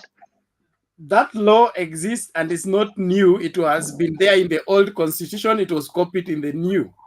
The reason why the crafters of the new constitution pushed for devolution was because, despite the fact that the law disputed that the president is the head of state and the symbol of national unity, he continued to do what? To offer favors to those that are pro his party and against those who are not. So devolution has brought change by reason of ensuring that by money going to every county, the country will develop regardless of how they voted. And that is why I advocate, if we add the BBI additional to the current constitution, we'll have a faster development rate than what we have lost all this time. So as much as BBI may have its faults, on the aspect that they will have guaranteed, like right now, Uhuru cannot wake up and say all counties have been cancelled, we are all going back to national government. Why? The constitution forbids that. And so if we make 35% also constitutional and the 5% for the wards also constitutional, the government that comes in, whether the president is good or evil, as long as we have a vibrant working parliament to secure the devolution, we'll have uniform development in the country. Bernard, you're also forgetting the big elephant in the room, corruption. You're forgetting that big elephant in the room. It is one elephant that even if we get 100%, not that just 35, even if we put 100% and we have not addressed the elephant in the room, corruption, do you think development will, as you put it, be to every person? Because even COVID money, pesa tu kidogo. Right now, corruption is being dealt with. Although BBI offers a better solution to corruption by reducing the time limits on when the case must be heard and concluded. And in the process, we recover whatever that is lost. If that happens, the corruption case will be dealt with once and for all. As long as akiiba anakamatwa, mali ile ameiba inachukuliwa. Like swali yangu tu ni moja tu. Now with the corrupt governors. If that prevents carried on, we'll have a better country. Okay, thank you. Umesema vizuri. Swali yangu tu itakuwa ya mwisho before niulize Sammy Longa kuuliza swali. What prevents hizi kesi zenye ziko zisimalizike haraka? What is the magic bullet in BBI that will fasten this case? Will it bring there is no limit. Wait, let me finish. Will it bring robot judges? Will it bring robot prosecutors? What will it make? You forgot? It will... Did you forget? Also coming. Kizito is coming in. Alikuwa anatoka from he's smoking. But he's also he looks different. Said no. Just feature tu kidogo. Okay. So what will be the magic bullet in BBI? Because the timeline, by the way, time is not the issue. The issue is, do we have a competent DPP? Do we have competent police who do the investigation? Yes. When the cases are provided in court, are they proof? Is there proof enough that they will be? Unajua kama ushahidi haina ya kutosha, what will happen ili atinde to meet timeline? Cases zinakuwa dismissed mapema. So if we don't have a competent process, time will not be the issue, because issue is not the time. Issue is, are we, even when we do these investigations, are they mad by corruption themselves? And is the president releasing the money for judiciary and employing enough judiciary for them to perform their job? So it's beyond just he has 42 judges that he has not yet let go to work, and also he's refused to release finances for the judiciary. So before we blame the judges, you see, I say the president, there's a lot of pointing back every time to him. Reality shock is this: what will happen with the caseload? Because BBI does not say that it will increase the number of judges so that the caseload that imekwama kwa most of this mahakama, they will be reduced. What will happen to this so many caseloads? Will we first deal with the very fresh cases, or we'll forget about the old cases so that we say ndio sasa kesi iwe inaisha within 1 year? What will happen with the old cases? If you can answer those questions. There must be a special division to address corruption cases within the judiciary. Has it been stated in BBI? Sorry? I have read BBI. You don't have to have everything written in the BBI. Every time there is just the other day, let me tell you, when we had the corruption about the COVID money, Somalia had the same problem. By December, their people are already in jail. They are in jail right now for that corruption of COVID money. Ours has not even started. They are still being under investigation. If Somali can be that efficient, in 3 months, they were in. Ashley. So Somalia has a working constitution. Mtembe, even the latest case ya COVID haijakuwa solved. Angalia, let me give you just some few facts about people are beginning to corruption. EACC, as we stand, go ahead, Samilong, and then even 500 staff. EACC has not even totally devolved their offices. They are in specific counties. They do not have the capacity. Let's begin there. ODPP haina watu wa kutosha, pia iko na less than 500 people. The last time I checked, ODPP was like 100 or something, and hao ni watu wenye wametolewa kwa polisi.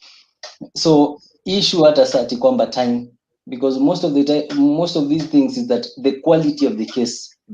Unaona Mtembei akishindo what he does, Because unaona quality of the case, because ODPP cannot take a case in court, a case that is not does not have any weight, and then the EACC haina resources ya kuinvestigate. Allow me to be kidogo tu Moses. Now that it doesn't have all these things, should we forget about corruption completely? I think we need to be optimistic and forward thinking in terms of I think what you have suffered, Bernard, tonight, you have Bernard. suffered a blow in this sense. You are unable to defend what you are telling us. No, well, the BBI law is not supposed to capture everything as in how it will work. It's just a constitution amendment, after which the parliament is going to act to put in the meat on how it's going to function. If there will be a special division in the judiciary to address corruption, then so be it. There are many task forces that are set by the government to address a special case. So we cannot say that we will not have because we are not having and it looks like we are understaffed. All that is speculative. We cannot rule out that. Okay. Kizito come in, then I'll have Moses. Kizito, tumeongea sana, wacha tusikie Kizito kidogo. Yeah, me today I don't have much to say. Only that our sweet loving sister Ashley asked a good question. But you people, instead of answering her, you beat about the bush. Samilong come out with it's trying to answer, but it's trying. What we need in Kenya is good leadership. We don't want politicians. We want leaders. A leader. Even these roads, these things people are saying, he was talking, that is not a favor, it's not what. If you have a good leader, why do you elect MCA, MP, what, up to the senator? You elect them, when they go there, they start saying that we represent. If you represent, why were you elected? To go and fight for your constituency, to go and fight for your ward. All this money you are saying that is going up to the ward. If you elect somebody who is not even talking in the parliament, by the time instead of going to parliament, he have got meeting, is going to Arampe, is going to funeral. When will he go there, sit, discuss, talk to the people who are responsible? They are there to represent. They are there to represent. All these things you see, people are blaming Uhuru Kenyatta, Ruto, Raila. We have representatives there. Why? What is their work? I only support Maraga. MCA plus everything could have been disbanded a long time ago, and they go 4 months left. They should go home. Yeah, they should all because go they are home. there. They are bragging. They are saying we represent. We represent who? And you are not even. If you cannot even make a road in your area, who do you want? Can me as a citizen, can I come even if I pay tax? You are paying tax. How many times have you ever asked them that? How many tax have paid? You don't know. It's them who knows them. Okay. Okay, Bro Benson coming. Okay, nilikuwa nataka Moses pali, nilikuwa nataka kuongea about corruption yenye sasa Bernard amezungumzia. Mr. Bernard, unajua mimi saa zingine niko upande wako, lakini sasa na tunataka tuongee hapo ukweli about the BBI and the corruption case. Okay. BBI na corruption case na hiyo ombudsman wanaweza weka, lakini kama the investigators, because like Kenya, most of the corruption cases are investigated politically. They are investigated politically, and like when somebody is being investigated, maybe he is a threat, his political career is rising, or is opposing something, like, or is trying to block something. But it's not investigated like, it's like investigated like we are investigating this to get money that was stolen from the public, you know. So like you find, I want to give example for Kimwarera and Aror. The money was lost, but the way the investigation was done was a political investigation. It was not going to get any benefit from it. And up to now, until today, it has not worked. Like you see the other days when they're again going to court to charge the finance minister, Korir, again. Okay. Yeah, which means the investigation from the beginning to the end was very shoddy. Yeah, it was politically motivated. So even if you have the BBI with all the ombudsmen and everything, and that political kind of like investigation is still there, we are not going to achieve anything when it comes to corruption. That's one thing that I want to tell you. Moses, kidogo tu Bernard, let me ask Moses this question. What will be the magic bullet to end a case in 1 year? What is the magic in BBI? What do you think? Nilikuwa nataka kusema leo watu wengine wamesahaulika, wanalala tu. It's like two people are just talking. Well, to get on that your question about corruption, like Kenya needs to have an independent body that does investigation with on corruption cases. In Kenya, for instance, the cases with COVID that you guys were talking earlier, it is those who are involved in corruption that are investigating themselves. What do you expect? The other time I talked about the Nyamira County Assembly that collapsed. They were saying it was like over 300 million, something like that. And then they were coming that the engineers, the will investigate, project manager to do investigation about why it collapsed. How do you expect people who are involved with that project to do an investigation? It doesn't make any sense. So that's the problem with Kenya. They must have an independent body that can't be interfered with, that the executive can't get in to interfere with, Like when Bernard talks about ombudsmanship, these are the things that are going to bring corruption in Kenya, to be honest, because they'll be able to interfere with the judiciary. They'll be able to threaten the judges, lawyers who are going to judges who are hearing the case, because the ombudsman is to submit a complaint to the president. What if a president is involved with the corruption case with the judiciary? The case will be fair because they will be receiving threats, because ombudsman will be responsible into appointing of judges and the Supreme Court, the Chief Justice, right? And that will be responsible for appointing. From where? No, he will recommend to the president. He will recommend to the president. No, the ombudsman is to address cases that are being dragged out by several judges for refusing to give right judgment or avoiding to give a judgment just to delay the case so that the case collapses. Or in the course of the judgment, the person being judged against feels aggrieved, so he goes to complain. It has nothing to do with appointing judges and. So in short, Bernard, ombudsman ni kama suggestion box. Not suggestion box. It works like kituo cha sheria. Kituo cha sheria, volunteer lawyers. When you don't have a lawyer, you can go to them and they will be able to represent you in the court free of charge. So the ombudsman will be... No, not a volunteer lawyer, Mr. Bernard. Let me help you there. They are not volunteer. They are how do you call it? How do you call it? There's one word I forget this word. They are there responsible for hata wanyonge, hata hao wanjiku mwenye mnasema. They are there for them. You don't pay them. The government is paying them. You don't pay them. If you are defeated, you have a case. You feel that you cannot even afford a lawyer. They are there to make the case for you.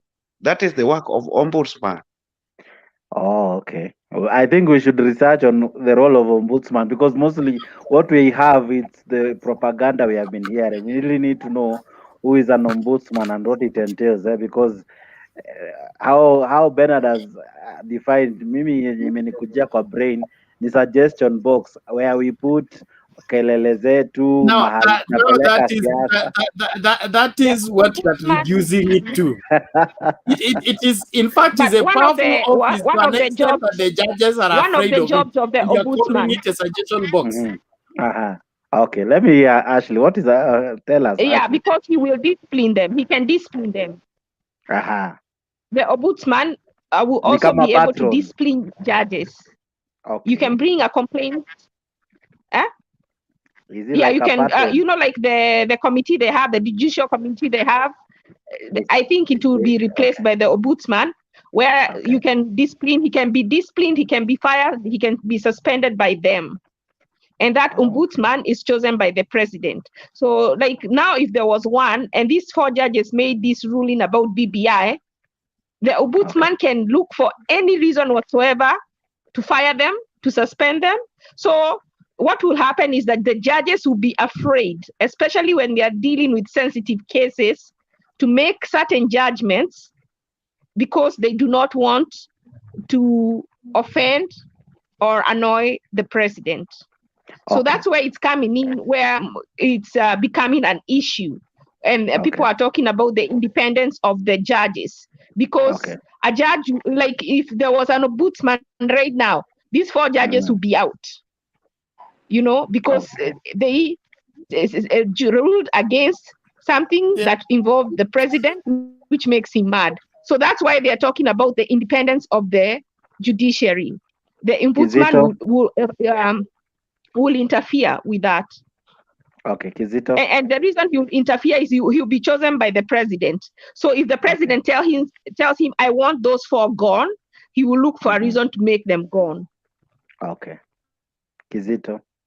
Just to add on top of what Ashley has said, it is not only to the president's side, it's also to the person who cannot afford.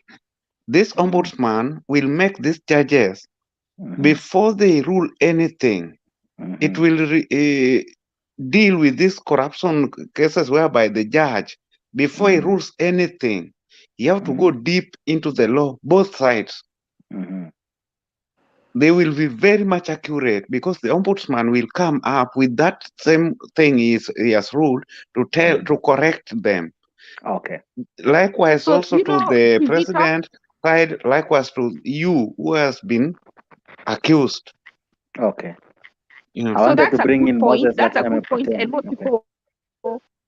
most people would accept that. Most people would like that part of the ombudsman, but the part that is huge, the part that people don't like about the ombudsman, is where the ombudsman reports to the president. So like these cases where they bring which are political, the ombudsman can tell the judge to rule a certain way, and if they refuse, then they can get taken out, they can get disciplined, can get suspended. So the other functions of the ombudsman might not be bad, but that particular one makes the whole ombudsman collapse, because it really takes away from the independence of the judiciary. Ashley, do you think this ombudsman will help Bernard's point that cases will end within 1 year? Well, the ones which the president wants to end within 1 year will end within 1 year. So we go back to the president. Some may take longer. It's like now we have the constitution, which some of it is not being followed. Okay. You see, like if the president wants to take out someone like Ruto and they put a case, they will make sure that ends within 1 year. If they put someone else who they don't really like, Waigoro, they went and carried things from her home. Have you heard? The case just came up the other day. You see how long it's taking? It's still the same people, the same players. They're the same players who are proposing all this. The same people, and they have no integrity. They are not people of goodwill. So what do you expect? You expect a document that they have backed to come and change them? Okay. Really? We have to look at the character of the participants. Brother, what do you think? And what I think again, like if that position will be there, the president will have to appoint somebody who's very loyal to him. Okay. Yeah. So I don't think like he will appoint somebody who has a divergent view, like somebody who does not goes with his ideology. Because he will have to choose somebody who he believes like this is my guy. So what and if like the you cannot betray your guy. When the president is the person breaking the law, or people who are loyal to him, would the ombudsman be as zealous to prosecute, or to do what he needs to do for them. You see, that's why we need someone independent. Because if the president chooses someone loyal to him and his sister is involved in corruption, would that person be able to pursue the sister? Will he be able to pursue Morade? You see, so there are people who will be protected, and those are the people who really want that part of the ombudsman. But then there are people who will not be protected. I think Bernard, we people I are think pouring too much water on this one. Let us at least give it a benefit of doubt. We still have got Kenyans who love Kenya enough to do the right thing. Not everybody is corrupt, and not everybody ascending to public office is there to eat. Like we have said, As if much that person as loves many... Kenya to do the right thing. Bernard, you know, Kangata was chosen by Uhuru. And when he told Uhuru that BBI was not acceptable in Central, what did they do? They kicked him out. So if this person loves Kenya to do the right thing, and that right thing is not according to what Uhuru wants, he will get kicked out. Uhuru will want someone who is loyal necessarily. to him. Kangata was eating from both plates. You cannot be supporting Uhuru in the day, and at night you're going to where he's being castigated. I am giving you an example of someone who he chose to become a majority leader, and he didn't want to be told the truth. So I've given you an example. This is who Uhuru is. So unless you are thinking that BBI is going to bring him redemption, to be born again, I am saying my point is not even serving Uhuru or not. I'm even speaking on that person who will be the president. Will we not have a president who has the interest of this country above his personal gain? I think we have a room to get that. Sorry? 50 years from now, this BBI, they already have someone in mind who is going to be all those seats are already preoccupied. No problem. What I am saying is BBI can even make somebody and be put in the office to serve the interest of these people as they have elected him. But when he assumes office, he can be like Magufuli. Okay, he gets in office and uses his office to do the right thing after being given power. So it is not guaranteed that when people make you president, you go and serve them all the way. You can choose to follow the constitution against their will and deal with them. If we have proper people in rightful places, they will be able to deliver. We have what it takes to make this country a great country. So we shouldn't dismiss everybody and say people who are making BBI are not fools. They know that they have looked.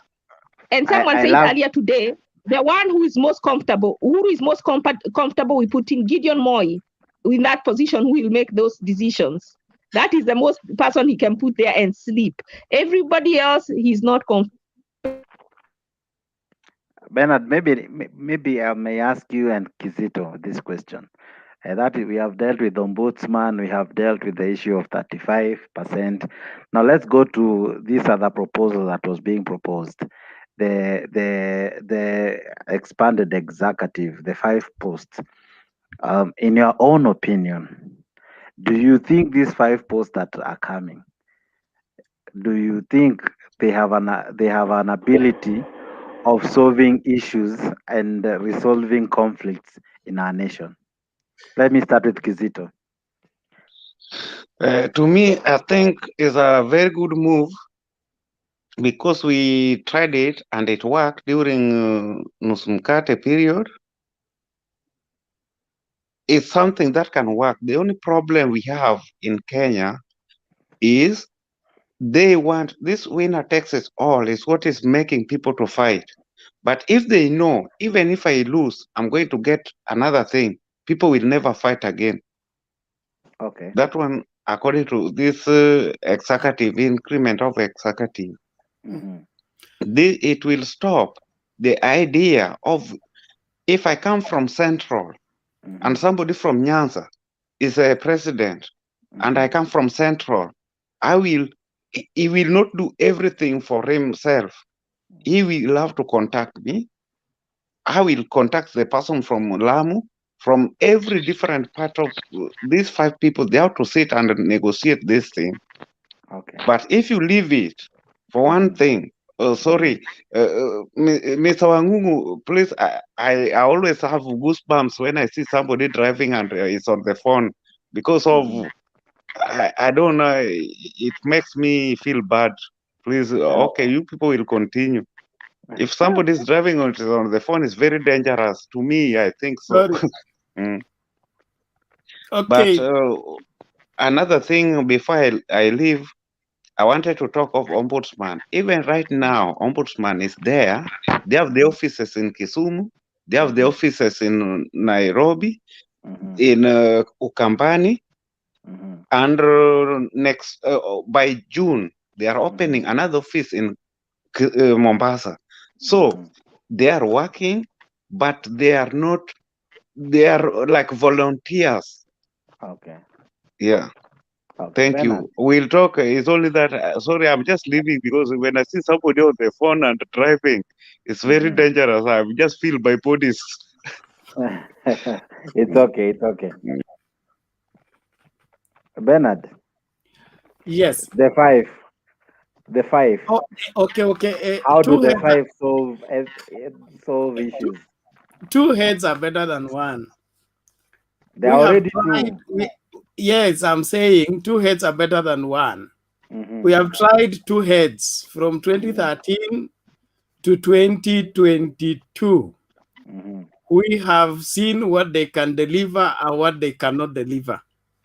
I think we perform better when we have different heads, 5 heads, contributing to national decisions. Example is NAC government and the Grand Coalition government. Their performance was superb and the development or whatever, the advancement was faster because of this accountability between these 5 people. So I think the expanded executive is better in terms of delivery than what we have. And then also getting ministers out of parliament makes them to do whatever they are doing now. Like Matiang'i is doing whatever he wants, he feels like doing, because he will not be on the floor of the house to answer questions from the parliamentarians. So I think the hybrid system works better for Kenya in terms of making things happen. Okay. Gadoma, ameenda. Benson, do you think five solves the issue? The 5, I say no. The reason why I say no is, and this was the only place in the BBI that I had a problem with, and the reason why I'm saying that is the way it was put. Like people talk of winner takes it all, and the people Bernard has talk of delivery. Bernard, sincerely speaking, when you listen on how people talk about the expanded executive, and they say when we have this expanded executive, we're not going to have the election violence. Okay. That's what like most of the time it's being said, and like even majority, the larger percentage of people on the ground, that is what they know, right? And what this one brings to me as a person is like, we as a country, we still embrace what we call a political tribal, because we believe if my guy is not in the executive, then we are going to fight, and if we were very genuine people who love their country, like other countries do, we could have gone, we could have gone the way, like we could have talked by ourselves and say, when it comes to accountability and transparency in terms of the Secretary of State, let amend in a way in which now they come back, the president and deputy come back to the house, and forget about the prime minister and everybody,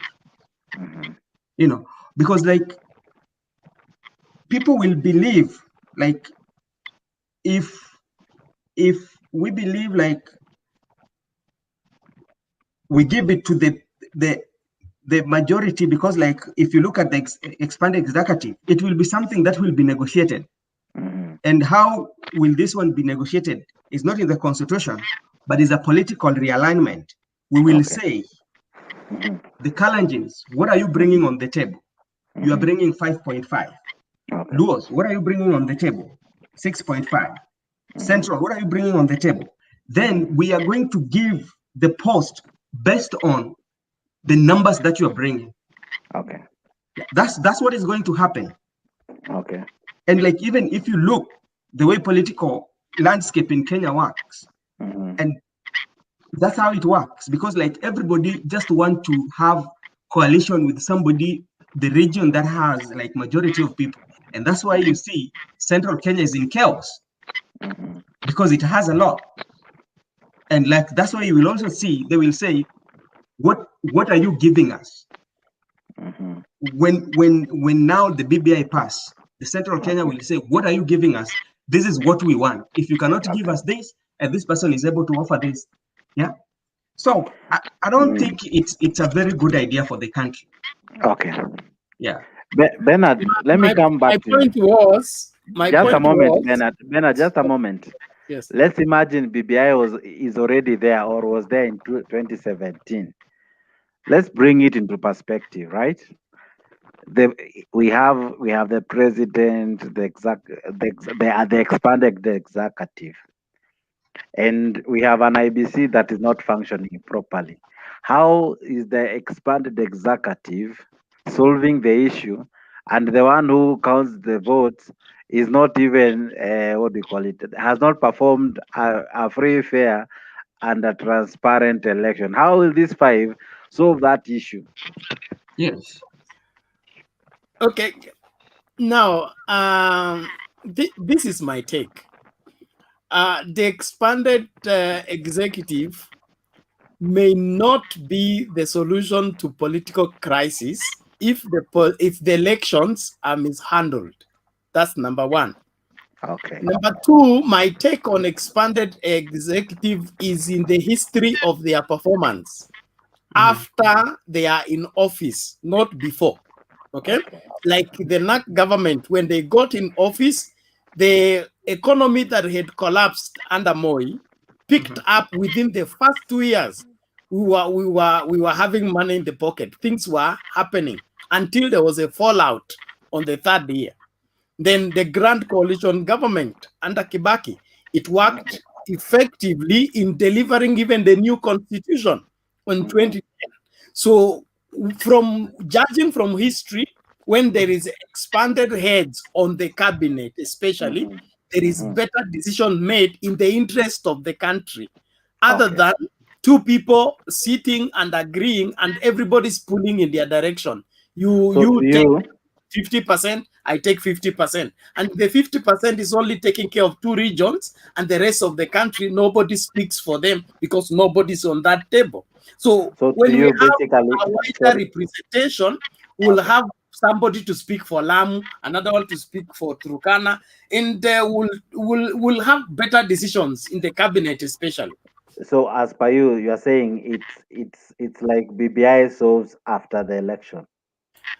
It provides a fallback plan, number one. Number two, the electoral crisis must be addressed, okay, with the proper constitution of IEBC, and then the removal of the third hand in the IEBC. As long as we remove that third person who calls IEBC and tells them what to do, we'll just have free and fair elections. And we have had that before. The by-elections have gone and not the government won and everything was settled. So it is not just somebody saying that I don't want the result because they are not favoring me. If I lose fairly, I wouldn't say anything. But if you make me lose when I have won and you want me to be quiet because you're going to give me cabinet secretariat, no, it will still not solve it. So in short, you're saying BBI in one way or another fully does not really kind of say or stops that that challenge of electoral violence. it may diffuse it to some degree, but it doesn't solve it completely. As long as there is a third hand to interfere with elections, we will always have election crisis until we reach a place where we have accepted any Kenyan can be president and every Kenyan can be safe, even if that person is not from our tribe. Until we reach there, we will always fight if need be. Ashley. Yes. Yeah. The five position, how do they solve? Because we were told the inclusivity is what divides us, the lack of it rather. So how does the five create cohesion and in one way or another solve all our issues that have always caused us to fight? So actually, I wanted to agree with Bernard, what he said. This last sentence or statement that until we have free, fair elections, the BBI does not solve the problem. And that's the basis of why BBI was formed, to stop those fights. But it failed to address the main thing, which is that whoever is given mandate by the people is the one who becomes the president. And that's what causes people to fight. It's not that people don't want to lose. It's that the person who loses refuses to lose and reach the election. Second, another thing that now I agree with him on that. I want to ask him a question. What you're assuming is that those five positions will be given fairly. If BBI was going to be fair, it would have specified who and in what category the occupants of the expanded executive is going to be. We still leave this up to the president. We say it is not a winner takes it all, but it is the winner that decides who takes those positions still. So how does that solve the problem? It doesn't. Because Bernard, he can put all the people, he can put people from one tribe. He can put people from the eastern. He can put people from the western. So the other people will fight. I know you said someone in Lamu will be president. If you have someone who is fair, and if you have someone who is fair, you don't even need an expanded executive. But we are still leaving this up to the president to decide who to occupy those seats. So you see, that's what I was talking about, giving too much power. If we have such a good president, we don't even need an expanded executive. If this expanded executive said that a small tribe will occupy will be the prime minister, or this person who wins, who becomes runner-up, becomes the prime minister. No, it doesn't say those things. It still gives the president the mandate to choose who to take those positions. Is he going to be fair? And he might not be fair.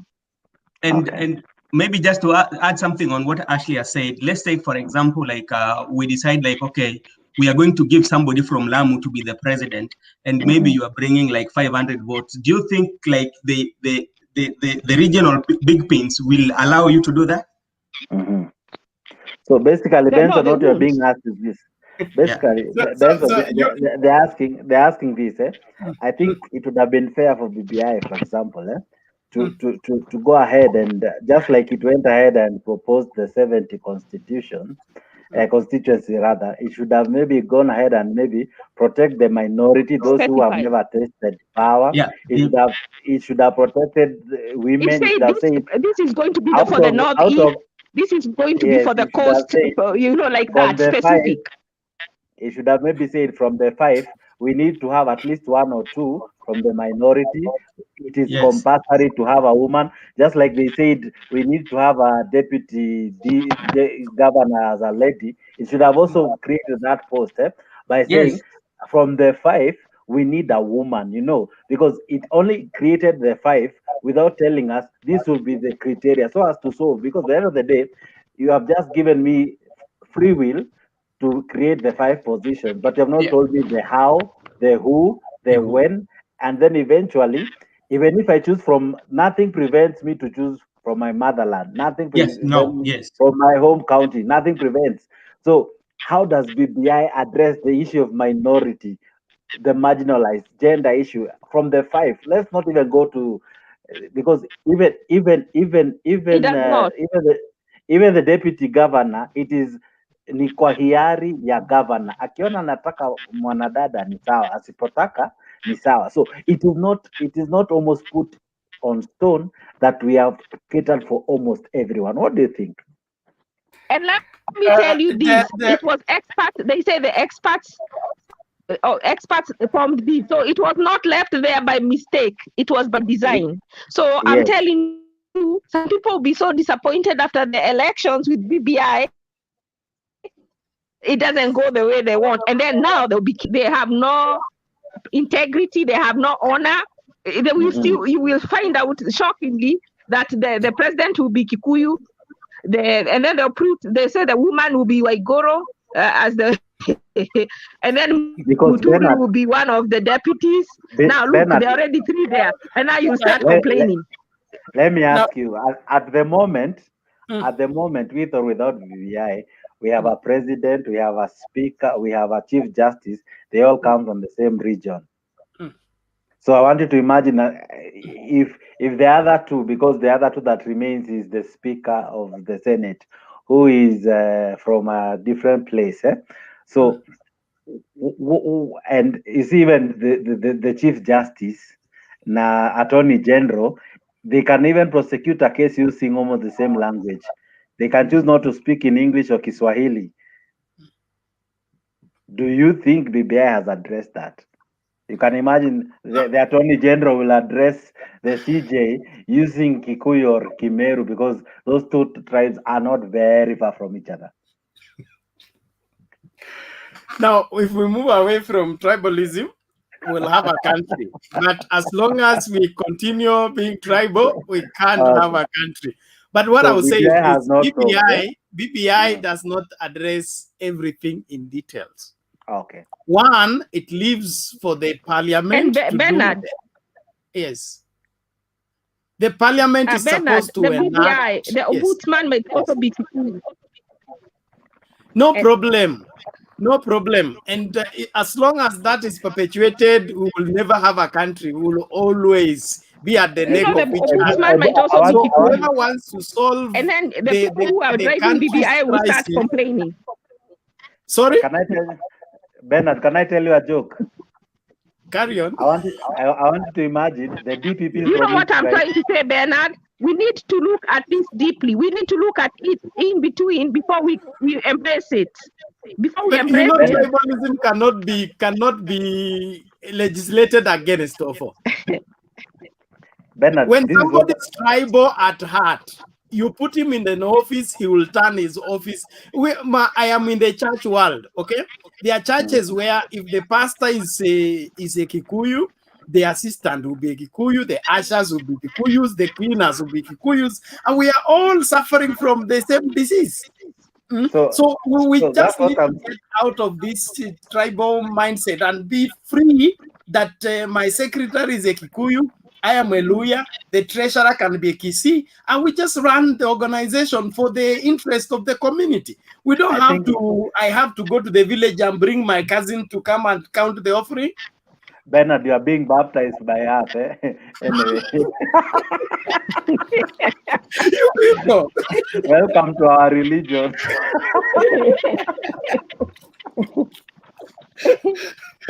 We told you. But I wanted to say. Let me tell you the joke before I finish. Yes, I forgot.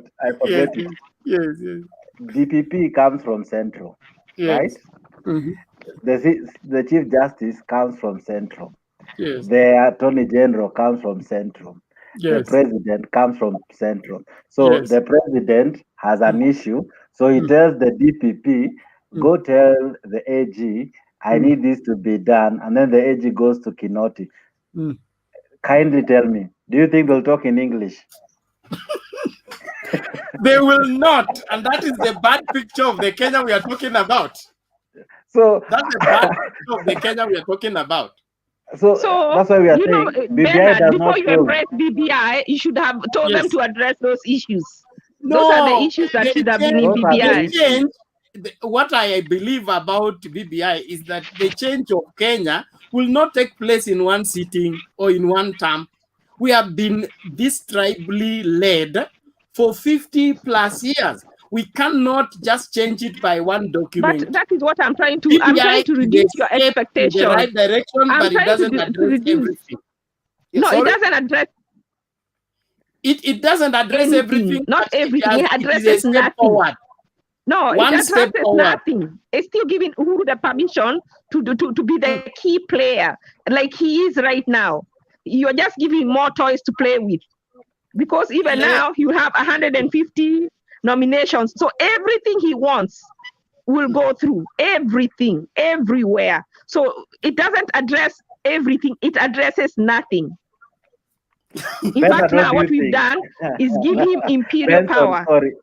Benson, what do you think? Come into this discussion. You know, Bernard, I think like BBIs are there are some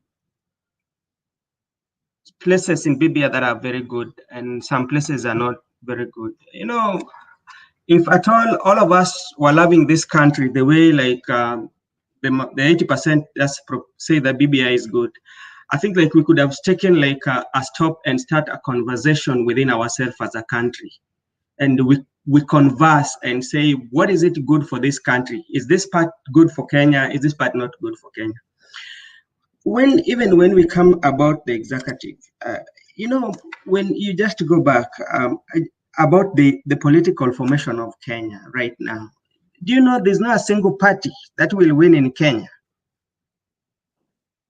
Do you know that? Am I lying? What do you mean single party that cannot win in Kenya? Like, let's say, for instance, do you think like let's say, like, for instance, we have Jubilee, we have UDA, we have all the political parties. There's a political party that can say, okay, we are not kind of like coming together with another party to form a coalition, like we are going as a party. Do you think that one can happen in Kenya right now? It is very much possible, but based on the dynamics of how we play our politics on the tribal lines, and then in the pursuit of what is so-called the face of Kenya. That is the main thing that really leads to this so-called coalition. It's not that we can't have a vibrant party that can be cross-cutting. If they are given the leeway and they have the machinery to go and build their party in every place, we can have national parties that don't need to coalesce with others in order to have the face of Kenya. So, but right now, as we speak, we don't have that. Yeah, right. We agree with that. So, to some degree, yes. Yes. So, let me just bring you there before I go to BBI. You know, before when they come together as parties, let's say, just to give the example, let's say like right now, Jubilee and ODM are like good friends, right? Let's say they're planning to form government next year, and the BBI was there, right? Yeah, and the positions were there, and we will know that the larger percentage of the people who are going to come from ODM, like 80% will come from Luo Nyanza, 100%. Yeah, maybe the 20 will come from other parts of the country.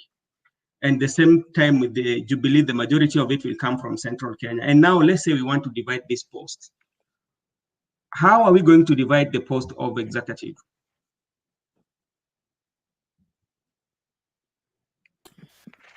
Divide.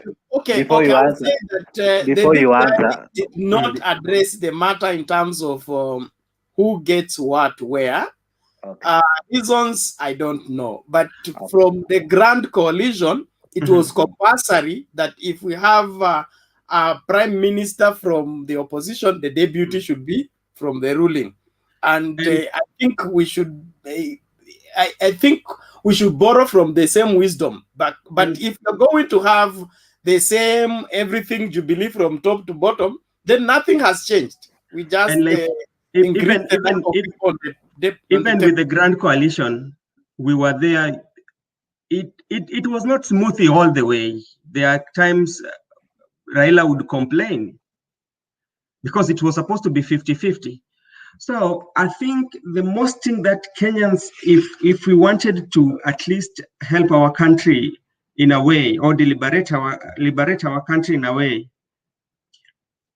there's a conversation of national unity that we should start. It should not all about be creating the leadership or creating the positions. That we should go to the issues. You know, if Kenya, if our leaders could have been a very, very good leaders, one of the things that they could have done, you know where Kiamba is? That place could have been a national heritage. We have 2 Kiambas. Yeah. No, the one in the one where the church was burnt. Yeah. That could have been a national heritage. That place, they could have invested money and like build it like a history whereby Kenyans should go to tourists and learn from that place. That by Kenyans going there and learning and seeing what happened could refresh people's mind and say, we need to have one Kenya. It's not all about creating executive, you know. That cannot solve it. Benson, also, let me say something. I think it's also high time we begin reconsidering some things. The governors, they have what we call a term limit. Is it true? Yes. The president has a term limit. Yes. But we have MPs who have been there ever since almost the foundations of this earth. Some have not brought development. Some, as long as they sing a certain tune, and they have adapted the ability to change forest every time they have a way of changing. It's the same monkeys changing forest. So I think if BBI was genuine, I think we should have also created maybe term limits for some. Maybe we say, for example, if you run for presidency 3 times, whether you win or fail, we need to change. If you have, let's say, we create 3 term limits for every MP, so that by the end of the day, inclusivity can be, it is not always one person, because inclusivity means that everyone feels incorporated, si ndio? Kila mtu anahisi amekumbatiwa. Sasa ikiwa kiongozi amekuwa mmoja tangu nizaliwe mpaka sasa, wimbo ni mtu mmoja, how will I ever feel included? How will I ever feel now I have a different person? I think we need to think of this. If we can electoral positions are competed for. They are not handed out. You have said it well, but we have what we call term limits, right? Which term limits? You want us to put term limits on the members of parliament? Yes, a governor can only serve 2 terms. When Amos Wako retired as Attorney General, the longest serving Attorney General, he came on television and said that the people of Busia have gone and spoken to him and said they still want him to serve them. That was wrong. We need term limits. We need term limits because he can do so. We are regulating on a voluntary basis. Sorry? Because we have a lot of unemployment. If he wants to serve, he can serve. Since he can do it on a voluntary basis. But we need to. I think that term limit is good, especially in the country. Yes. We can create a shadow. Yeah, he can do that as a community service to the country that has given him so much.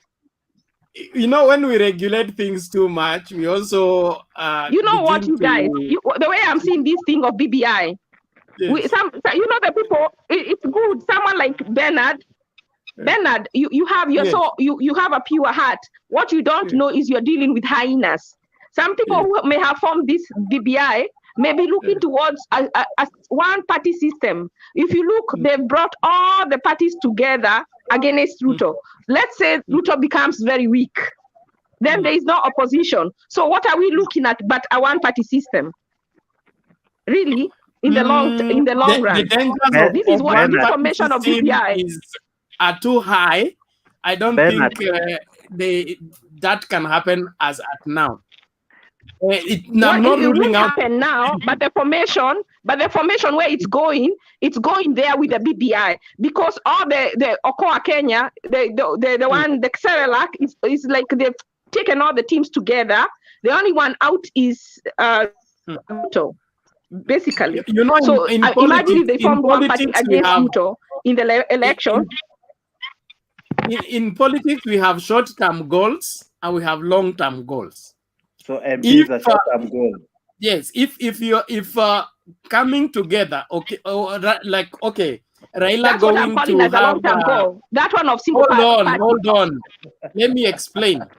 Raila going to join Moi, okay? Bernard, tomorrow you need to look for reinforcement. No, I am well able on this one. I am saying this. Raila go. In fact, the difference between Raila and Jaramogi is one. That Raila has an avenue of going for handshake. Jaramogi did not entertain that, and that is probably what worked against him the most. But what I'm saying is that Raila going to agree with Moi was short term, okay? But the long term was, how do we dislodge this from perpetuating any further? So if the BPI convenience right now will serve the interest right now, there must be a fallback plan on how we'll get out of this. But I don't think anybody in their right senses who has been in this country long enough will go back to accepting a one-party state again, except those who have not read the history and who have not experienced the things we suffered under one-party state. Bernard, let me bring in Moses. Benson kidogo to Moses. Moses, are you there? We are asking this. We have term limits. We have a term limit for governors and we have a term limit for presidency. Do you think if we create term limits for our members of parliament, do you think if we create term limits even for MCAs and even maybe for those who revive maybe for presidency, ukisimama mara tatu, either umewin ama umelose, you are not allowed to stand to vie again, so that at least we don't have monotony, because I can almost tell you all these monkeys have been there from Moi's era, and the problem we are suffering is because we only recycle them. We have not had fresh blood. Do you think if we create term limits, we are able to solve some of these things that divide our nation? I think the term limit is necessary for the big three. When I say big three, I mean the president, the governor, and the senators. Those are who deserve the term limit. But members of parliament, women reps, MCAs, I don't think they should have something like term limit, you know. Why not? Why not? Because, you know, MCAs and MPs, it will also create jobs, my friend.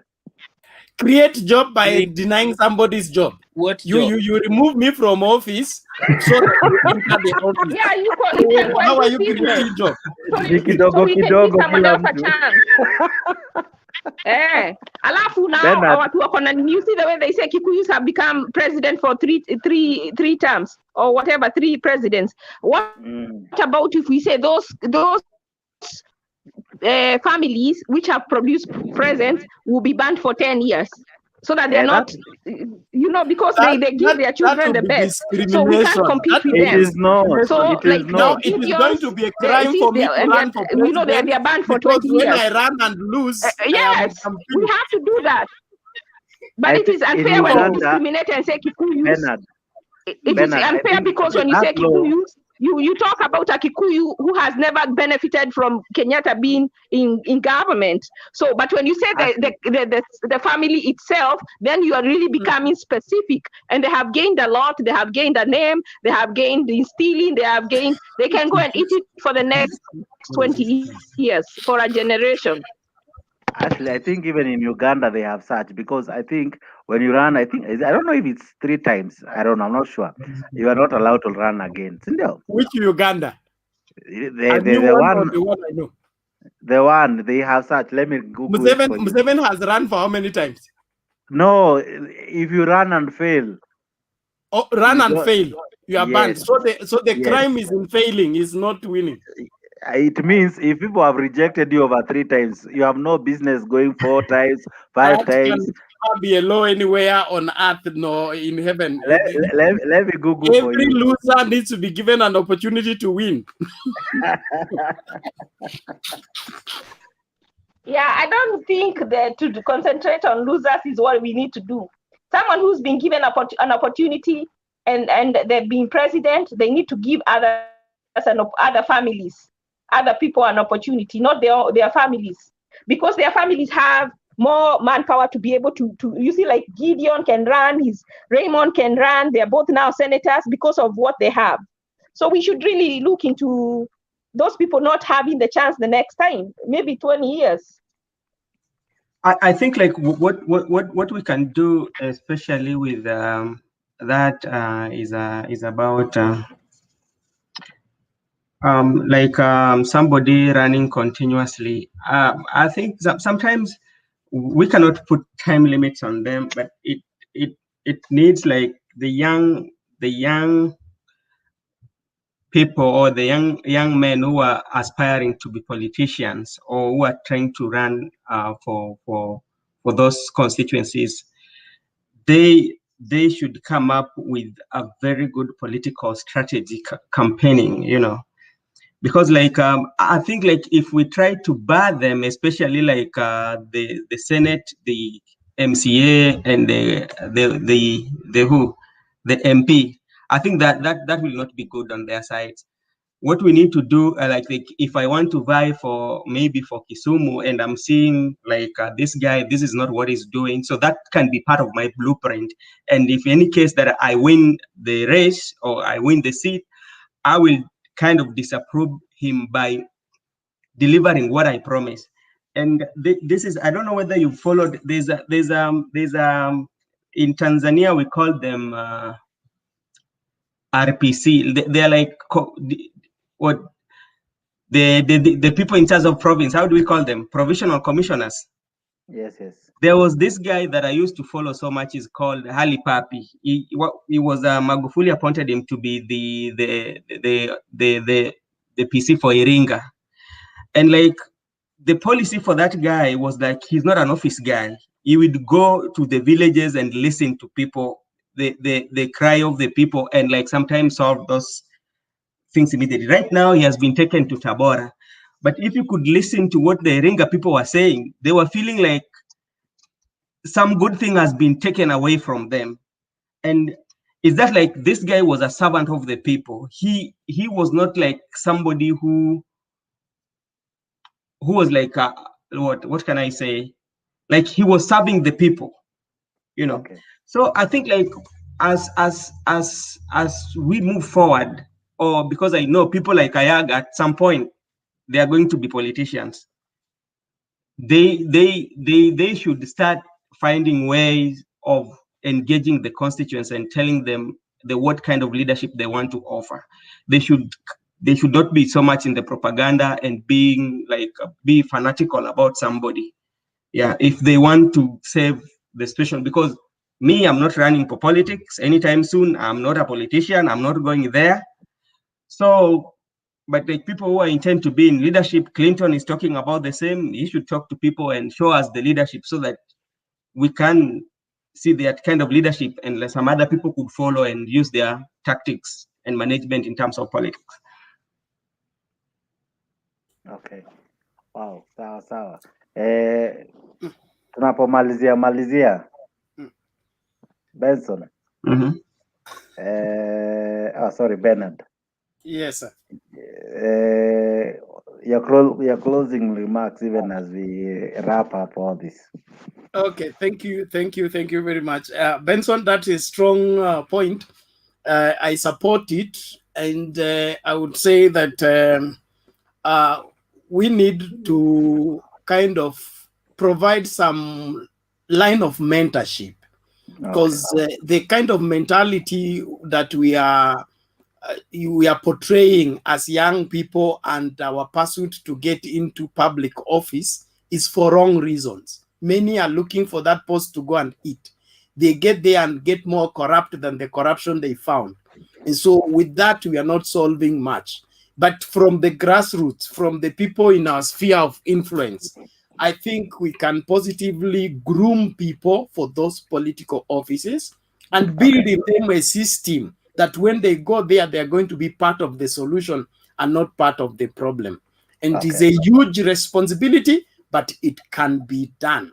And one way of making it get done is through platform like this. Let's talk widely and clearly about it, not holding brief for what we know that is not right. Thank you. Okay. You told us you are a believer? Yes. Si utatumalizia na maombi after Benson is through. Benson is our reverend. He's the one known for praying for us. We have been doing so for the last several shows. So we like ending with a word of prayer. It's good. It's always good to even remember our nation in prayer. So Bernard will pray. Then tomorrow. Today, Bernard, my closing remarks are very few. What I would like to add, especially like some of us who sometimes come to this platform, I know each one and every one of us as the leaders that they aspire or like they support. But like as we support them, let us not be people who are telling lies or like propaganda to do something. We are here to educate people. I know I know a leader that I usually follow. I usually don't mention it. And there are places that when he makes a wrong, I will always be there to say this is a wrong thing. You know. And if we stay by the side of the truth or with the truth, it will set us free. Okay. It doesn't mean if I say like DP is doing this wrong, it doesn't mean that I hate DP. I like deputy president and he's my deputy and I respect him as a deputy of my country. But if my deputy is doing something that I feel is not very right, I will say no. Does not mean that I hate him. So I think like we should learn to start loving one another. Okay. Because that love is what we need. Okay. That we need it. Okay. And if we love, we will live in harmony. That's true. All right, thank you very much. You're right. My closing remarks would be to thank everyone who has joined us.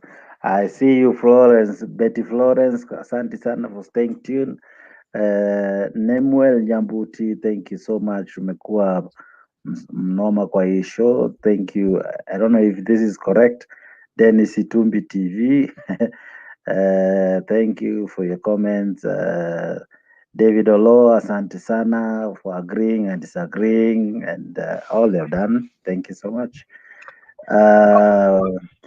Patrick Muturi and all that. Thank you so much. Yes, sir. Sorry for interrupting you. There's something that I told Mutembei here, and I'm repeating it today. Okay. Most of us, I know majority of people who come to this platform, some of us are in diaspora. And as we always talk about our country, Kenya, we need to show that. And how do we show that? I think I told Mutembei this. We should at one day do something for one brother or sister in Nairobi or in any part of Kenya, because we say things that this is the Kenya we want. Okay. And we cannot keep on telling people how we want our Kenya to be guided and the kind of leadership we want. We have to be the first people to show that leadership. Okay. By one time choosing somebody, we contribute some money and do something for one brother of ours, one sister of ours, one son of ours, and that is the leadership we will do. Yes. Okay. So I agree with you, Benson, and Bernard, pia najua hawezi kosa links. Unataka links ya kwenda wapi? State House ama Orange House? Hapana. No, personally, I'm also planning to go. I'm preparing my documents. I want to go to Canada. So unajua unaweza ambia msee, unajua cheki Jakes, kuna ka document kanitango bank statement kama hauna hiyo nini, mimi naweza kushughulikia na ABC, una get search. Mtembei anatafuta nchi ya kwenda kupiga siasa. So aende Canada for asylum. Nasema Kenya hawezi kuishi vizuri.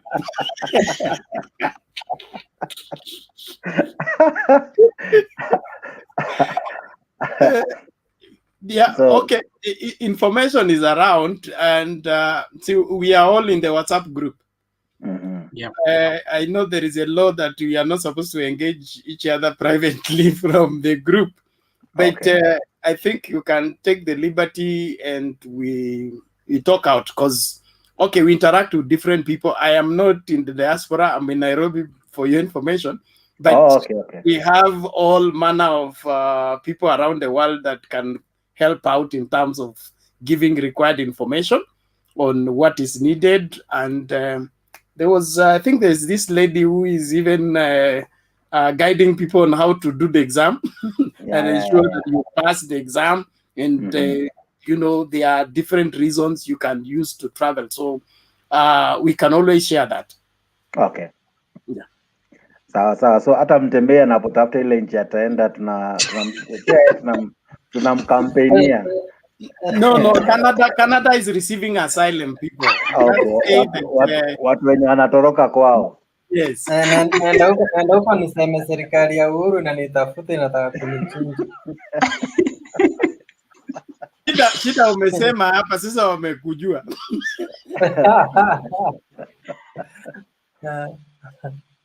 Sawa. So Benson, I think those are some of the ways we can help our brother, because a brother can have an idea, but sasa akona vision, akona desire, lakini sasa maybe anahitaji tu msee wa like kumguide, mkono wa kumshika, una get. So Jackson nataka kwenda Canada wapi? Ontario. Unataka kwenda lini? By September. September. Sawa. Nitakununulia kambagi unataka kwenda na bagi ya ngiri mbili au ngiri moja? Mimi hata sitaki bag, ni bank statement ndio inanipea headache. Bank statement ndio inanipea headache peke yake. Hizo stories zingine ziko sawa. Unataka kutumia bank statement yangu na mimi nataka kwenda nayo pia. Siwe bado hata hujajua unaenda wapi. Nikifika nitakuundia. Nataka kwenda December. Unaweza enda Wuhan huko hawana shughuli. Mimi na hepa 2022. After you have lived, stay here until we are safe, then people can begin to live. As I also want to advance kidogo. At least tujijenge, alafu we see what we can do. Ndio hata ukienda kutafuta kiti, you have some muscle.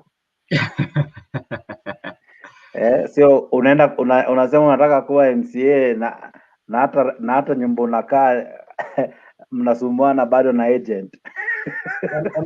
MCA ni kitu kidogo. So at least jijenge kwanza, unajua jijenge. Ukijijenga hata watu watakurespect, lakini unaenda kutafuta na unahurumiwa kashati, mtu anaona ni kura atakupea ama kwanza atakuvisha. Kama BBI itakuwa nitasimama Nairobi. Wewe tulikwambia usimame meya Nairobi. After BBI. Simama meya Nairobi. Alafu huyu Benson anaweza kupea statement. Yeye unajua anaishingi countries 3 ama 4. So fuata yeye after this. Benson unaonaje hiyo story? Wacha tuongee. Namba yangu iko hapo. Tafuta tu Benson. Tutakutana nyuma ya tent Hiyo inanipea fever manze. Pesa iko lakini shida ni au ka statement nasikia lazima kawe kazuri. Sijui kama ni ukweli. Nini statement? Statement Benson atakusort, asipokusort mimi nitakusort. Unataka statement. Unajua what sometimes usually happens ni kwamba unaweza angalia statement yenye like iangalie kwamba pesa iko but inaangalia is like a functioning statement. Kuna pesa inaingia na inatoka. Ona statement si lazima ikuwe ati pesa iko hapo. Wanaangalia pesa kwa sababu unaweza sema ati kwamba I will be accommodating like nakuwa na kusupply kwa chakula. Mimi ndo nakuwa na supply pesa ya chakula yenye ama maintenance yako ya huko. Wanaona statement pesa inaingia inatoka. inaweza kuwa hata na maybe like 2,000 shillings, but like in a month pesa yenye inaingia ni mingi. Mi shida yangu ni kuwa hizi countries hazikubali polygamies. Naona unatafuta mzungu. Ni Moses anasema hivyo. Mi nikienda huko nataka at least 3. Hii roho ya Solomon umetoa nayo wapi? Wisdom. I like following people who are given wisdom by God. We ulitoa wapi roho ya jogoo? Uko na jogoo mwingi sana. No, si jogoo. Ama ulikuwa wakanu? Wisdom. Mbona mnasoma Biblia lakini hamtaki kufuata yule mtu alipewa wisdom na Mungu? Sasa alipewa wisdom na Mungu ama wa kina mama ndio walimpatia wisdom? Wewe unajua Mungu gani alianza Mungu aliuliza Solomon anataka nini? Yeye hakusema eti anataka pesa, hakusema anataka mali. Alisema tu yeye anataka wisdom. If wisdom ya Mungu inakupea 300 wives and 700 concubines na Mungu ako sawa, my friend, that's something that tunafaa kufuata mpaka sasa. Of all the things that Solomon built, the only thing you saw was the number of women. That was not the wisdom. He built a temple. He had the import and export business. Yeah, aliona tu bibi. Bernard. Yeah. Tuambie Mtembei, he was even given a wisdom to understand what the birds are saying. That was also part of the wisdom that he was given. It was not only women. Tutasaidiana sana hapa na Moses. Moses ako sawa. Ashanipea mtu sahihi. Nitumie namba Moses pale kwa inbox tuanze hii. Shida mimi naweza kukuorganizea lakini naogopa utafanya trend kwa mtandao na umrushie mamawe baadaye.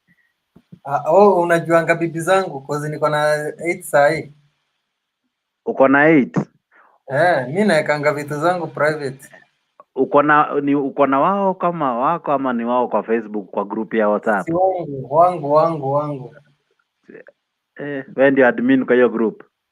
With 8 kings, 8 wives. Na watoto wangu wote ni my first born. You are the next Akuku Danger, Hapana, mimi na target 20. It's warming up. It's adding up the Trakanith numbers. Yeah. They have been suffering. So you have a record, my friend.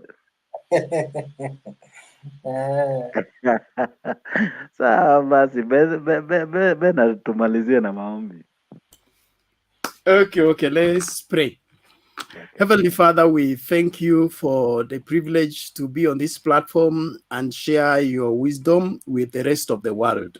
We thank you for the management of this platform, and we ask that your wisdom will continually prevail in terms of causing light to shine bright in this nation. We pray that, Lord, your hand will rest on this nation and you will keep it as one unit.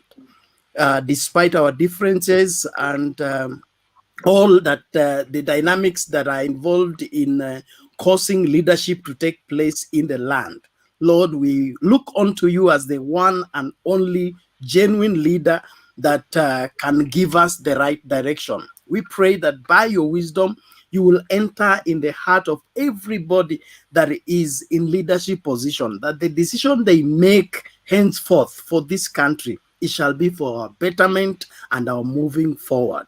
Let you, by your wisdom, the Bible says the heart of the king is the hand of God, and whatever he wills, he turns it. Turn the hearts of Kenyans into the right direction. Let them know what they must do as responsible citizens in appointing required leaders to make this country a better place. We give you thanks and bless you for your hand keeping us and preserving us. Continually show yourself strong on our behalf. We bless you, we worship you. In Jesus' name we pray. Amen. Amen. Benson, tunaanza nini hiyo show nini tuanze lini? Sasa wewe ndio unaweza ona hiyo show venye itaanza, kwa sababu mimi naye my days is day yangu iko okay, tena kuna mtu pia nangoja anasema anaweza partner na mimi. Yeah. Na Bernard unapotea sana pia. We can start by next week. Tunaweza sell hiyo idea kwa group, kwa WhatsApp group pia, how to start it. Yeah, tunaweza sell. So we decide tuone kama itakuwa imekuja mingi, we can decide on the people on the panel, tuone wapi inahitajika sana, kwa sababu mimi yangu ni kama naona niko na partner mwenye anajaribu kukuja, so I might not need much of it, right? Hata tukiona imetoka mingi sana, naweza patiana mtu apeleke area ingine, si lazima ikuwe kwangu. Yeah, mimi niko na okay na hiyo. Okay. Sawa basi. Yeah. Sasa okay, guys. Kuna ile story ya jana ulikuwa unasema, sikuona discuss leo kwa group, ile ya increasing the number of participants, na ukiona watu wamekaa unawachuja. Hatukuongea. Uko na suggest tuweke nini? Tunaweza ongea kesho, tunaweza ifloat kesho. Okay. Then tuone wakikubali, we go to the Zoom way. Zoom way can accommodate over 100. Okay. And like and Mtembei, like what can also happen, unajua kwa sababu nilikuwa naangalia Zoom like there's a package you can take that cost like something like around 100 and it's like 15,000 a year, right? Now you're hosting like 100. Na hiyo kama tuko serious tunataka kusaidia Kenya, lazima we chip in because like that's how it is. Pia tuko na pesa. Okay, sawa. Alafu tena Mtembei, saa zingine unatoa za macho kwa facilitator.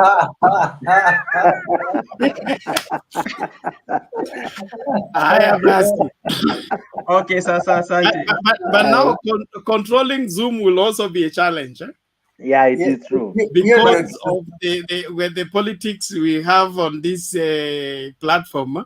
If we are only 10 and it's chaos, can you imagine if we are 100? No, you can mute.